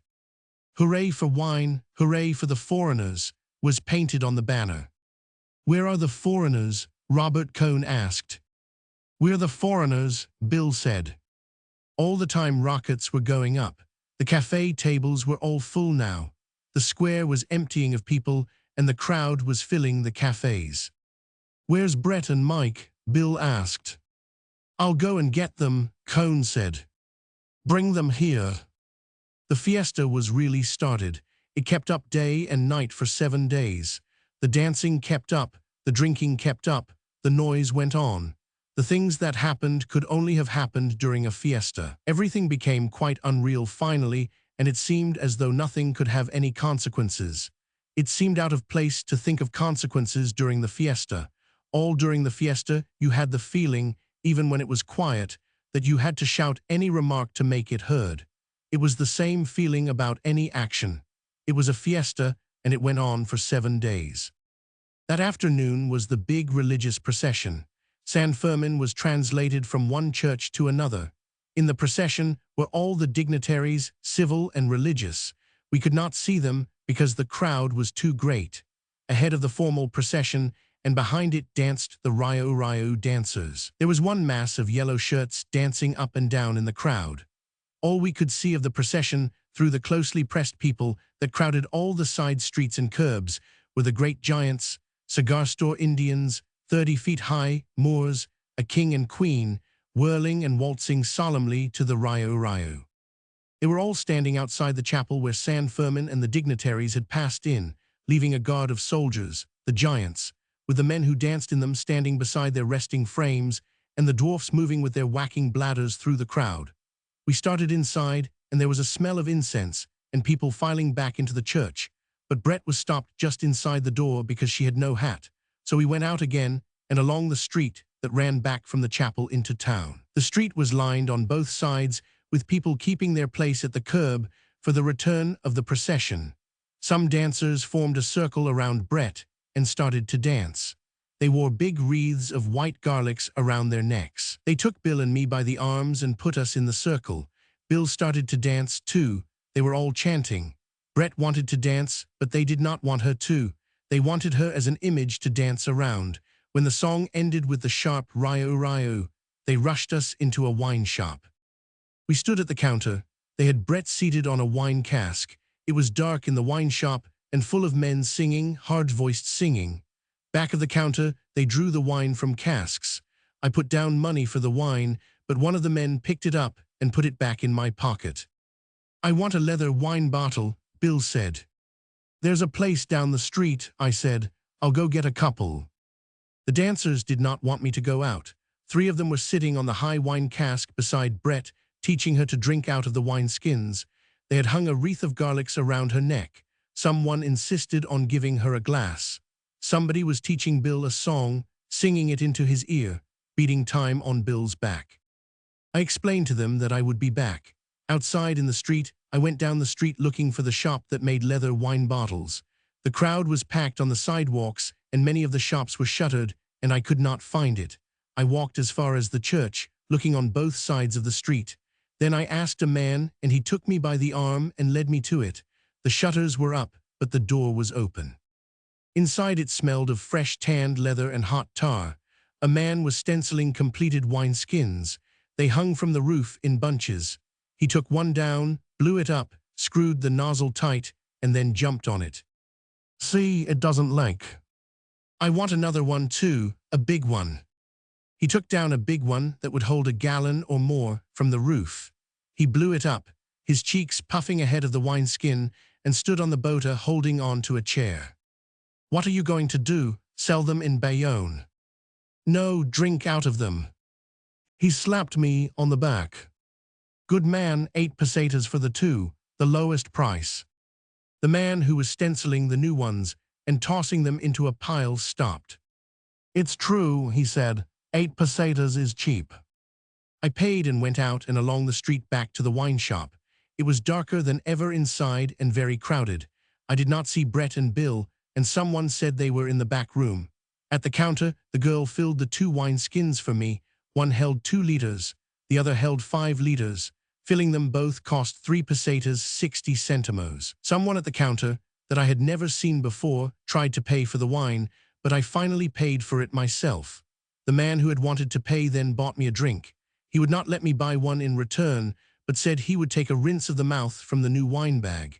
He tipped the big 5-liter bag up and squeezed it so the wine hissed against the back of his throat. "All right," he said, and handed back the bag. In the back room, Brett and Bill were sitting on barrels surrounded by the dancers. Everybody had his arms on everybody else's shoulders, and they were all singing. Mike was sitting at a table with several men in their shirt sleeves, eating from a bowl of tuna fish, chopped onions, and vinegar. They were all drinking wine and mopping up the oil and vinegar with pieces of bread. "Hello, Jake, hello," Mike called. "Come here, I want you to meet my friends. We're all having an Horsdover." I was introduced to the people at the table. They supplied their names to Mike and sent for a fork for me. "Stop eating their dinner, Michael," Brett shouted from the wine barrels. "I don't want to eat up your meal," I said when someone handed me a fork. "Eat," he said. "What do you think it's here for?" I unscrewed the nozzle of the big wine bottle and handed it around. Everyone took a drink, tipping the wineskin at arm's length. Outside, above the singing, we could hear the music of the procession going by. "Isn't that the procession?" Mike asked. "Nada," someone said. "It's nothing, drink up, lift the bottle." "Where did they find you?" I asked Mike. "Someone brought me here," Mike said. "They said you were here." "Where's Cone?" "He's passed out," Brett called. "They've put him away somewhere." "Where is he?" "I don't know." "How should we know?" Bill said. "I think he's dead." "He's not dead," Mike said. "I know he's not dead. He's just passed out on Ernest del Marno." As he said Ernest del Marno, one of the men at the table looked up, brought out a bottle from inside his smock, and handed it to me. "No," I said. "No, thanks." "Yes, yes, Ariba, up with the bottle." I took a drink. It tasted of licorice and warmed all the way. I could feel it warming in my stomach. "Where the hell is Cone?" "I don't know," Mike said. "I'll ask. Where is the drunken comrade?" he asked in Spanish. "You want to see him?" "Yes," I said. "Not me," said Mike. "This gent." The Ernest del Marno man wiped his mouth and stood up. "Come on." In a back room, Robert Cone was sleeping quietly on some wine casks. It was almost too dark to see his face. They had covered him with a coat, and another coat was folded under his head. Around his neck and on his chest was a big wreath of twisted garlics. "Let him sleep," the man whispered. "He's all right." 2 hours later, Cone appeared. He came into the front room still with the wreath of garlics around his neck. The Spaniards shouted when he came in. Cone wiped his eyes and grinned. "I must have been sleeping," he said. "Oh, not at all," Brett said. "You were only dead," Bill said. "Aren't we going to go and have some supper?" Cone asked. "Do you want to eat?" "Yes, why not? I'm hungry." "Eat those garlics, Robert," Mike said. "I say, do eat those garlics." Cone stood there. His sleep had made him quite all right. "Do let's go and eat," Brett said. "I must get a bath." "Come on," Bill said. "Let's translate Brett to the hotel." We said goodbye to many people and shook hands with many people and went out. Outside it was dark. "What time is it, do you suppose?" Cone asked. "It's tomorrow," Mike said. "You've been asleep 2 days." "No," said Cone. "What time is it?" "It's 10 o'clock. "What a lot we've drunk." "You mean what a lot we've drunk? You went to sleep." Going down the dark streets to the hotel, we saw the skyrockets going up in the square. Down the side streets that led to the square, we saw the square solid with people, those in the center all dancing. It was a big meal at the hotel. It was the first meal of the prices being doubled for the fiesta, and there were several new courses. After the dinner, we were out in the town. I remember resolving that I would stay up all night to watch the bulls go through the streets at 6 o'clock in the morning, and being so sleepy that I went to bed around 4 o'clock. The others stayed up. My own room was locked, and I could not find the key, so I went upstairs and slept on one of the beds in Cone's room. The fiesta was going on outside in the night, but I was too sleepy for it to keep me awake. When I woke, it was the sound of the rocket exploding that announced the release of the bulls from the corrals at the edge of town. They would race through the streets and out to the bull ring. I had been sleeping heavily, and I woke feeling I was too late. I put on a coat of cones and went out on the balcony. Down below, the narrow street was empty. All the balconies were crowded with people. Suddenly, a crowd came down the street. They were all running, packed close together. They passed along and up the street toward the bull ring, and behind them came more men running faster, and then some stragglers who were really running. Behind them was a little bare space, and then the bulls galloping, tossing their heads up and down. It all went out of sight around the corner. One man fell, rolled to the gutter, and lay quiet, but the bulls went right on and did not notice him. They were all running together. After they went out of sight, a great roar came from the bull ring. It kept on. Then finally, the pop of the rocket that meant the bulls had gotten through the people in the ring and into the corrals. I went back in the room and got into bed. I had been standing on the stone balcony in bare feet. I knew our crowd must have all been out at the bull ring. Back in bed, I went to sleep. Cone woke me when he came in. He started to undress and went over and closed the window because the people on the balcony of the house just across the street were looking in. "Did you see the show?" I asked. "Yes, we were all there." "Anybody get hurt?" One of the bulls got into the crowd in the ring and tossed 6 or 8 people. "How did Brett like it?" "It was all so sudden, there wasn't any time for it to bother anybody." "I wish I'd been up." "We didn't know where you were. We went to your room, but it was locked." "Where did you stay up?" "We danced at some club." "I got sleepy," I said. "My gosh, I'm sleepy now," Cone said. "Doesn't this thing ever stop?" "Not for a week." Bill opened the door and put his head in. "Where were you, Jake?" "I saw them go through from the balcony. How was it?" "Grand." "Where you going?" "To sleep." No one was up before noon. We ate at tables set out under the arcade. The town was full of people. We had to wait for a table. After lunch, we went over to the arena. It had filled up, and as the time for the bullfight came, it got fuller and the tables were crowded closer. There was a close, crowded hum that came every day before the bullfight. The café did not make this same noise at any other time, no matter how crowded it was.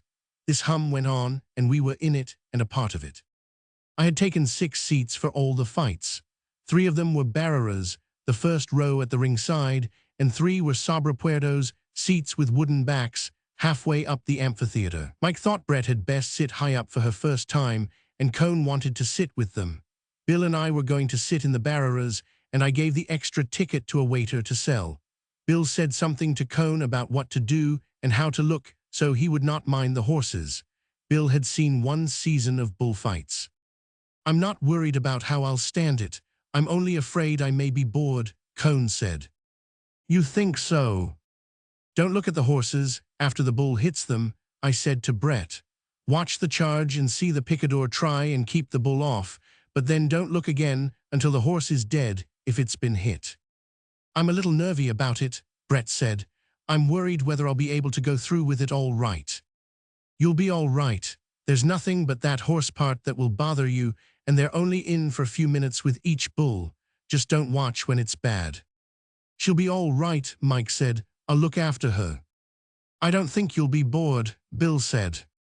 "I'm going over to the hotel to get the glasses and the wineskin," I said. "See you back here. Don't get cockeyed." "I'll come along," Bill said. Brett smiled at us. We walked around through the arcade to avoid the heat of the square. "That Cone gets me," Bill said. "He's got this Jewish superiority so strong that he thinks the only emotion he'll get out of the fight will be being bored." "We'll watch him with the glasses," I said. "Oh, to hell with him.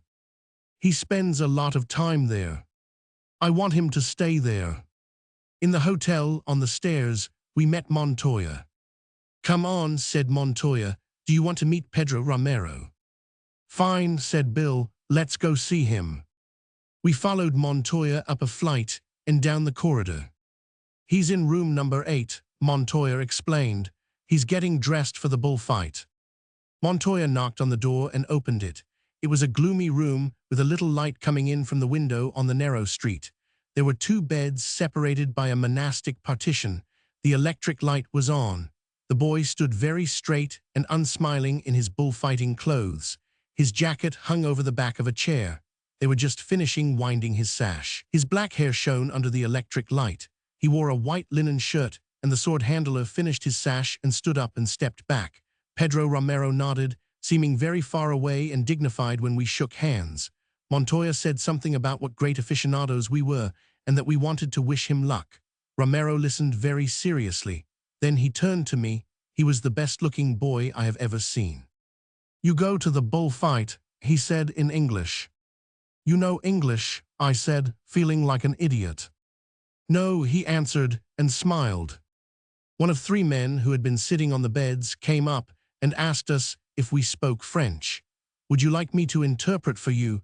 Is there anything you would like to ask Pedro Romero?" We thanked him. What was there that you would like to ask? The boy was 19 years old, alone except for his sword handler and the 3 hangers-on, and the bullfight was to commence in 20 minutes.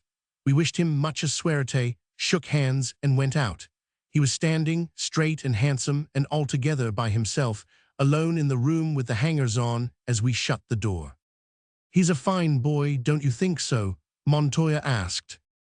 "He's a good-looking kid," I said. "He looks like a torero," Montoya said. "He has the type." "He's a fine boy." "We'll see how he is in the ring," Montoya said. We found the big leather wine bottle leaning against the wall in my room, took it and the field glasses, locked the door, and went downstairs. It was a good bullfight. Bill and I were very excited about Pedro Romero. Montoya was sitting about 10 places away. After Romero had killed his first bull, Montoya caught my eye and nodded his head. This was a real one. There had not been a real one for a long time.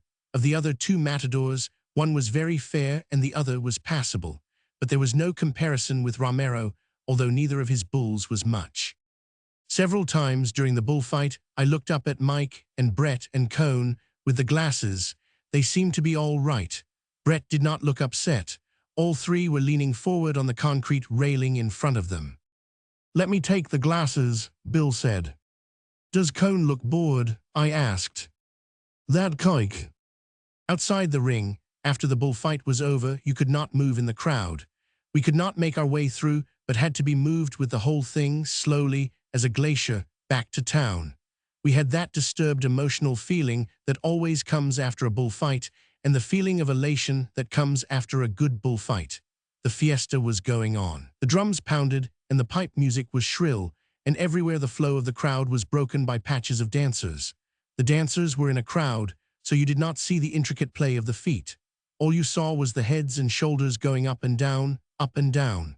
Finally, we got out of the crowd and made for the café. The waiter saved chairs for the others, and we each ordered an absinthe and watched the crowd in the square and the dancers.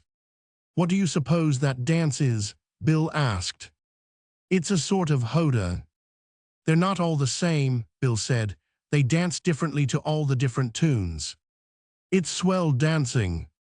In front of us on a clear part of the street, a company of boys were dancing. The steps were very intricate and their faces were intent and concentrated. They all looked down while they danced. Their rope-soled shoes tapped and spatted on the pavement. The toes touched. The heels touched. The balls of the feet touched. Then the music broke wildly and the step was finished and they were all dancing on up the street. "Here come the gentry," Bill said. They were crossing the street. "Hello, men," I said. "Hello, gents," said Brett. "You saved us seats, how nice." "I say," Mike said, "that Romero what's-his-name is somebody, am I wrong?" "Oh, isn't he lovely," Brett said, "and those green trousers." Brett never took her eyes off them. "I say, I must borrow your glasses tomorrow." "How did it go?" "Wonderfully, simply perfect. I say it is a spectacle." "How about the horses?" "I couldn't help looking at them." "She couldn't take her eyes off them," Mike said. "She's an extraordinary wench." "They do have some rather awful things happen to them," Brett said. "I couldn't look away, though." "Did you feel all right?" "I didn't feel badly at all." "Robert Cohn did," Mike put in. You were quite green, Robert. The first horse did bother me, Cone said. You weren't bored, were you? Asked Bill. Cone laughed. No, I wasn't bored. I wish you'd forgive me that. It's all right, Bill said, so long as you weren't bored. He didn't look bored, Mike said. I thought he was going to be sick. I never felt that bad. It was just for a minute. I thought he was going to be sick. You weren't bored, were you, Robert? Let up on that, Mike. I said I was sorry I said it. He was, you know, he was positively green. Oh, shove it along, Michael. You mustn't ever get bored at your first bullfight, Robert, Mike said. It might make such a mess. Oh, shove it along, Michael, Brett said. He said Brett was a sadist, Mike said. Brett's not a sadist, she's just a lovely, healthy wench. Are you a sadist, Brett? I asked. Hope not. He said Brett was a sadist just because she has a good, healthy stomach. Won't be healthy long. Bill got Mike started on something else than Cone. The waiter brought the absinthe glasses. Did you really like it? Bill asked Cone. No, I can't say I liked it. I think it's a wonderful show. Gad, yes, what a spectacle, Brett said. I wish they didn't have the horse part, Cone said. They're not important, Bill said. After a while you never notice anything disgusting. It is a bit strong just at the start, Brett said. There's a dreadful moment for me just when the bull starts for the horse. The bulls were fine, Cone said. They were very good, Mike said. I want to sit down below next time. Brett drank from her glass of absinthe. She wants to see the bullfighters close by, Mike said. They are something, Brett said. That Romero lad is just a child. He's a damned good-looking boy, I said. When we were up in his room, I never saw a better-looking kid. How old do you suppose he is? 19 or 20. Just imagine it. The bullfight on the second day was much better than on the first. Brett sat between Mike and me at the barriera, and Bill and Cone went up above. Romero was the whole show. I do not think Brett saw any other bullfighter.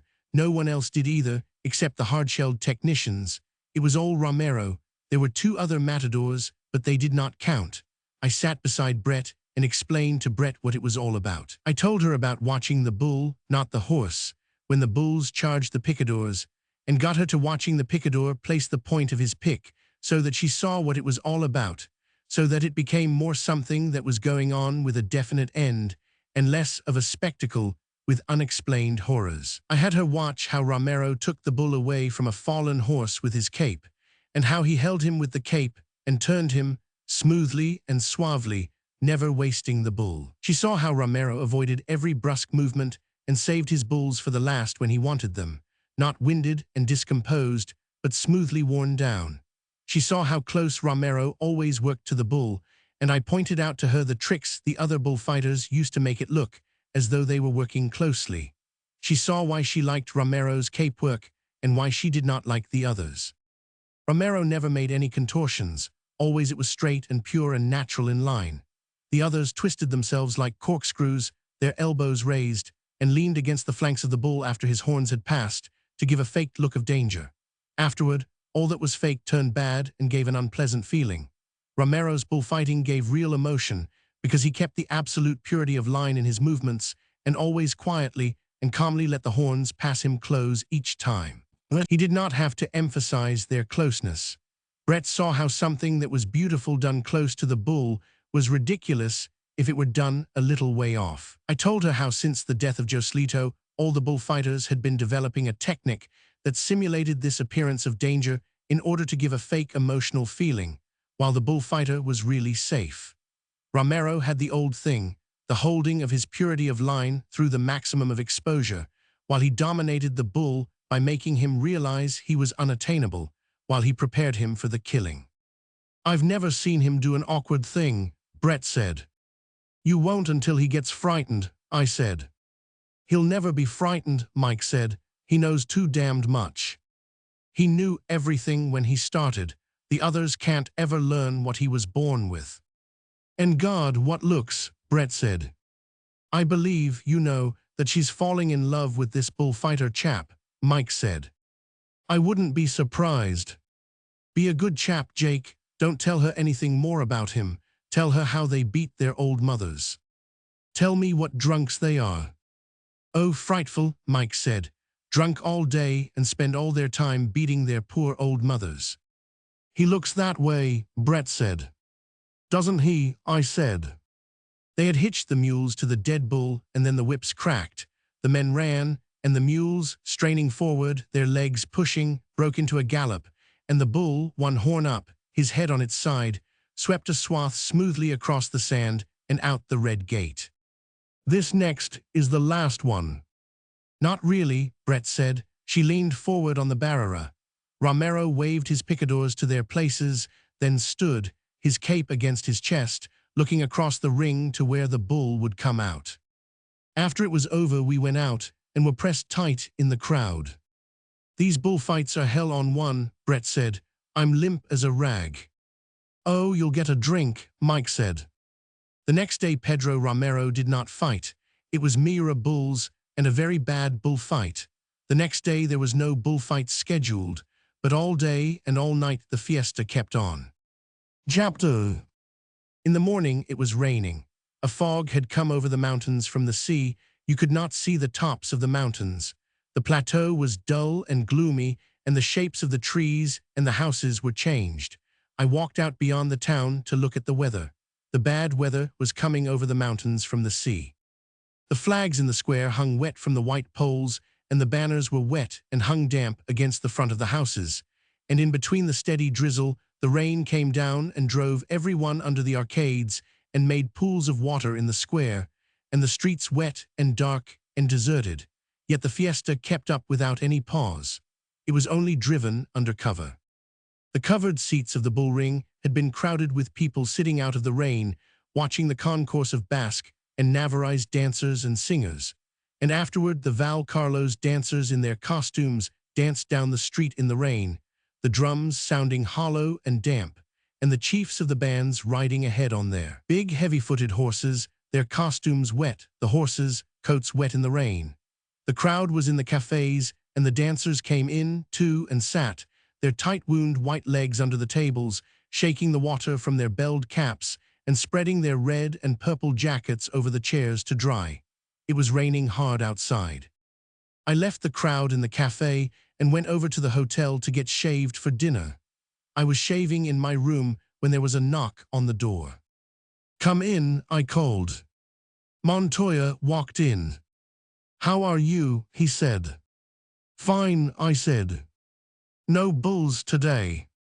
No, I said, nothing but rain. Where are your friends? Over at the arena. Montoya smiled, his embarrassed smile. Look, he said, do you know the American ambassador? Yes, I said, everybody knows the American ambassador. He's here in town now. Yes, I said, everybody's seen them. I've seen them too, Montoya said. He didn't say anything. I went on shaving. Sit down, I said. Let me send for a drink. No, I have to go. I finished shaving and put my face down into the bowl and washed it with cold water. Montoya was standing there looking more embarrassed. Look, he said, I've just had a message from them at the Grand Hotel that they want Pedro Romero and Marshal Lalanda to come over for coffee tonight after dinner. Well, I said, it can't hurt Marshal any. Marshal has been in San Sebastian all day. He drove over in a car this morning with Marquez. I don't think they'll be back tonight. Montoya stood embarrassed. He wanted me to say something. Don't give Romero the message, I said. You think so? Absolutely. Montoya was very pleased. I wanted to ask you because you were an American, he said. That's what I do. Look, said Montoya, people take a boy like that. They don't know what he's worth. They don't know what he means. Any foreigner can flatter him. They start this Grand Hotel business, and in 1 year they're through. Like Algabino, I said. Yes, like Algabino. They're a fine lot, I said. There's one American woman down here now that collects bullfighters. I know, they only want the young ones. Yes, I said, the old ones get fat. Or crazy, like Gallo. Well, I said, it's easy, all you have to do is not give him the message. He's such a fine boy, said Montoya. He ought to stay with his own people, he shouldn't mix in that stuff.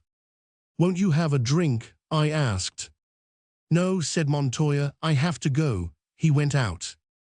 I went downstairs and out the door and took a walk around through the arcades around the square. It was still raining. I looked in at the arena for the gang and they were not there, so I walked on around the square and back to the hotel. They were eating dinner in the downstairs dining room. They were well ahead of me, and it was no use trying to catch them. Bill was buying shoe shines for Mike.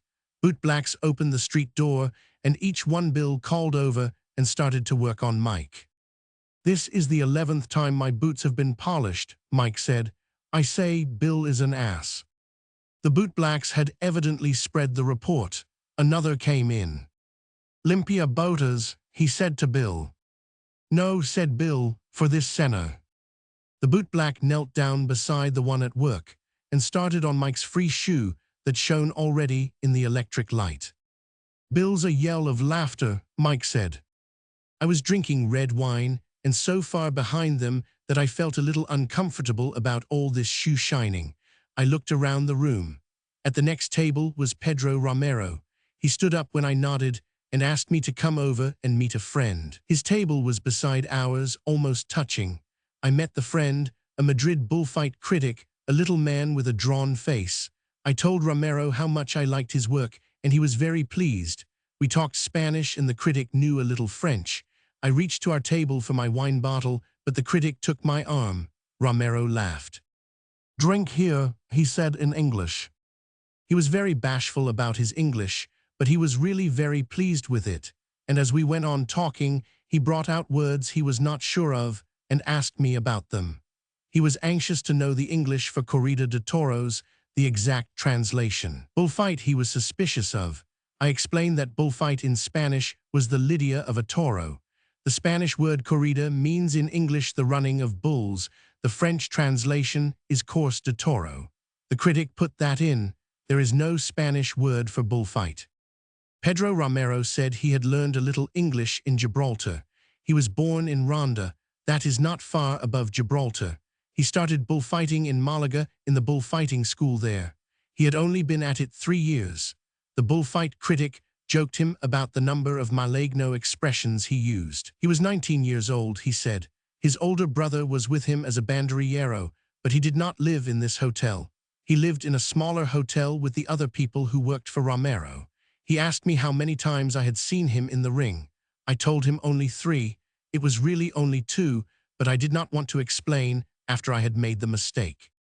Where did you see me the other time? In Madrid. Yes, I lied. I had read the accounts of his 2 appearances in Madrid in the bullfight papers, so I was all right. The first or the second time? The first. I was very bad, he said. The second time I was better, you remember. He turned to the critic. He was not at all embarrassed. He talked of his work as something altogether apart from himself. There was nothing conceited or braggartly about him. I like it very much that you like my work, he said, but you haven't seen it yet. Tomorrow, if I get a good bull, I will try and show it to you. When he said this, he smiled, anxious that neither the bullfight critic nor I would think he was boasting. I am anxious to see it, the critic said.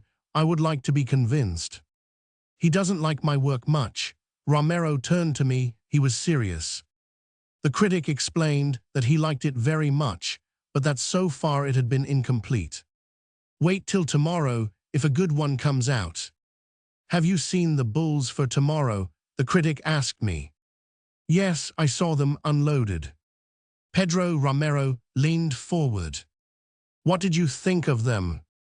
Very nice, I said. About 26 arrobas, very short horns, haven't you seen them? Oh yes, said Romero.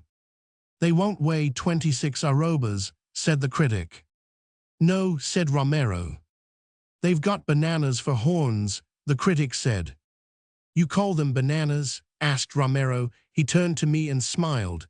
You wouldn't call them bananas. No, I said, their horns all right. They're very short, said Pedro Romero. Very, very short. Still, they aren't bananas.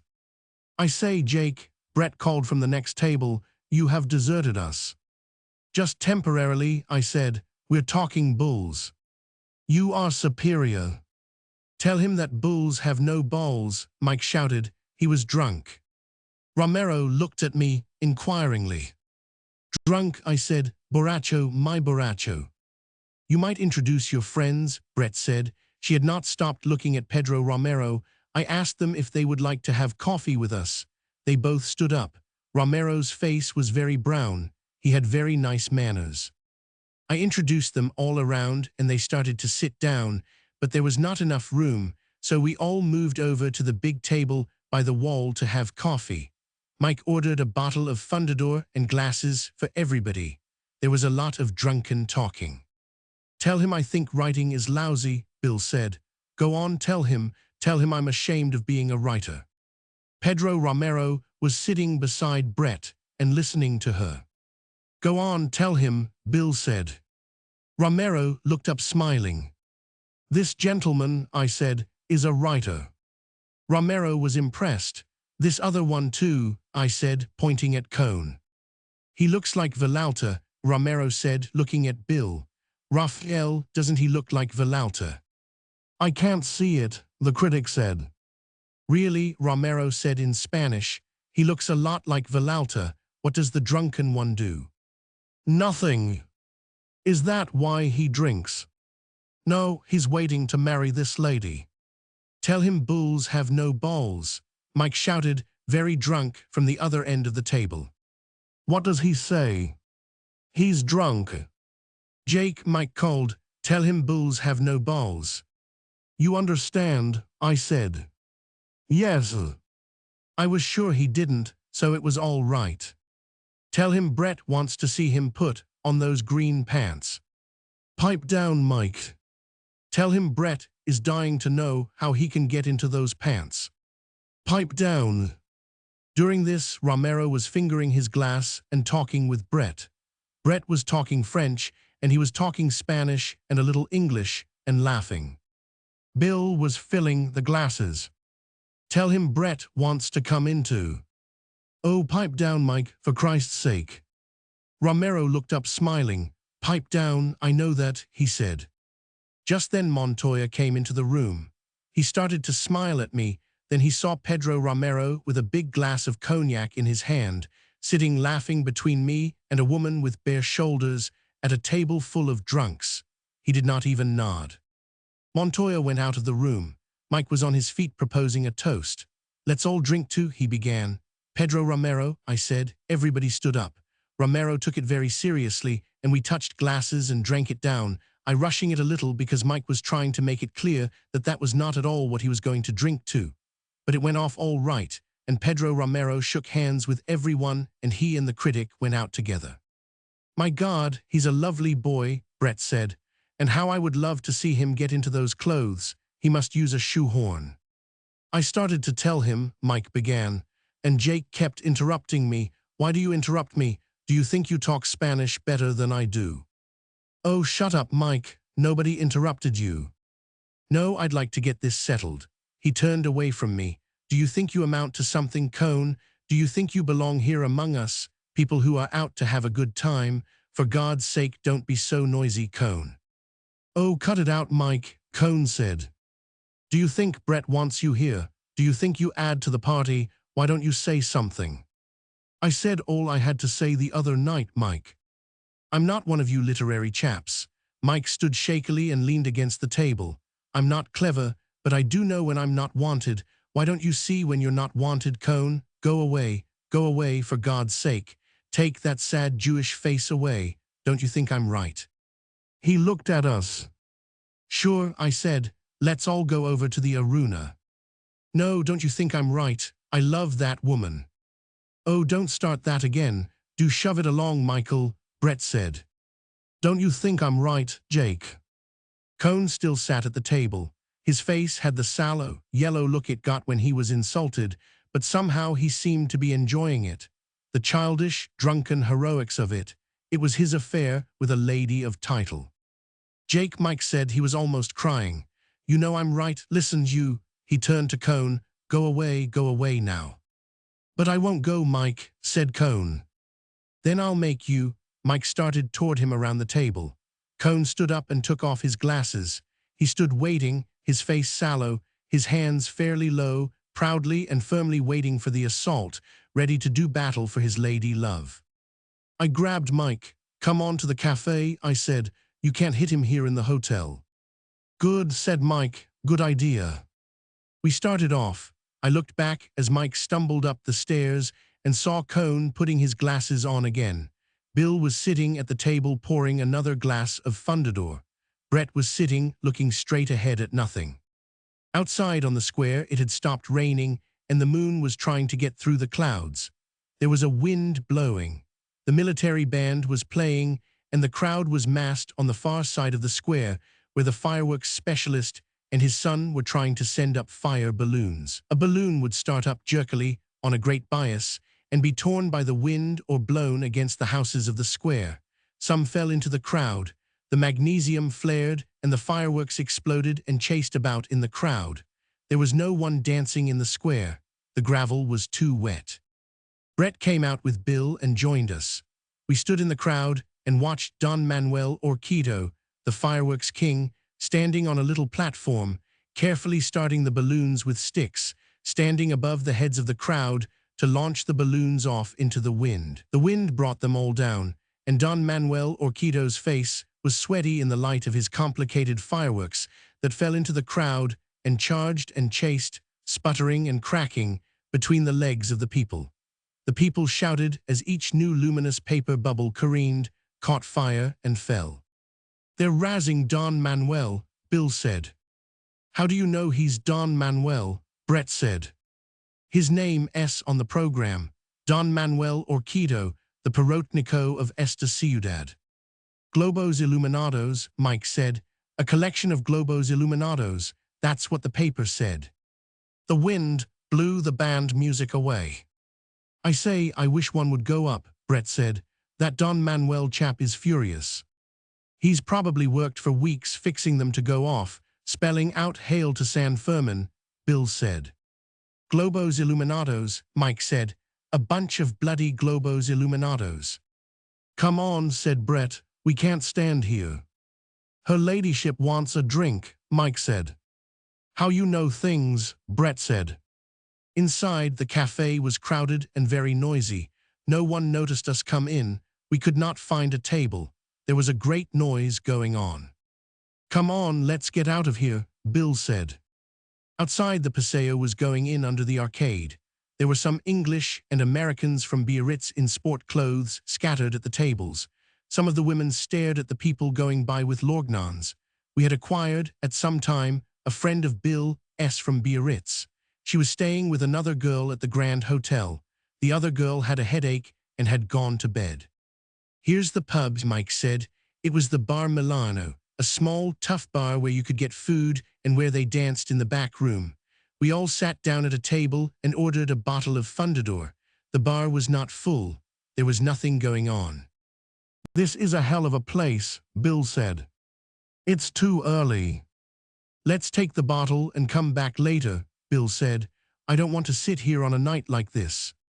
Let's go and look at the English, Mike said. I love to look at the English. They're awful, Bill said. Where did they all come from? They come from Biarritz, Mike said. They come to see the last day of the quaint little Spanish fiesta. I'll fester them, Bill said. You're an extraordinarily beautiful girl. Mike turned to Bill's friend. When did you come here? Come off it, Michael. I say she is a lovely girl. Where have I been? Where have I been looking all this while? You're a lovely thing. Have we met? Come along with me and Bill. We're going to fester the English. I'll fester them, Bill said. What the hell are they doing at this fiesta? Come on, Mike said. Just us three. We're going to fester the bloody English. I hope you're not English. I'm Scotch. I hate the English. I'm going to fester them. Come on, Bill. Through the window we saw them, all three arm in arm, going toward the cafe. Rockets were going up in the square. I'm going to sit here, Brett said. I'll stay with you, Cone said. Oh, don't, Brett said. For God's sake, go off somewhere. Can't you see Jake and I want to talk? I didn't, Cone said. I thought I'd sit here because I felt a little tight. What a hell of a reason for sitting with anyone. If you're tight, go to bed, go on to bed. Was I rude enough to him? Brett asked. Cone was gone. My God, I'm so sick of him. He doesn't add much to the gaiety. He depresses me so.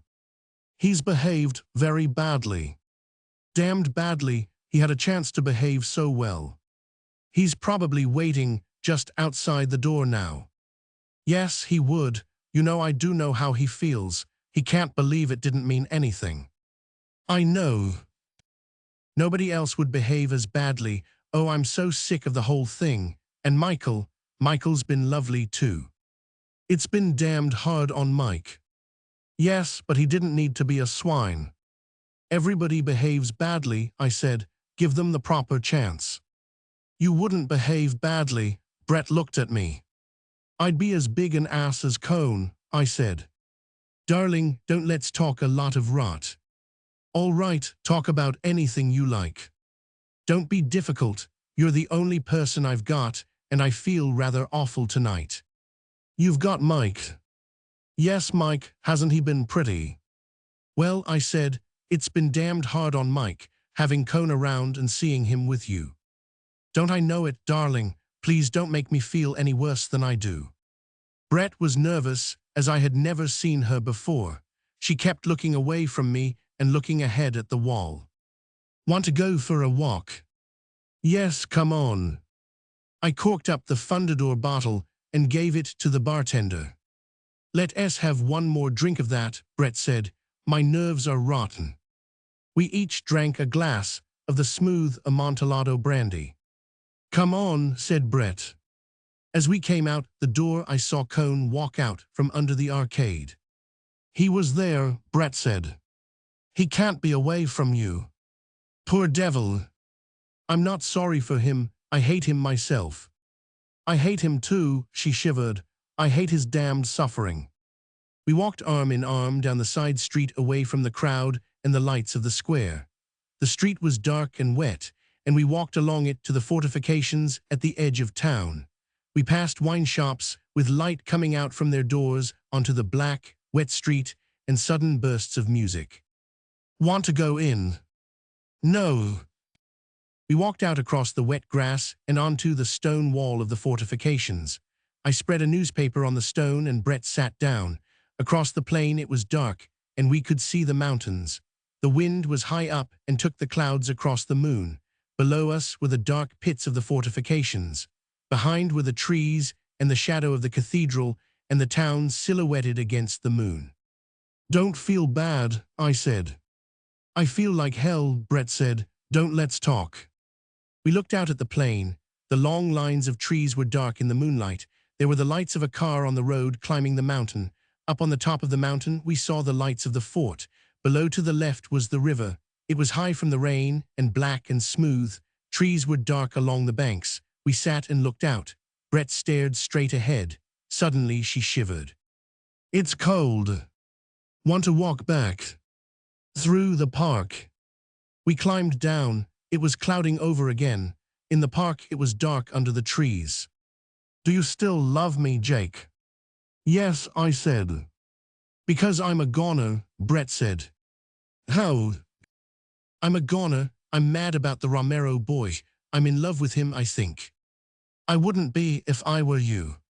I can't help it. I'm a goner. It's tearing me all up inside. Don't do it. I can't help it. I've never been able to help anything. You ought to stop it.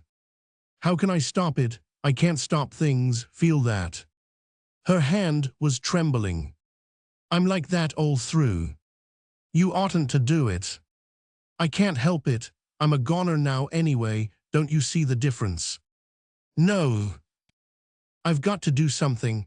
I've got to do something I really want to do. I've lost my self-respect. You don't have to do that. Oh, darling, don't be difficult. What do you think it's meant to have that damn Jew about and Mike the way he's acted? Sure. I can't just stay tight all the time. No. Oh, darling, please stay by me. Please stay by me and see me through this. Sure. I don't say it's right. It is right though for me. God knows I've never felt such a bitch. What do you want me to do? Come on, Brett said. Let's go and find him. Together we walked down the gravel path in the park in the dark, under the trees, and then out from under the trees, and past the gate into the street that led into town. Pedro Romero was in the café. He was at a table with other bullfighters and bullfight critics. They were smoking cigars. When we came in, they looked up. Romero smiled and bowed. We sat down at a table halfway down the room. Ask him to come over and have a drink. Not yet, he'll come over. I can't look at him. He's nice to look at, I said. I've always done just what I wanted. I know. I do feel such a bitch. Well, I said.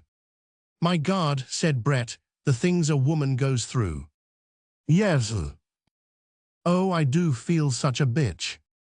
I looked across at the table. Pedro Romero smiled. He said something to the other people at his table and stood up. He came over to our table. I stood up and we shook hands. Won't you have a drink? You must have a drink with me, he said.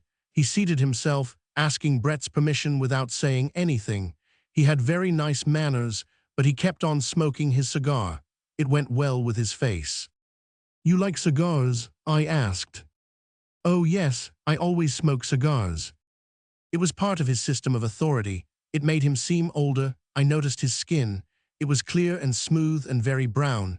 There was a triangular scar on his cheekbone. I saw he was watching Brett. He felt there was something between them. He must have felt it when Brett gave him her hand. He was being very careful. I think he was sure, but he did not want to make any mistake. You fight tomorrow, I said. Yes, he said. Algabino was hurt today in Madrid. Did you hear? No, I said, badly. He shook his head. Nothing here, he showed his hand. Brett reached out and spread the fingers apart.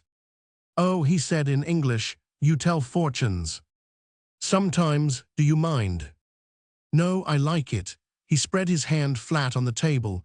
Tell me I live for always and be a millionaire. He was still very polite, but he was surer of himself.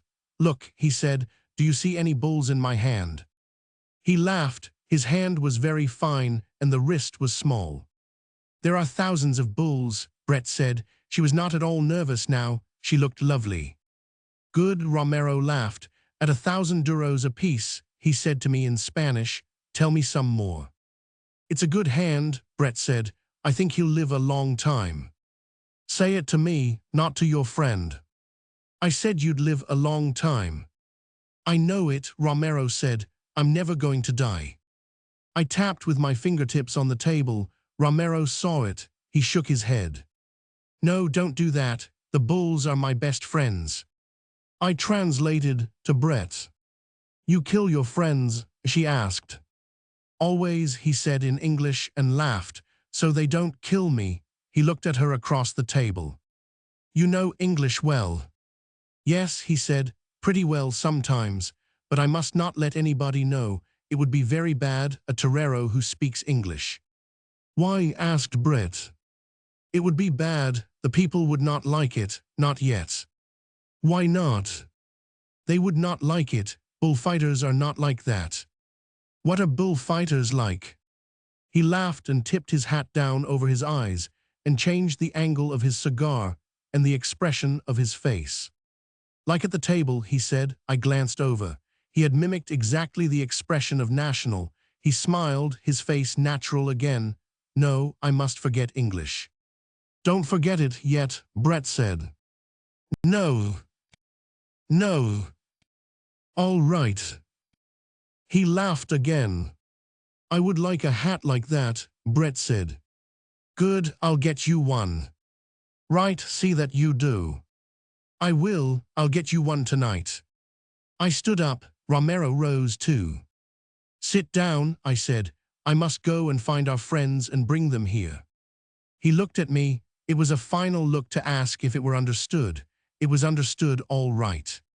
"Sit down," Brett said to him. "You must teach me Spanish." He sat down and looked at her across the table. I went out. The hard-eyed people at the bullfighter table watched me go. It was not pleasant. When I came back and looked in the café, 20 minutes later, Brett and Pedro Romero were gone. The coffee glasses and our 3 empty cognac glasses were on the table. A waiter came with a cloth and picked up the glasses and mopped off the table. Chapter. Outside the bar Milano, I found Bill and Mike and Edna. Edna was the girl's name. "We've been thrown out," Edna said. "By the police," said Mike. "There's some people in there that don't like me." "I've kept them out of 4 fights," Edna said. "You've got to help me."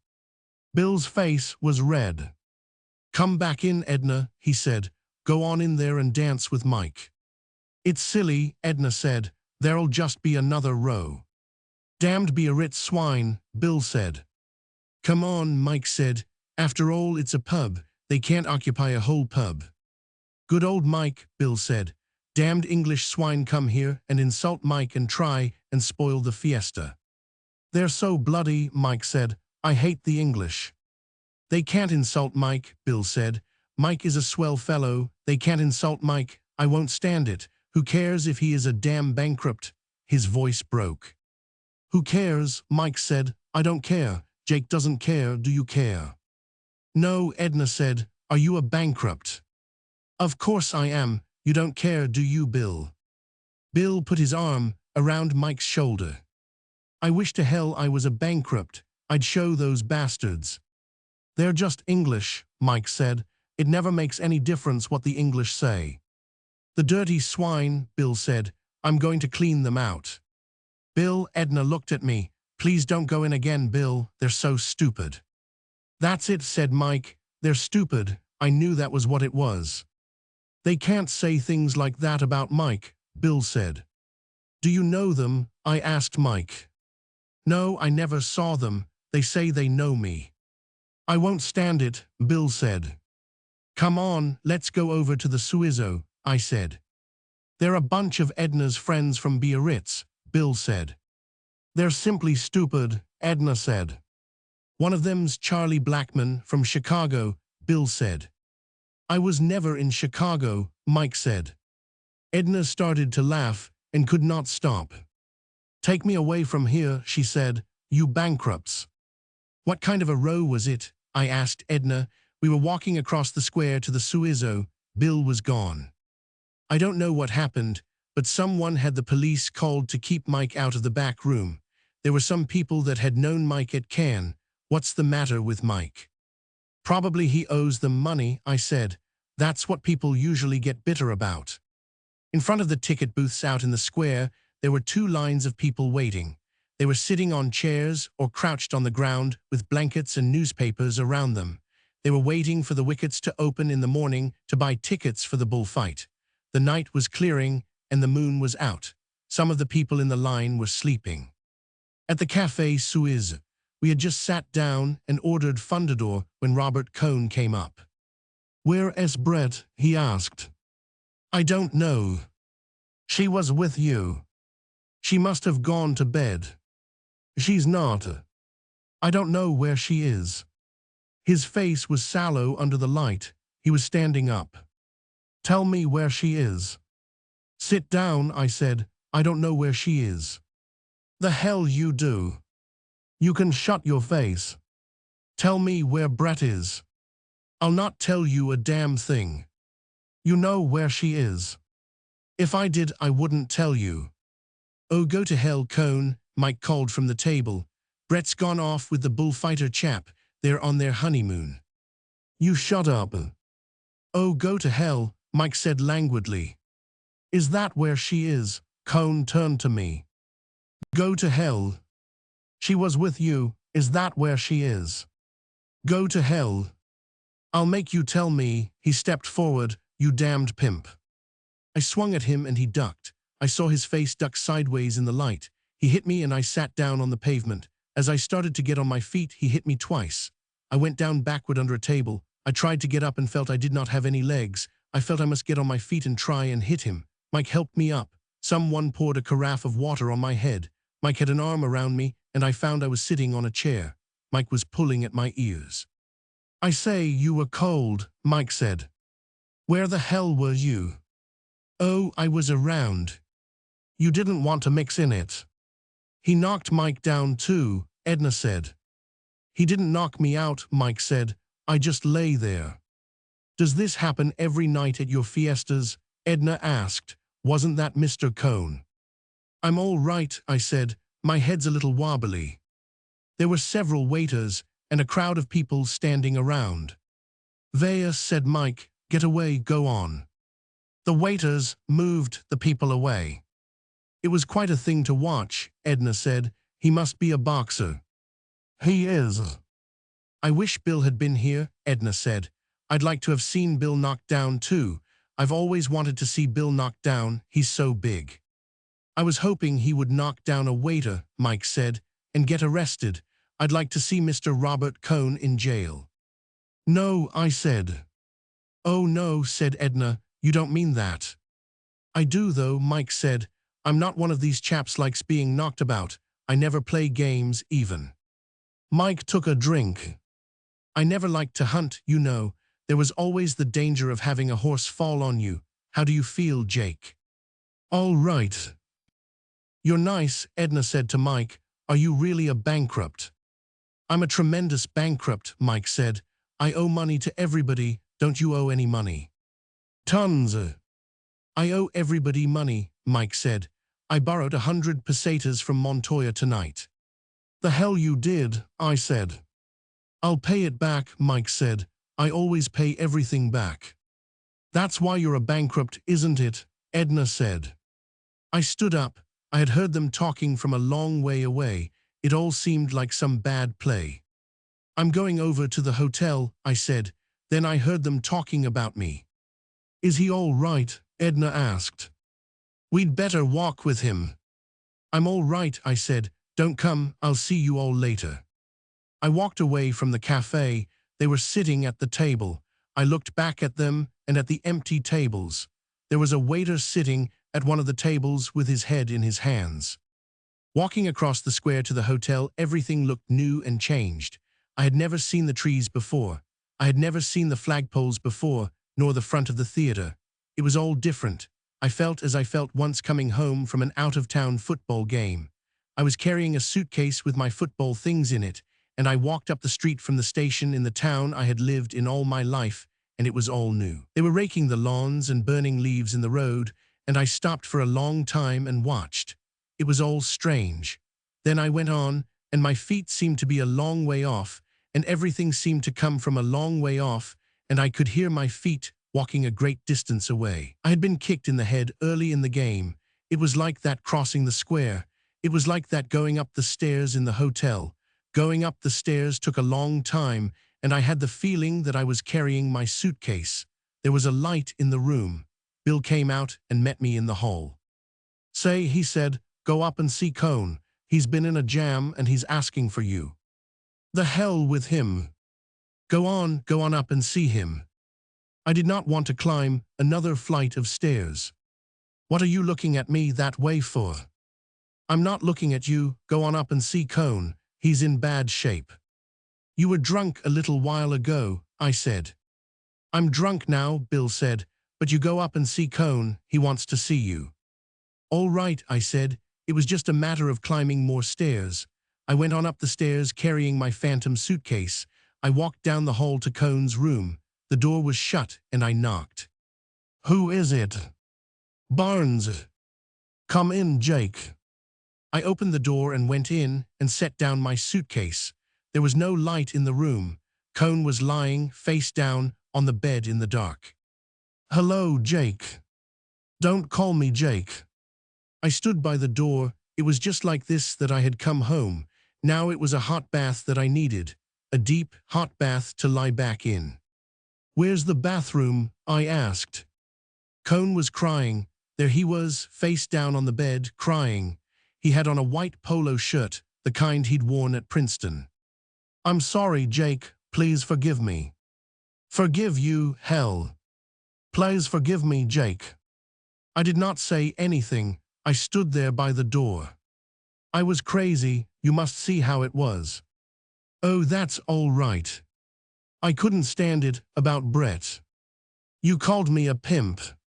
I did not care, I wanted a hot bath. I wanted a hot bath in deep water. I know, please don't remember it, I was crazy. That's all right. He was crying, his voice was funny, he lay there in his white shirt on the bed in the dark, his polo shirt. I'm going away in the morning. He was crying without making any noise. I just couldn't stand it about Brett. I've been through hell, Jake. It's been simply hell. When I met her down here, Brett treated me as though I were a perfect stranger. I just couldn't stand it. We lived together at San Sebastian. I suppose you know it. I can't stand it anymore. He lay there on the bed. Well, I said, I'm going to take a bath. You were the only friend I had, and I loved Brett so. Well, I said, so long. I guess it isn't any use, he said. I guess it isn't any damn use. What? Everything, please say you forgive me, Jake. Sure, I said, it's all right. I felt so terribly, I've been through such hell, Jake, now everything's gone, everything. Well, I said, so long, I've got to go. He rolled over, sat on the edge of the bed, and then stood up. So long, Jake, he said, you'll shake hands, won't you? Sure, why not? We shook hands. In the dark, I could not see his face very well. Well, I said, see you in the morning. I'm going away in the morning. Oh, yes, I said. I went out. Cone was standing in the door of the room. Are you all right, Jake? He asked. Oh, yes, I said, I'm all right. I could not find the bathroom. After a while, I found it. There was a deep stone tub. I turned on the taps and the water would not run. I sat down on the edge of the bathtub. When I got up to go, I found I had taken off my shoes. I hunted for them and found them and carried them downstairs. I found my room and went inside and undressed and got into bed. I woke with a headache and the noise of the bands going by in the street. I remembered I had promised to take Bill's friend Edna to see the bulls go through the street and into the ring. I dressed and went downstairs and out into the cold early morning. People were crossing the square, hurrying toward the bull ring. Across the square were the two lines of men in front of the ticket booths. They were still waiting for the tickets to go on sale at 7 o'clock. I hurried across the street to the cafe. The waiter told me that my friends had been there and gone. How many were they? 2 gentlemen and a lady. That was all right. Bill and Mike were with Edna. She had been afraid last night they would pass out. That was why I was to be sure to take her. I drank the coffee and hurried with the other people toward the bull ring. I was not groggy now. There was only a bad headache. Everything looked sharp and clear, and the town smelt of the early morning. The stretch of ground from the edge of the town to the bull ring was muddy. There was a crowd all along the fence that led to the ring, and the outside balconies and the top of the bull ring were solid with people. I heard the rocket, and I knew I could not get into the ring in time to see the bulls come in, so I shoved through the crowd to the fence. I was pushed close against the planks of the fence. Between the 2 fences of the runway, the police were clearing the crowd along. They walked or trotted on into the bull ring. Then people commenced to come running. A drunk slipped and fell. 2 policemen grabbed him and rushed him over to the fence. The crowd were running fast now. There was a great shout from the crowd, and putting my head through between the boards, I saw the bulls just coming out of the street into the long-running pen. They were going fast and gaining on the crowd. Just then another drunk started out from the fence with a blouse in his hands. He wanted to do capework with the bulls. The 2 policemen tore out, collared him, one hit him with a club, and they dragged him against the fence and stood flattened out against the fence as the last of the crowd and the bulls went by. There were so many people running ahead of the bulls that the mass thickened and slowed up going through the gate into the ring. And as the bulls passed, galloping together, heavy, muddy-sided horns swinging, one shot ahead, caught a man in the running crowd in the back, and lifted him in the air. Both the man's arms were by his sides, his head went back as the horn went in, and the bull lifted him and then dropped him. The bull picked another man running in front, but the man disappeared into the crowd, and the crowd was through the gate and into the ring with the bulls behind them. The red door of the ring went shut. The crowd on the outside balconies of the bullring were pressing through to the inside. There was a shout, then another shout. The man who had been gored lay face down in the trampled mud. People climbed over the fence, and I could not see the man because the crowd was so thick around him. From inside the ring came the shouts. Each shout meant a charge by some bull into the crowd. You could tell by the degree of intensity in the shout how bad a thing it was that was happening. Then the rocket went up that meant the steers had gotten the bulls out of the ring and into the corrals. I left the fence and started back toward the town. Back in the town, I went to the cafe to have a second coffee and some buttered toast. The waiters were sweeping out the cafe and mopping off the tables. One came over and took my order. Anything happen at the Enciro? I didn't see it all. One man was badly cogito. Where? Here, I put one hand on the small of my back and the other on my chest, where it looked as though the horn must have come through. The waiter nodded his head and swept the crumbs from the table with his cloth. Badly cogito, he said, all for sport, all for pleasure. He went away and came back with the long-handled coffee and milk pots. He poured the milk and coffee. It came out of the long spouts in 2 streams into the big cup. The waiter nodded his head. Badly cogito threw the back, he said. He put the pots down on the table and sat down in the chair at the table. A big horn wound, all for fun, just for fun. What do you think of that? I don't know. That's it, all for fun. Fun, you understand. You're not an aficionado. Me, what are bulls, animals, brute animals? He stood up and put his hand on the small of his back, right through the back, a cornada right through the back, for fun, you understand. He shook his head and walked away, carrying the coffee pots. 2 men were going by in the street.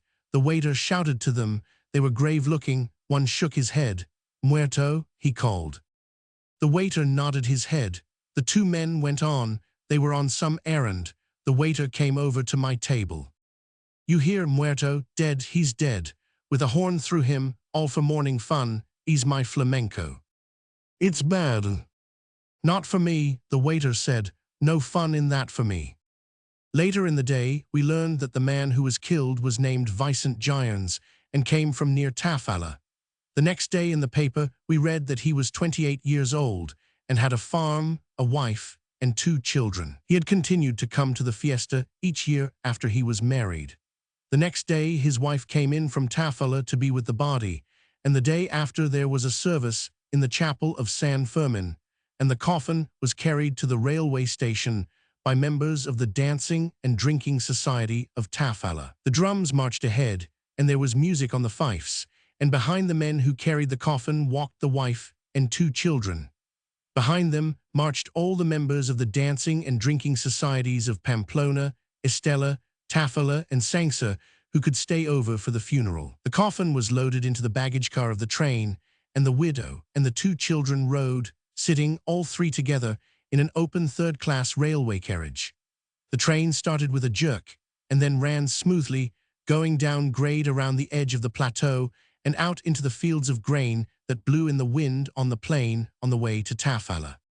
The bull who killed Vicent Gyons was named Bicangra, was number 118 of the bull breeding establishment of Sanchez Tabimo, and was killed by Pedro Romero as the 3rd bull of that same afternoon. His ear was cut by popular acclamation and given to Pedro Romero, who in turn gave it to Brett, who wrapped it in a handkerchief belonging to myself, and left both ear and handkerchief, along with a number of Murati cigarette stubs, shoved far back in the drawer of the bed table that stood beside her bed in the Hotel Montoya in Pamplona. Back in the hotel, the night watchman was sitting on a bench inside the door. He had been there all night and was very sleepy. He stood up as I came in. 3 of the waitresses came in at the same time. They had been to the morning show at the Bull Ring. They went upstairs laughing. I followed them upstairs and went into my room. I took off my shoes and lay down on the bed. The window was open onto the balcony and the sunlight was bright in the room. I did not feel sleepy. It must have been 3:30 o'clock when I had gone to bed and the bands had waked me at 6. My jaw was sore on both sides. I felt it with my thumb and fingers. That damn cone. He should have hit somebody the first time he was insulted and then gone away. He was so sure that Brett loved him. He was going to stay, and true love would conquer all. Someone knocked on the door. "Come in." It was Bill and Mike. They sat down on the bed. "Some Encero," Bill said. "Some Encero." "I say, weren't you there?" Mike asked. "Ring for some beer, Bill." "What a morning," Bill said. He mopped off his face. "My God, what a morning, and here's old Jake the human punching bag." "What happened inside?" "Good God," Bill said. "What happened, Mike?" "There were these bulls coming in," Mike said. "Just ahead of them was the crowd, and some chap tripped and brought the whole lot of them down. And the bulls all came in right over them," Bill said. "I heard them yell." "That was Edna," Bill said. "Chaps kept coming out and waving their shirts. One bull went along the barrier and hooked everybody over. They took about 20 chaps to the infirmary," Mike said. "What a morning," Bill said. "The damn police kept arresting chaps that wanted to go and commit suicide with the bulls." "The steers took them in the end," Mike said. "It took about an hour." "It was really about a quarter of an hour," Mike objected. "Oh, go to hell," Bill said. "You've been in the war. It was 2 hours and a half for me." "Where is that beer?" Mike asked. "What did you do with the lovely Edna?" "We took her home just now. She's gone to bed." "How did she like it?" "Fine. We told her it was just like that every morning." "She was impressed," Mike said. "She wanted us to go down in the ring too," Bill said. "She likes action." "I said it wouldn't be fair to my creditors," Mike said. "What a morning," Bill said, "and what a night." "How's your jaw, Jake?" Mike asked. "Sore," I said. Bill laughed. "Why didn't you hit him with a chair?" "You can talk," Mike said. "He'd have knocked you out too. I never saw him hit me. I rather think I saw him just before, and then quite suddenly I was sitting down in the street, and Jake was lying under a table." "Where did he go afterward?" I asked. "Here she is," Mike said. "Here's the beautiful lady with the beer." The chambermaid put the tray with the beer bottles and glasses down on the table. "Now bring up 3 more bottles," Mike said. "Where did Cone go after he hit me?" I asked Bill. "Don't you know about that?" Mike was opening a beer bottle. He poured the beer into one of the glasses, holding the glass close to the bottle. "Really?" Bill asked. "Why, he went in and found Brett and the bullfighter chap in the bullfighter's room, and then he massacred the poor, bloody bullfighter." "No." "Yes." "What a night," Bill said. "He nearly killed the poor, bloody bullfighter. Then Cone wanted to take Brett away, wanted to make an honest woman of her, I imagine. Damned touching scene. He took a long drink of the beer." "He is an ass." "What happened?" "Brett gave him what for. She told him off. I think she was rather good." "I'll bet she was," Bill said. Then Cone broke down and cried and wanted to shake hands with the bullfighter fellow. He wanted to shake hands with Brett, too. "I know, he shook hands with me." "Did he?" "Well, they weren't having any of it. The bullfighter fellow was rather good. He didn't say much, but he kept getting up and getting knocked down again. Cone couldn't knock him out. It must have been damned funny." "Where did you hear all this?" "Brett, I saw her this morning."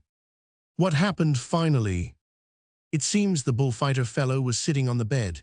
He'd been knocked down about 15 times, and he wanted to fight some more. Brett held him and wouldn't let him get up. He was weak, but Brett couldn't hold him, and he got up. Then Cone said he wouldn't hit him again, said he couldn't do it, said it would be wicked. So the bullfighter chap sort of rather staggered over to him. Cone went back against the wall. "So you won't hit me?"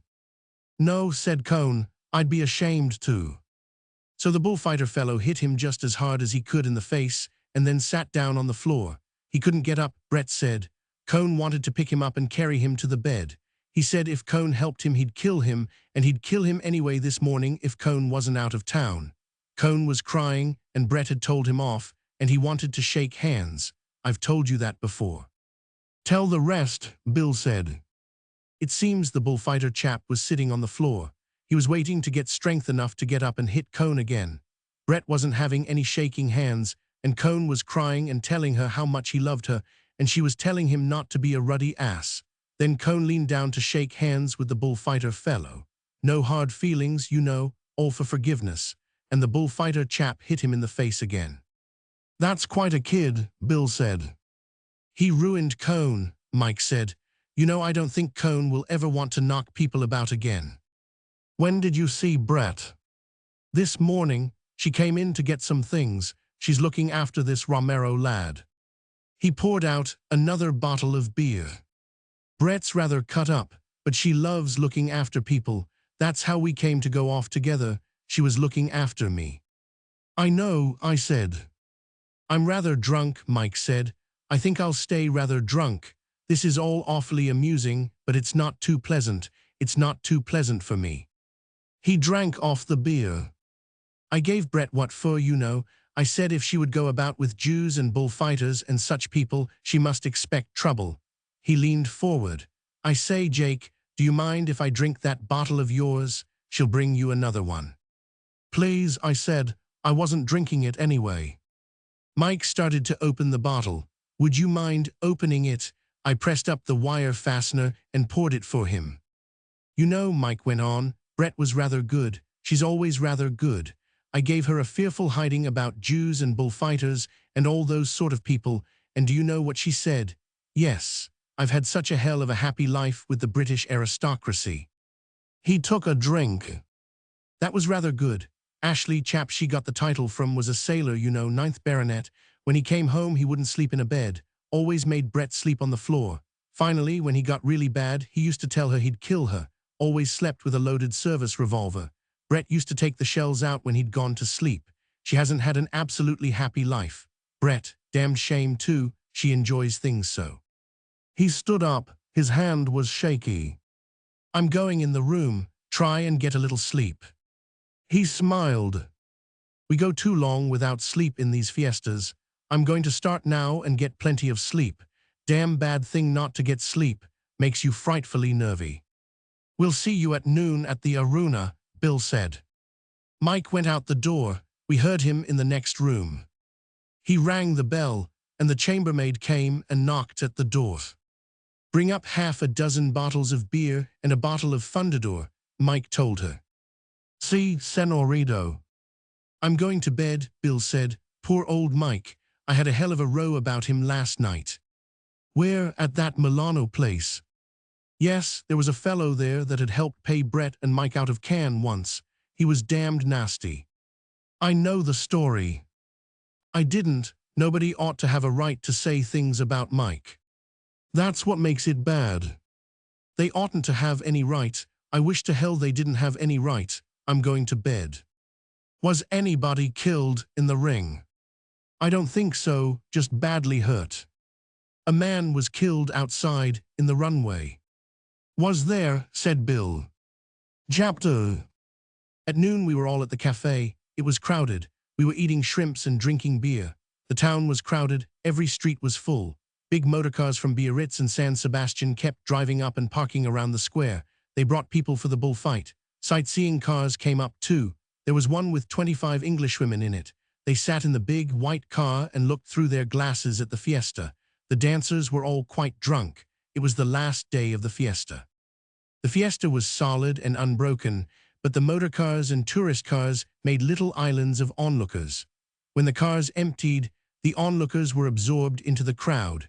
You did not see them again, except as sport clothes, odd-looking at a table among the closely packed peasants in black smocks. The fiesta absorbed even the Biarritz English, so that you did not see them unless you passed close to a table.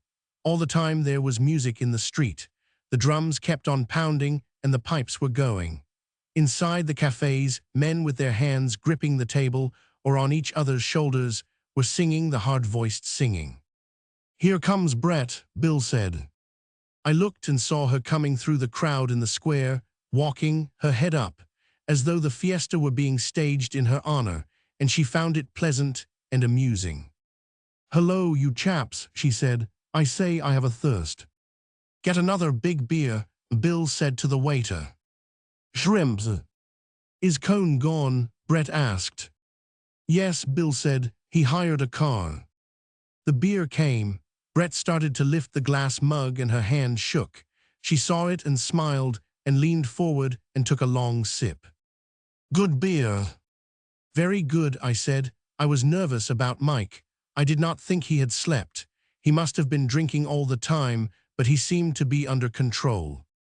I heard Cone had hurt you, Jake, Brett said. No, knocked me out, that was all. I say he did hurt Pedro Romero, Brett said. He hurt him most badly.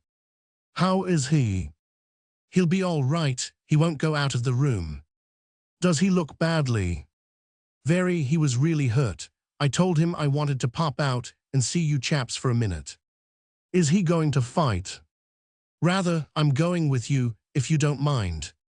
How's your boyfriend? Mike asked. He had not listened to anything that Brett had said.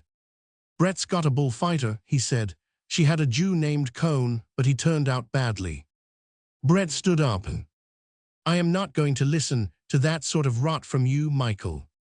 How's your boyfriend? Damned well, Brett said. Watch him this afternoon.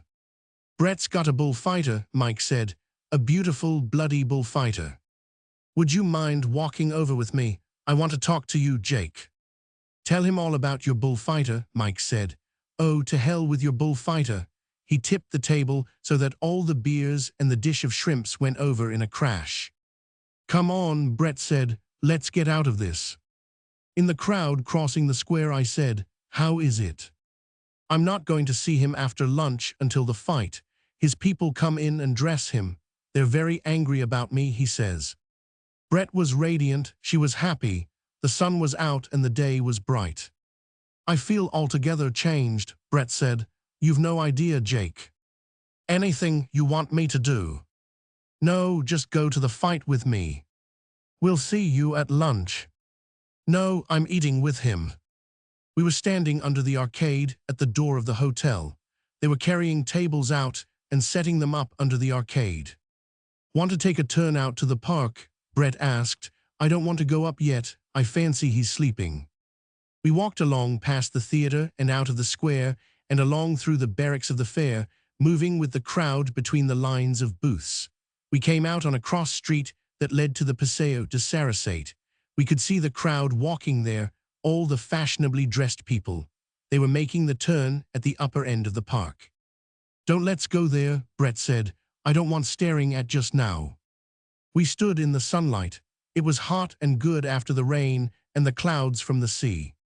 I hope the wind goes down, Brett said. It's very bad for him. So do I. He says the Bulls are all right. They're good. Is that San Fermin-S? Brett looked at the yellow wall of the chapel. Yes, where the show started on Sunday. Let's go in, do you mind? I'd rather like to pray a little for him or something. We went in through the heavy leather door that moved very lightly. It was dark inside. Many people were praying. You saw them as your eyes adjusted themselves to the half-light.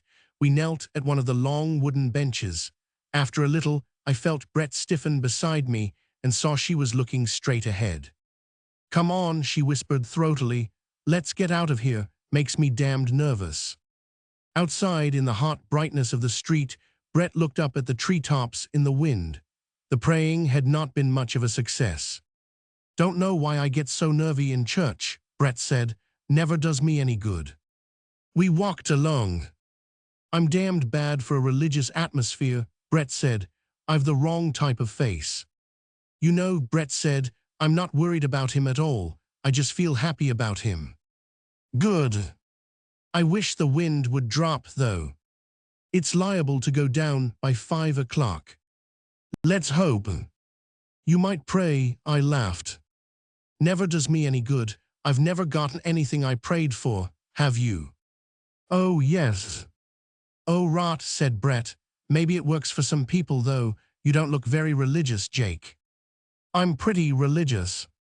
Oh, rot, said Brett. Don't start proselyting today. Today's going to be bad enough as it is.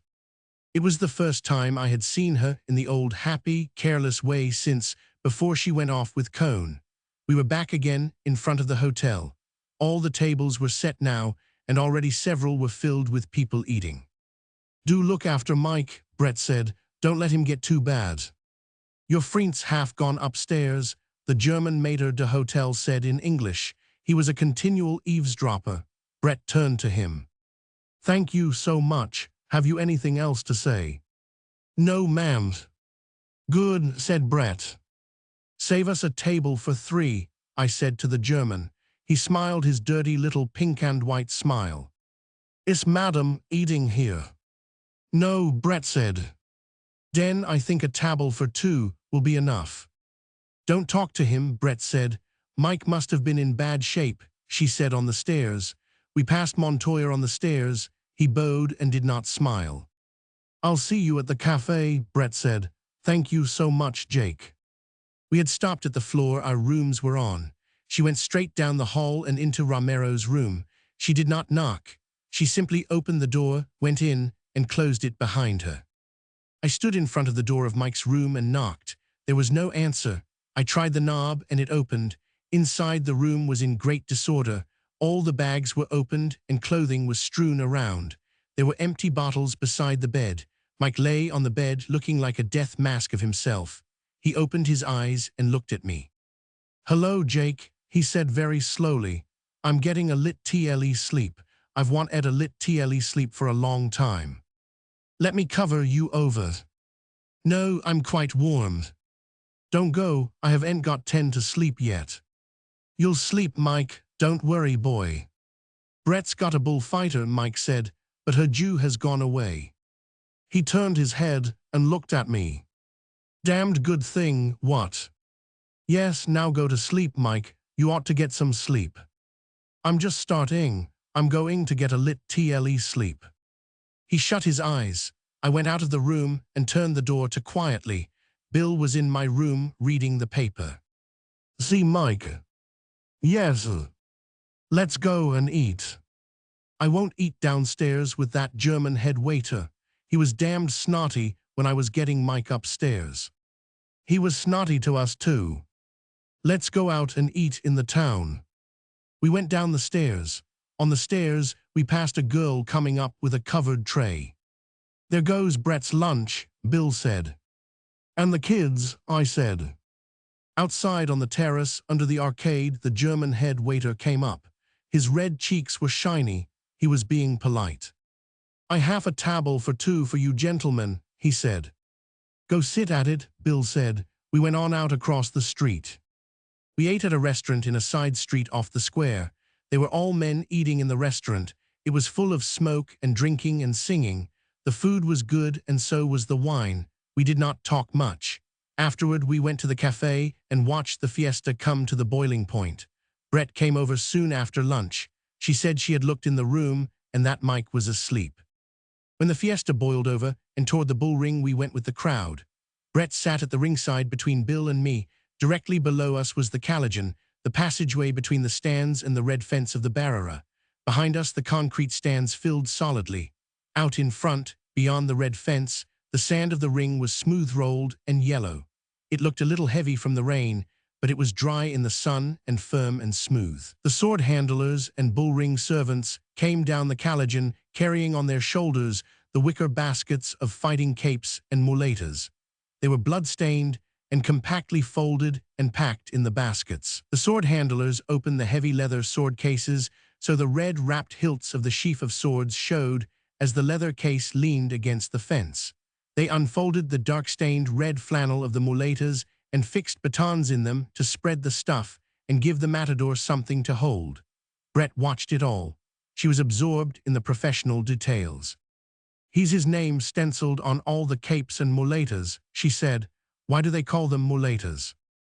"I don't know. I wonder if they ever launder them." "I don't think so. It might spoil the color." "The blood must stiffen them," Bill said. "Funny," Brett said, "how one doesn't mind the blood." Below in the narrow passage of the Calagian, the sword handlers arranged everything. All the seats were full. Above, all the boxes were full. There was not an empty seat except in the president's box. When he came in, the fight would start. Across the smooth sand, in the high doorway that led into the corrals, the bullfighters were standing, their arms furled in their capes, talking, waiting for the signal to march in across the arena. Brett was watching them with the glasses. "Here, would you like to look?" I looked through the glasses and saw the three matadors. Romero was in the center, Belmont on his left, Marshall on his right. Back of them were their people, and behind the bandrilleros, back in the passageway and in the open space of the corral, I saw the picadors. Romero was wearing a black suit.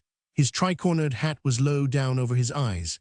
I could not see his face clearly under the hat, but it looked badly marked. He was looking straight ahead. Marshall was smoking a cigarette guardedly, holding it in his hand. Belmont looked ahead, his face wan and yellow, his long wolf jaw out. He was looking at nothing. Neither he nor Romero seemed to have anything in common with the others. They were all alone. The president came in. There was hand-clapping above us in the grand stand, and I handed the glasses to Brett. There was applause. The music started. Brett looked through the glasses. "Here, take them," she said. Through the glasses, I saw Belmont speak to Romero. Marshall straightened up and dropped his cigarette, and looking straight ahead, their heads back, their free arms swinging, the three matadors walked out. Behind them came all the procession, opening out, all striding in step, all the capes furled, everybody with free arms swinging, and behind rode the picadors, their picks rising like lances. Behind all came the 2 trains of mules and the bull-ring servants. The matadors bowed, holding their hats on, before the president's box, and then came over to the barrera below us. Pedro Romero took off his heavy gold-brocaded cape and handed it over the fence to his sword handler. He said something to the sword handler. Close below us, we saw Romero's lips were puffed, both eyes were discolored. His face was discolored and swollen. The sword handler took the cape, looked up at Brett, and came over to us and handed up the cape. "Spread it out in front of you," I said. Brett leaned forward. The cape was heavy and smoothly stiff with gold. The sword handler looked back, shook his head, and said something. A man beside me leaned over toward Brett. "He doesn't want you to spread it," he said. "You should fold it and keep it in your lap." Brett folded the heavy cape. Romero did not look up at us. He was speaking to Belmont. Belmont had sent his formal cape over to some friends. He looked across at them and smiled, his wolf smile that was only with the mouth. Romero leaned over the barrera and asked for the water jug. The sword handler brought it, and Romero poured water over the percale of his fighting cape, and then scuffed the lower folds in the sand with his slippered foot. "What's that for?" Brett asked. "To give it weight in the wind." "His face looks bad," Bill said. "He feels very badly," Brett said. "He should be in bed." The first bull was Belmont's. Belmont was very good, but because he got 30,000 pesetas and people had stayed in line all night to buy tickets to see him, the crowd demanded that he should be more than very good. Belmont's great attraction is working close to the bull. In bullfighting, they speak of the terrain of the bull and the terrain of the bullfighter. As long as a bullfighter stays in his own terrain, he is comparatively safe. Each time he enters into the terrain of the bull, he is in great danger. Belmont, in his best days, worked always in the terrain of the bull. This way, he gave the sensation of coming tragedy. People went to the corrida to see Belmont, to be given tragic sensations, and perhaps to see the death of Belmont. 15 years ago, they said, if you wanted to see Belmont, you should go quickly, while he was still alive. Since then, he has killed more than 1,000 bulls. When he retired, the legend grew up about how his bullfighting had been, and when he came out of retirement, the public were disappointed because no real man could work as close to the bulls as Belmont was supposed to have done, not, of course, even Belmont. Also, Belmont imposed conditions and insisted that his bulls should not be too large, nor too dangerously armed with horns, and so the element that was necessary to give the sensation of tragedy was not there, and the public, who wanted 3 times as much from Belmont, who was sick with a fistula as Belmont had ever been able to give, felt defrauded and cheated, and Belmont's jaw came further out in contempt, and his face turned yellower, and he moved with greater difficulty as his pain increased, and finally the crowd were actively against him, and he was utterly contemptuous and indifferent.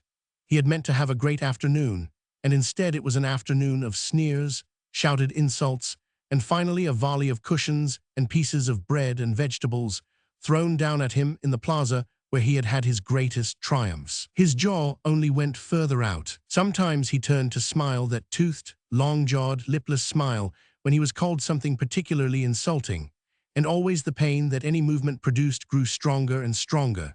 until finally his yellow face was parchment color, and after his second bull was dead, and the throwing of bread and cushions was over, after he had saluted the president with the same wolf-jawed smile and contemptuous eyes, and handed his sword over the barrera to be wiped and put back in its case, he passed through into the calagian and leaned on the barrera below us, his head on his arms, not seeing, not hearing anything, only going through his pain. When he looked up, finally, he asked for a drink of water. He swallowed a little, rinsed his mouth, spat the water, took his cape, and went back into the ring. Because they were against Belmont, the public were for Romero. From the moment he left the barrera and went toward the bull, they applauded him.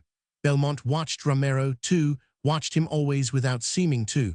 He paid no attention to Marshall. Marshall was the sort of thing he knew all about. He had come out of retirement to compete with Marshall, knowing it was a competition gained in advance. He had expected to compete with Marshall and the other stars of the decadence of bullfighting, and he knew that the sincerity of his own bullfighting would be so set off by the false aesthetics of the bullfighters of the decadent period that he would only have to be in the ring. His return from retirement had been spoiled by Romero. Romero did always, smoothly, calmly, and beautifully, what he, Belmont, could only bring himself to do now sometimes. The crowd felt it, even the people from Biarritz, even the American ambassador saw it finally. It was a competition that Belmont would not enter because it would lead only to a bad horn wound or death. Belmont was no longer well enough. He no longer had his greatest moments in the bull ring. He was not sure that there were any great moments. Things were not the same, and now life only came in flashes. He had flashes of the old greatness with his bulls, but they were not of value because he had discounted them in advance when he had picked the bulls out for their safety, getting out of a motor and leaning on a fence, looking over at the herd on the ranch of his friend, the bull breeder. So he had two small, manageable bulls without much horns, and when he felt the greatness again coming, just a little of it through the pain that was always with him, it had been discounted and sold in advance, and it did not give him a good feeling. It was the greatness, but it did not make bullfighting wonderful to him anymore. Pedro Romero had the greatness. He loved bullfighting, and I think he loved the bulls, and I think he loved Brett. Everything of which he could control the locality he did in front of her all that afternoon. Never once did he look up. He made it stronger that way, and did it for himself too, as well as for her. Because he did not look up to ask if it pleased, he did it all for himself inside, and it strengthened him, and yet he did it for her too. But he did not do it for her at any loss to himself. He gained by it all through the afternoon. His first quite was directly below us. The three matadors take the bull in turn after each charge he makes at a picador. Belmont was the first. Marshall was the second. Then came Romero. The three of them were standing at the left of the horse. The picador, his hat down over his eyes, the shaft of his pick angling sharply toward the bull, kicked in the spurs and held them, and with the reins in his left hand, walked the horse forward toward the bull. The bull was watching. Seemingly he watched the white horse, but really he watched the triangular steel point of the pick. Romero, watching, saw the bull start to turn his head. He did not want to charge. Romero flicked his cape so the color caught the bull's eye. The bull charged with the reflex, charged, and found not the flash of color but a white horse. And a man leaned far over the horse, shot the steel point of the long hickory shaft into the hump of muscle on the bull's shoulder, and pulled his horse sideways as he pivoted on the pick, making a wound, and forcing the iron into the bull's shoulder, making him bleed for Belmont. The bull did not insist under the iron. He did not really want to get at the horse. He turned, and the group broke apart, and Romero was taking him out with his cape. He took him out softly and smoothly, and then stopped, and standing squarely in front of the bull, offered him the cape. The bull's tail went up and he charged, and Romero moved his arms ahead of the bull, wheeling, his feet firmed. The dampened, mud-weighted cape swung open and full as a sail fills, and Romero pivoted with it just ahead of the bull. At the end of the pass, they were facing each other again. Romero smiled. The bull wanted it again, and Romero's cape filled again, this time on the other side. Each time he let the bull pass so close that the man and the bull and the cape that filled and pivoted ahead of the bull were all one sharply etched mass. It was all so slow and so controlled. It was as though he were rocking the bull to sleep. He made 4 Veronicas like that, and finished with a half Veronica that turned his back on the bull and came away toward the applause, his hand on his hip, his cape on his arm, and the bull watching his back going away. In his own bulls he was perfect. His first bull did not see well. After the first 2 passes with the cape, Romero knew exactly how bad the vision was impaired. He worked accordingly. It was not brilliant bullfighting. It was only perfect bullfighting. The crowd wanted the bull changed. They made a great row. Nothing very fine could happen with a bull that could not see the lures, but the president would not order him replaced. "Why don't they change him?" Brett asked. "They've paid for him. They don't want to lose their money." "It's hardly fair to Romero. Watch how he handles a bull that can't see the color. It's the sort of thing I don't like to see." It was not nice to watch if you cared anything about the person who was doing it. With the bull who could not see the colors of the capes or the scarlet flannel of the muleta, Romero had to make the bull consent with his body. He had to get so close that the bull saw his body and would start for it, and then shift the bull's charge to the flannel and finish out the pass in the classic manner. The Biarritz crowd did not like it. They thought Romero was afraid, and that was why he gave that little sidestep each time as he transferred the bull's charge from his own body to the flannel. They preferred Belmont's imitation of himself or Marshall's imitation of Belmont. There were 3 of them in the row behind us. "What's he afraid of the bull for? The bull's so dumb he only goes after the cloth. He's just a young bullfighter. He hasn't learned it yet. But I thought he was fine with the cape before. Probably he's nervous now." Out in the center of the ring, all alone, Romero was going on with the same thing, getting so close that the bull could see him plainly, offering the body, offering it again a little closer, the bull watching dully, then so close that the bull thought he had him, offering again and finally drawing the charge, and then, just before the horns came, giving the bull the red cloth to follow with that little, almost imperceptible, jerk that so offended the critical judgment of the Biarritz bullfight experts. "He's going to kill now," I said to Brett. "The bull's still strong. He wouldn't wear himself out." Out in the center of the ring, Romero profiled in front of the bull, drew the sword out from the folds of the muleta, rose on his toes, and sighted along the blade. The bull charged as Romero charged. Romero's left hand dropped the muleta over the bull's muzzle to blind him. His left shoulder went forward between the horns as the sword went in.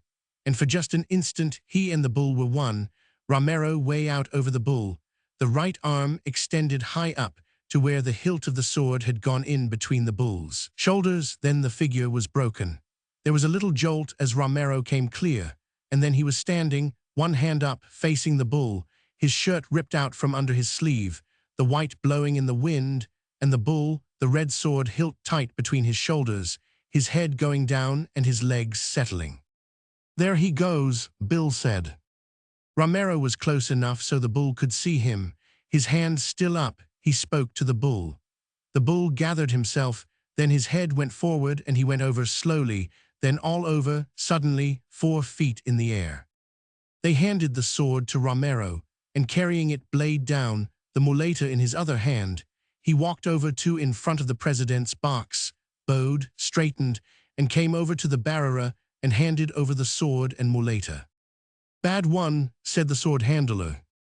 "He made me sweat," said Romero. He wiped off his face. The sword handler handed him the water jug. Romero wiped his lips. It hurt him to drink out of the jug. He did not look up at us. Marshall had a big day. They were still applauding him when Romero's last bull came in. It was the bull that had sprinted out and killed the man in the morning running. During Romero's first bull, his hurt face had been very noticeable. Everything he did showed it. All the concentration of the awkwardly delicate working with the bull that could not see well brought it out. The fight with Cone had not touched his spirit, but his face had been smashed and his body hurt. He was wiping all that out now.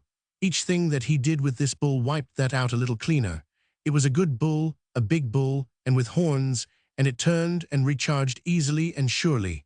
He was what Romero wanted in bulls. When he had finished his work with the muleta and was ready to kill, the crowd made him go on. They did not want the bull killed yet. They did not want it to be over. Romero went on. It was like a course in bullfighting. All the passes he linked up, all completed, all slow, templed, and smooth. There were no tricks and no mystifications. There was no brusqueness. And each pass as it reached the summit gave you a sudden ache inside. The crowd did not want it ever to be finished. The bull was squared on all 4 feet to be killed, and Romero killed directly below us.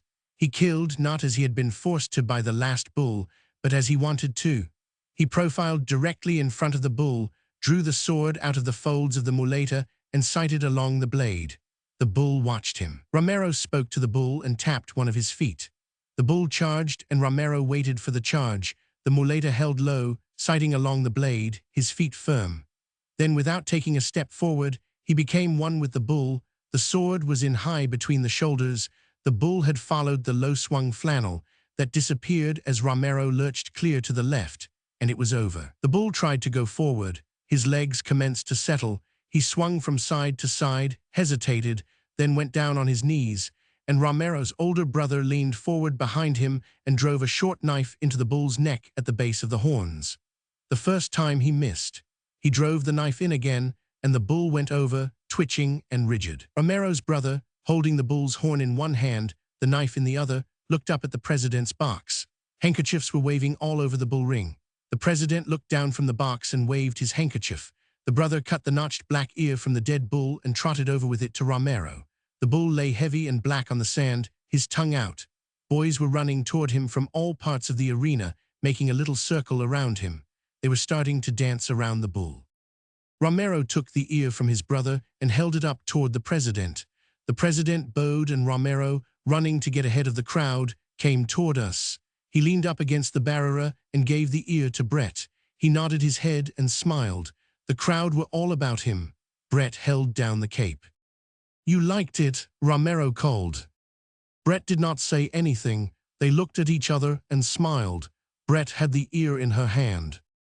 "Don't get bloody," Romero said and grinned. The crowd wanted him. Several boys shouted at Brett. The crowd was the boys, the dancers, and the drunks. Romero turned and tried to get through the crowd. They were all around him trying to lift him and put him on their shoulders. He fought and twisted away and started running in the midst of them toward the exit.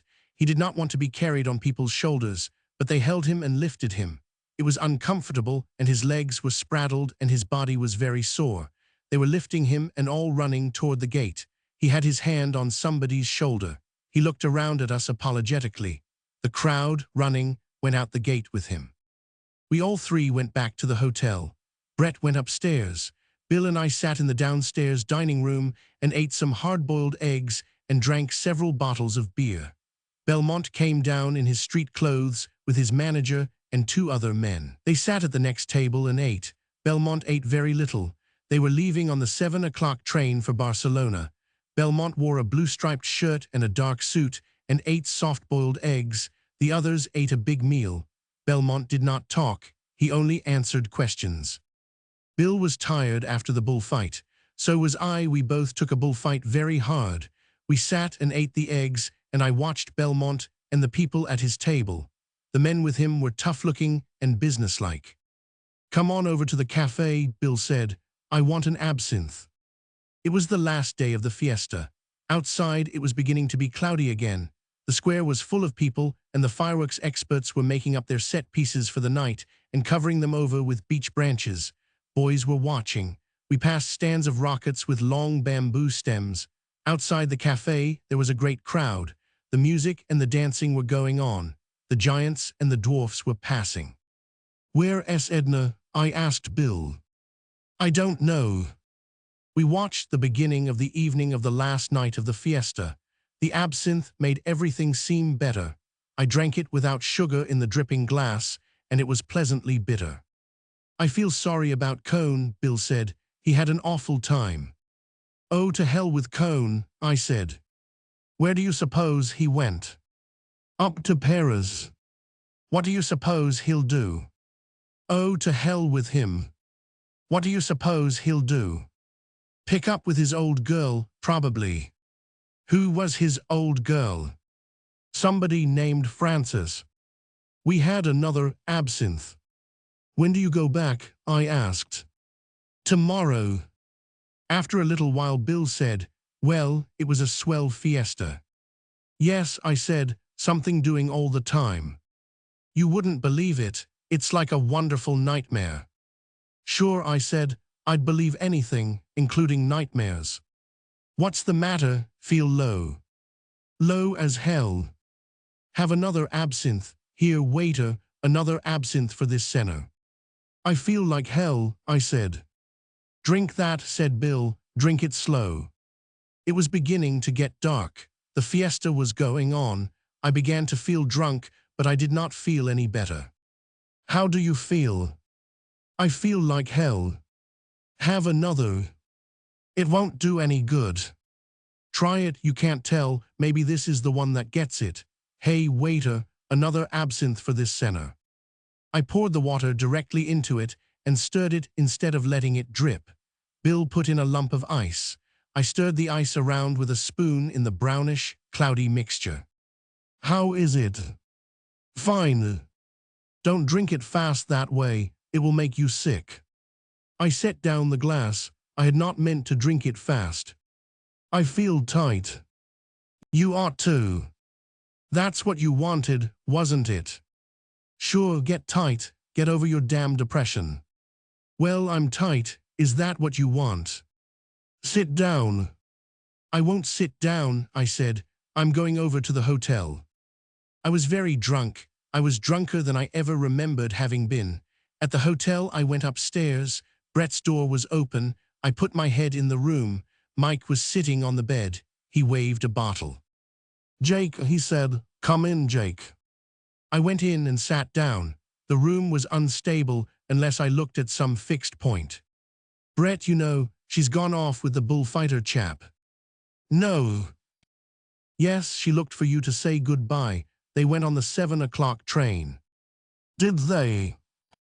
Bad thing to do, Mike said. She shouldn't have done it. No. Have a drink. Wait while I ring for some beer. I'm drunk, I said. I'm going in and lie down. Are you blind? I was blind myself.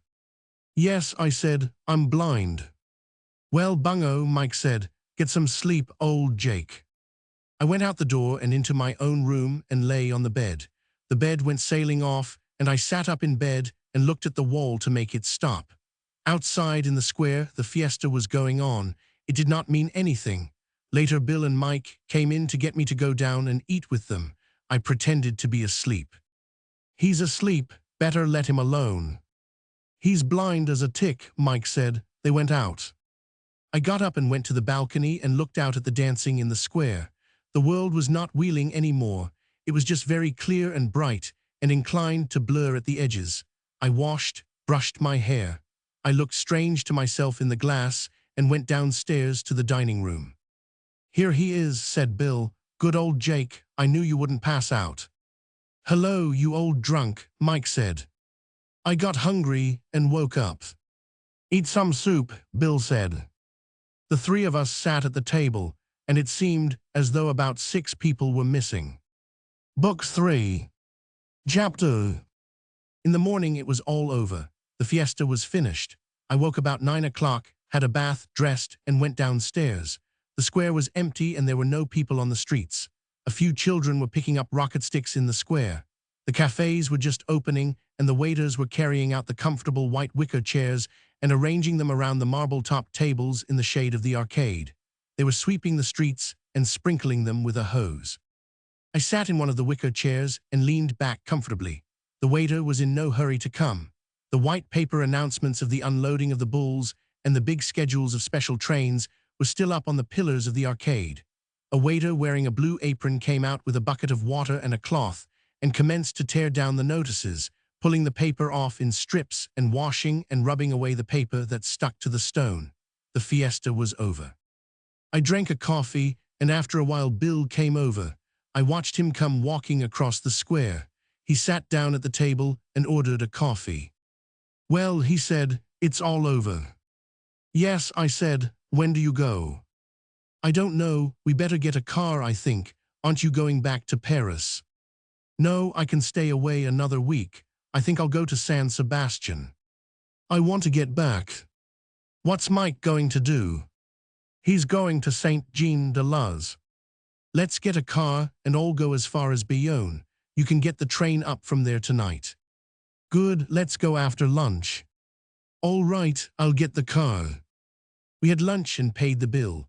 Montoya did not come near us. One of the maids brought the bill. The car was outside. The chauffeur piled and strapped the bags on top of the car and put them in beside him in the front seat, and we got in. The car went out of the square, along through the side streets, out under the trees and down the hill and away from Pamplona. It did not seem like a very long ride. Mike had a bottle of Fundador. I only took a couple of drinks.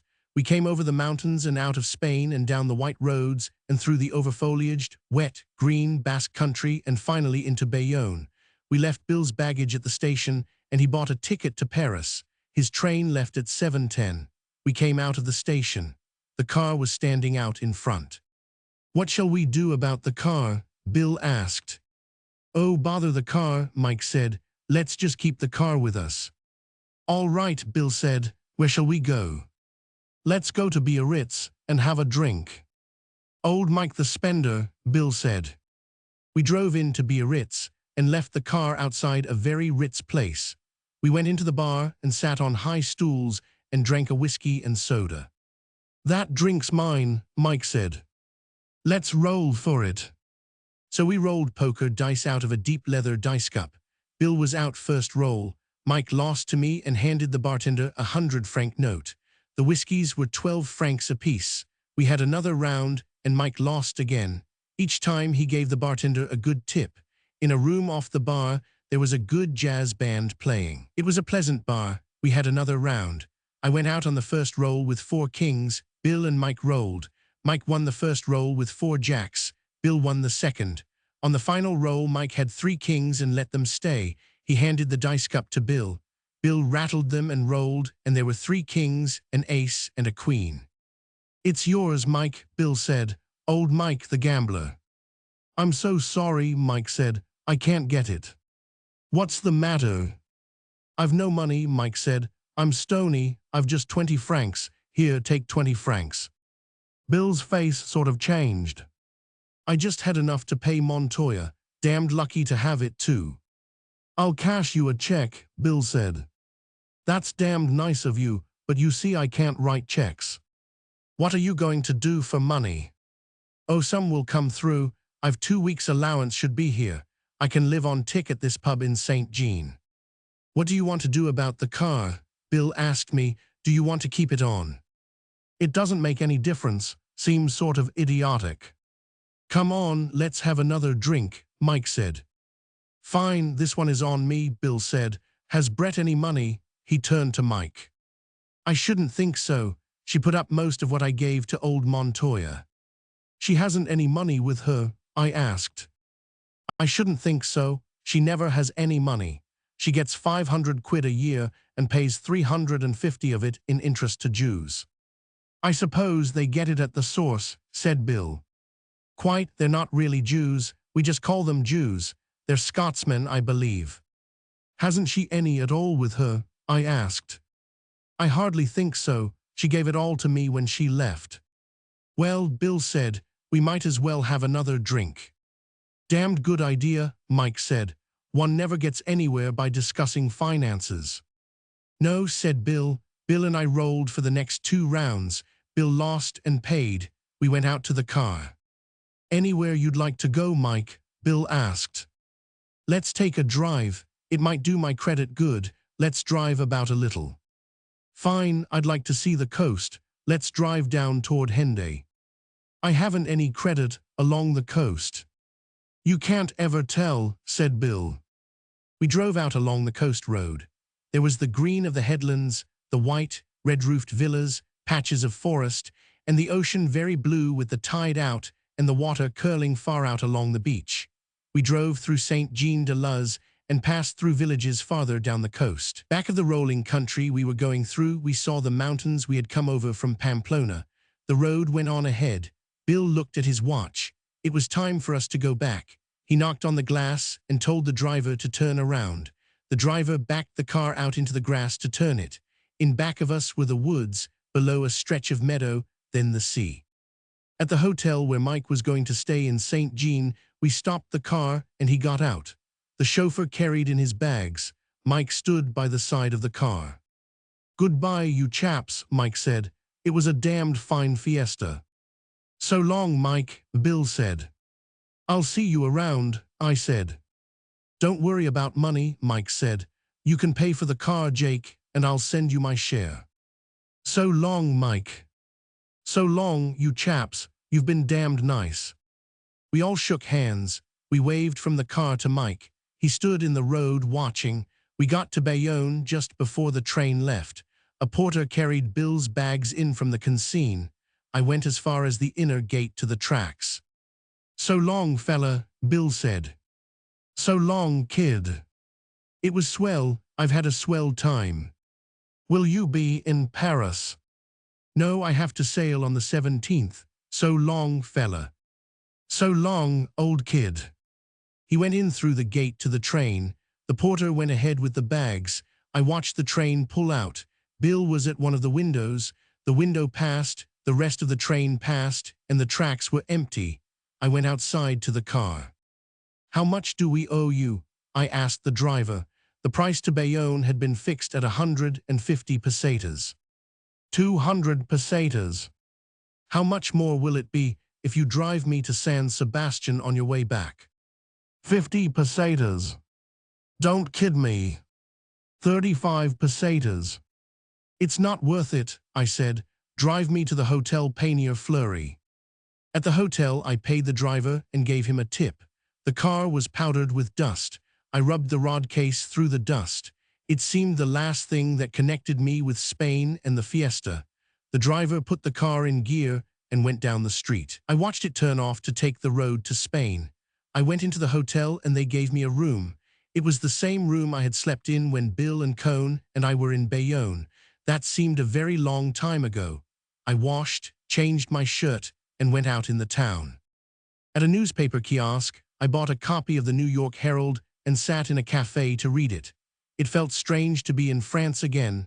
There was a safe, suburban feeling. I wished I had gone up to Paris with Bill, except that Paris would have meant more fiestaing. I was through with fiestas for a while. It would be quiet in San Sebastian. The season does not open there until August.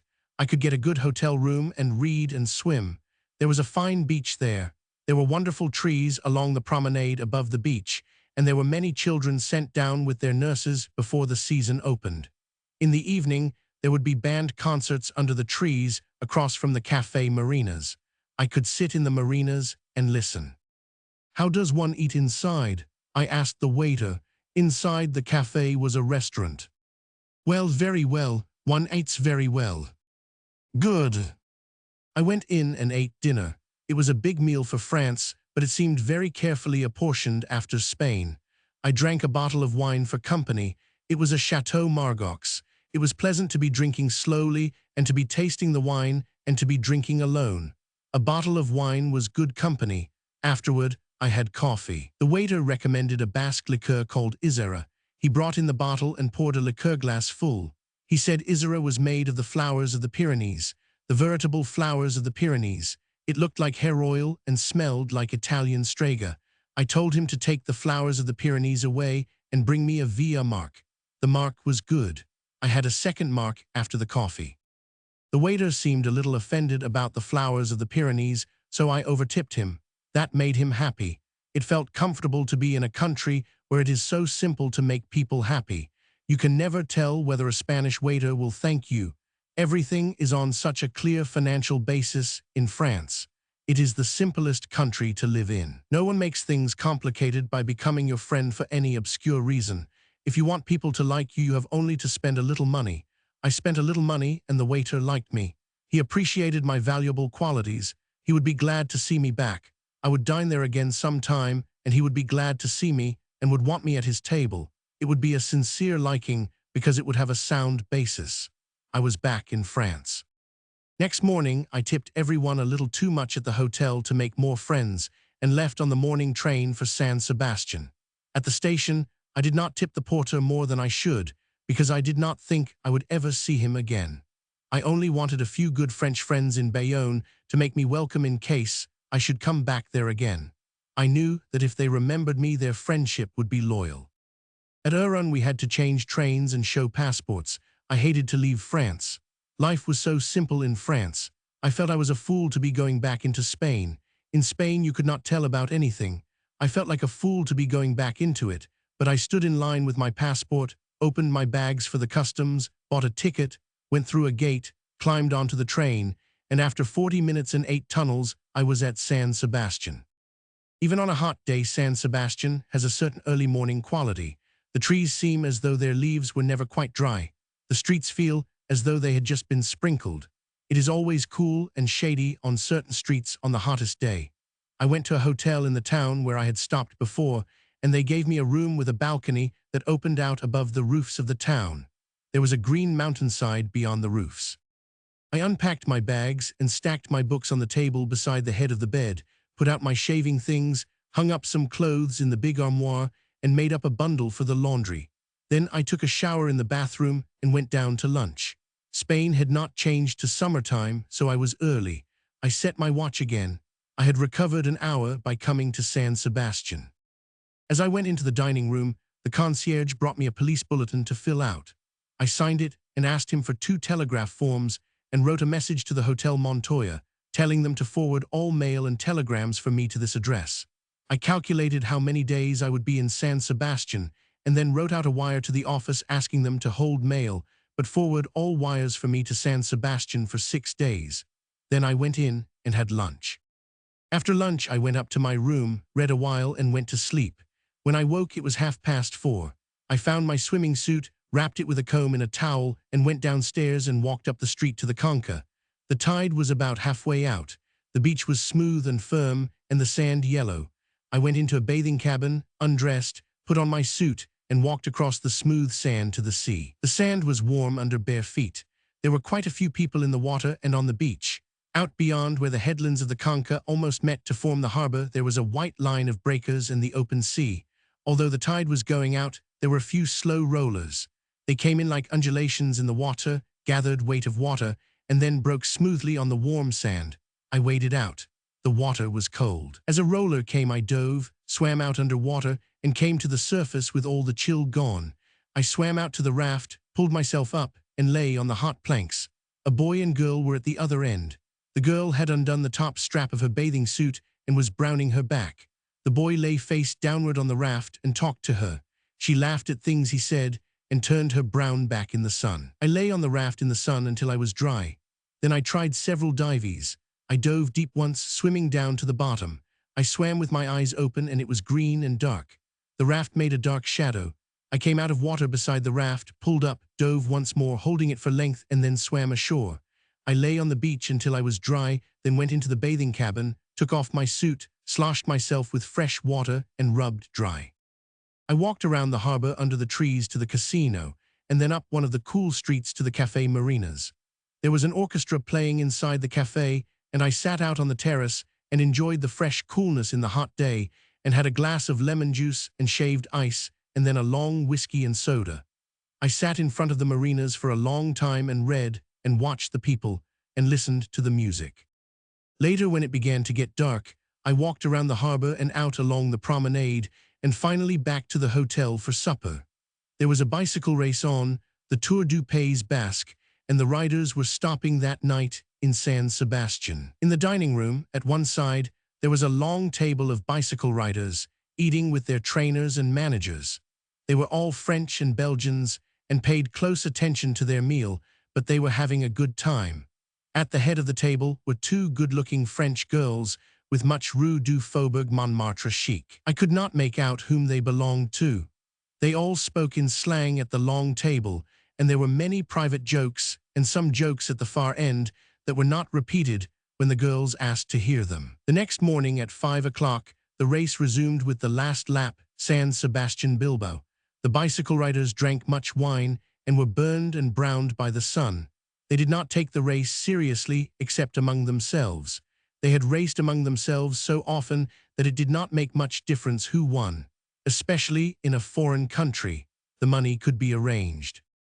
The man who had a matter of 2 minutes lead in the race had an attack of boils, which were very painful. He sat on the small of his back.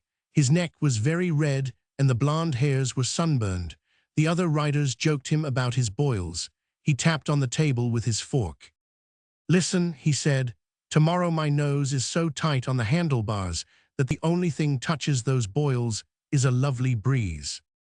One of the girls looked at him down the table, and he grinned and turned red. The Spaniards, they said, did not know how to pedal. I had coffee out on the terrace with the team manager of one of the big bicycle manufacturers. He said it had been a very pleasant race and would have been worth watching if Bottecchia had not abandoned it at Pamplona. The dust had been bad, but in Spain the roads were better than in France. Bicycle road racing was the only sport in the world, he said. Had I ever followed the Tour de France? Only in the papers. The Tour de France was the greatest sporting event in the world. Following and organizing the road races had made him know France. Few people know France. All spring and all summer and all fall he spent on the road with bicycle road racers. Look at the number of motorcars now that followed the riders from town to town in a road race. It was a rich country and more sportif every year. It would be the most sportif country in the world. It was bicycle road racing did it. That and football, he knew France. La France sportive, he knew road racing. We had a cognac. After all, though, it wasn't bad to get back to Paris. There is only one Panem in all the world, that is. Paris is the town the most sportif in the world. Did I know the Chope de Neger? Did I not? I would see him there some time. I certainly would. We would drink another fine together. We certainly would. They started at 6 o'clock less a quarter in the morning. Would I be up for the depart? I would certainly try to. Would I like him to call me? It was very interesting. I would leave a call at the desk. He would not mind calling me. I could not let him take the trouble. I would leave a call at the desk. We said goodbye until the next morning. In the morning, when I awoke, the bicycle riders and their following cars had been on the road for 3 hours. I had coffee and the papers in bed, and then dressed and took my bathing suit down to the beach. Everything was fresh and cool and damp in the early morning. Nurses in uniform and in peasant costume walked under the trees with children. The Spanish children were beautiful. Some bootblacks sat together under a tree talking to a soldier. The soldier had only one arm. The tide was in, and there was a good breeze and a surf on the beach. I undressed in one of the bath cabins, crossed the narrow line of beach, and went into the water. I swam out, trying to swim through the rollers, but having to dive sometimes. Then in the quiet water I turned and floated. Floating, I saw only the sky and felt the drop and lift of the swells. I swam back to the surf and coasted in, face down, on a big roller, then turned and swam, trying to keep in the trough and not have a wave break over me. It made me tired, swimming in the trough, and I turned and swam out to the raft. The water was buoyant and cold. It felt as though you could never sink. I swam slowly. It seemed like a long swim with the high tide, and then pulled up on the raft and sat, dripping, on the boards that were becoming hot in the sun. I looked around at the bay, the old town, the casino, the line of trees along the promenade, and the big hotels with their white porches and gold-lettered names. Off on the right, almost closing the harbor, was a green hill with a castle. The raft rocked with the motion of the water. On the other side of the narrow gap that led into the open sea was another high headland. I thought I would like to swim across the bay, but I was afraid of cramp. I sat in the sun and watched the bathers on the beach. They looked very small. After a while I stood up, gripped with my toes on the edge of the raft as it tipped with my weight, and dove cleanly and deeply to come up through the lightning water, blew the salt water out of my head, and swam slowly and steadily in to shore. After I was dressed and had paid for the bath cabin, I walked back to the hotel. The bicycle racers had left several copies of El Auto around, and I gathered them up in the reading room and took them out and sat in an easy chair in the sun to read about and catch up on French sporting life. While I was sitting there, the concierge came out with a blue envelope in his hand. "A telegram for you, sir." I poked my finger along under the fold that was fastened down, spread it open, and read it. It had been forwarded from Paris. "Could you come, Hotel Montana, Madrid. Am rather in trouble, Brett." I tipped the concierge and read the message again. A postman was coming along the sidewalk. He turned in the hotel. He had a big mustache and looked very military. He came out of the hotel again. The concierge was just behind him. "Here's another telegram for you, sir." "Thank you," I said. I opened it. It was forwarded from Pamplona. "Could you come, Hotel Montana, Madrid. Am rather in trouble, Brett." The concierge stood there waiting for another tip, probably. What time is there a train for Madrid? It left at 9 this morning. There is a slow train at 11 and the Sud Express at 10 tonight. Get me a berth on the Sud Express. Do you want the money now? Just as you wish, he said. I will have it put on the bill. Do that. Well, that meant San Sebastian all shot to hell.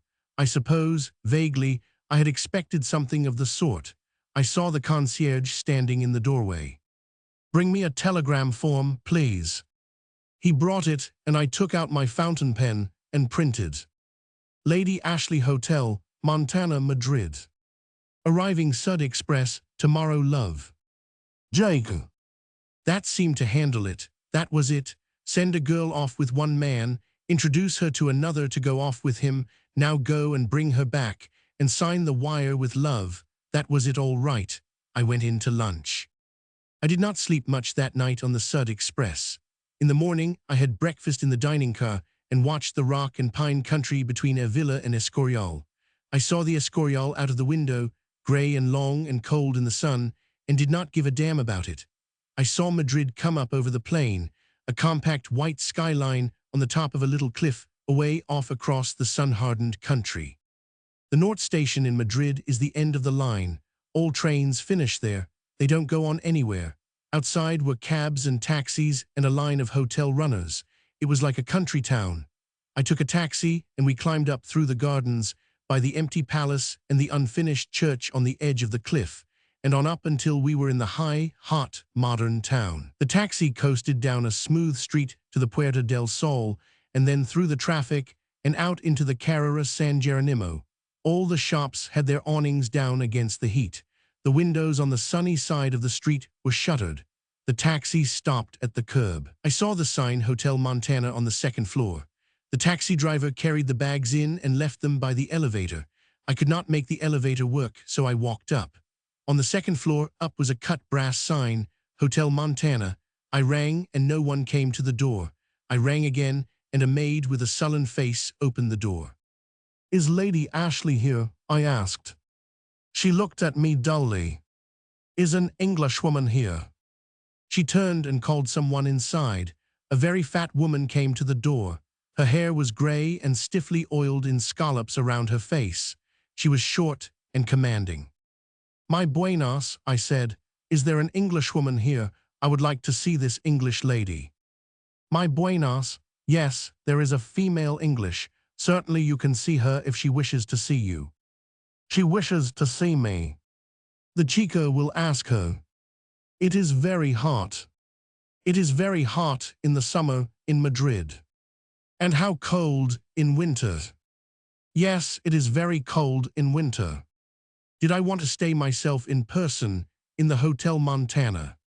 Of that as yet I was undecided, but it would give me pleasure if my bags were brought up from the ground floor in order that they might not be stolen. Nothing was ever stolen in the Hotel Montana. In other fondas, yes. Not here, no. The personages of this establishment were rigidly selectioned. I was happy to hear it. Nevertheless, I would welcome the upbringle of my bags.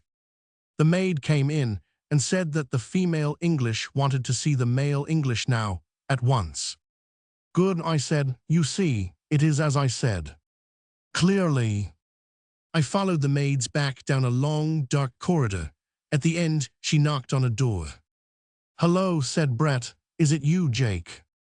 It's me. Come in, come in. I opened the door. The maid closed it after me. Brett was in bed. She had just been brushing her hair and held the brush in her hand. The room was in that disorder produced only by those who have always had servants. Darling, Brett said. I went over to the bed and put my arms around her. She kissed me, and while she kissed me, I could feel she was thinking of something else. She was trembling in my arms. She felt very small. Darling, I've had such a hell of a time. Tell me about it. Nothing to tell. He only left yesterday. I made him go. Why didn't you keep him?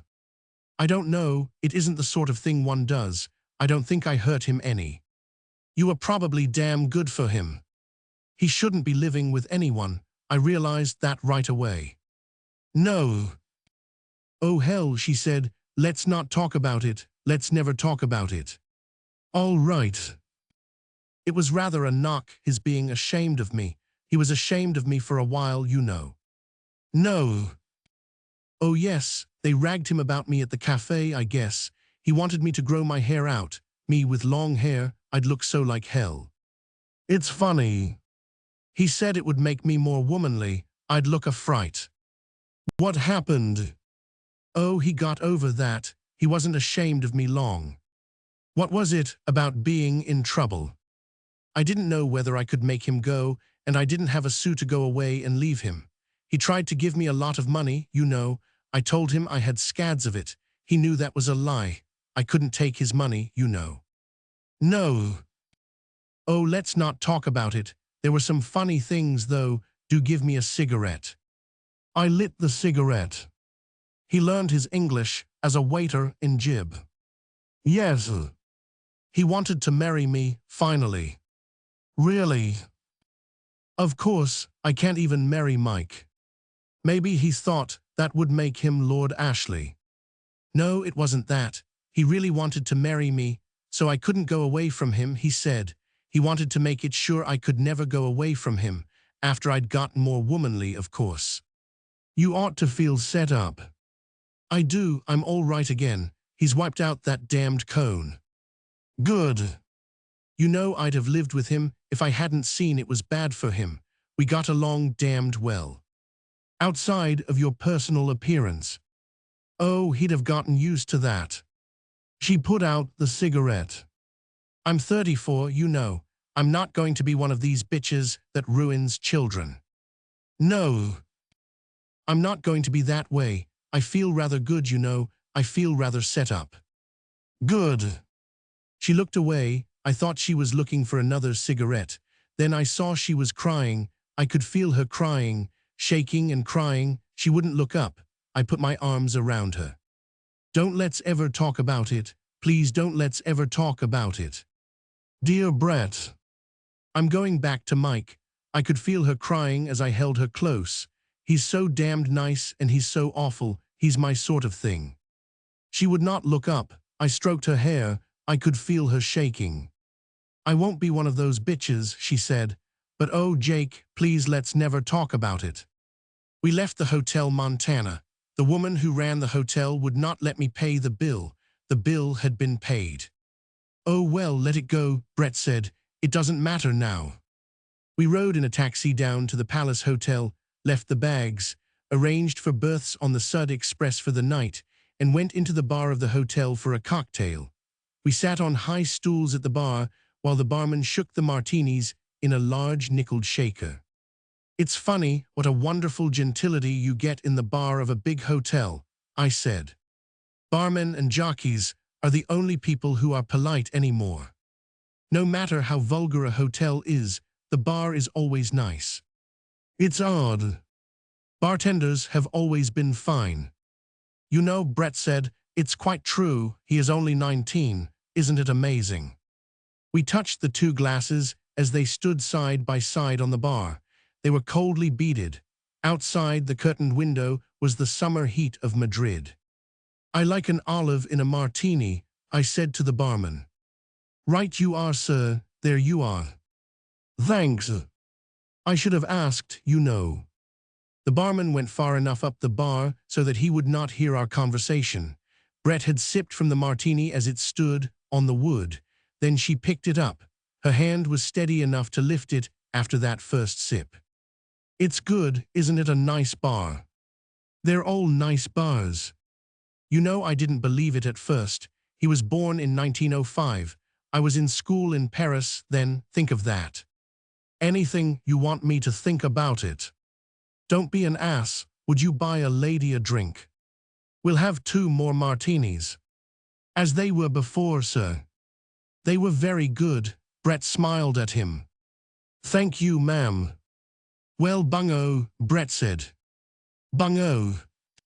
You know, Brett said, he'd only been with 2 women before. He never cared about anything but bullfighting. He's got plenty of time. I don't know, he thinks it was me, not the show in general. Well, it was you. Yes, it was me. I thought you weren't going to ever talk about it. How can I help it? You'll lose it if you talk about it. I just talk around it. You know, I feel rather damned good, Jake. You should. You know, it makes one feel rather good deciding not to be a bitch. Yes. It's sort of what we have instead of God. Some people have God, I said, quite a lot. He never worked very well with me. Should we have another martini? The barman shook up 2 more martinis and poured them out into fresh glasses. Where will we have lunch? I asked Brett. The bar was cool. You could feel the heat outside through the window. Here, asked Brett. It's rotten here in the hotel. Do you know a place called Boatin S? I asked the barman. Yes, sir. Would you like to have me write out the address? Thank you. We lunched upstairs at Boatin S. It is one of the best restaurants in the world. We had roast young suckling pig and drank Rioja Alta.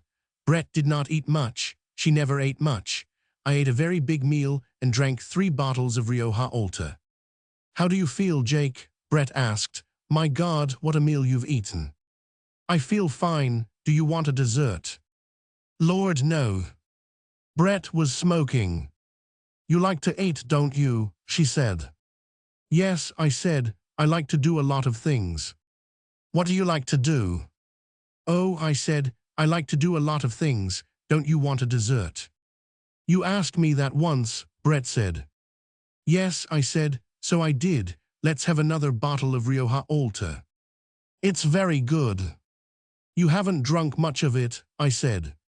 I have, you haven't seen. Let's get 2 bottles, I said. The bottles came. I poured a little in my glass, then a glass for Brett, then filled my glass. We touched glasses. Bungo, Brett said. I drank my glass and poured out another. Brett put a hand on my arm. Don't get drunk, Jake, she said. You don't have to. How do you know? Don't, she said. You'll be all right. I'm not getting drunk, I said. I'm just drinking a little wine. I like to drink wine. Don't get drunk, she said. Jake, don't get drunk.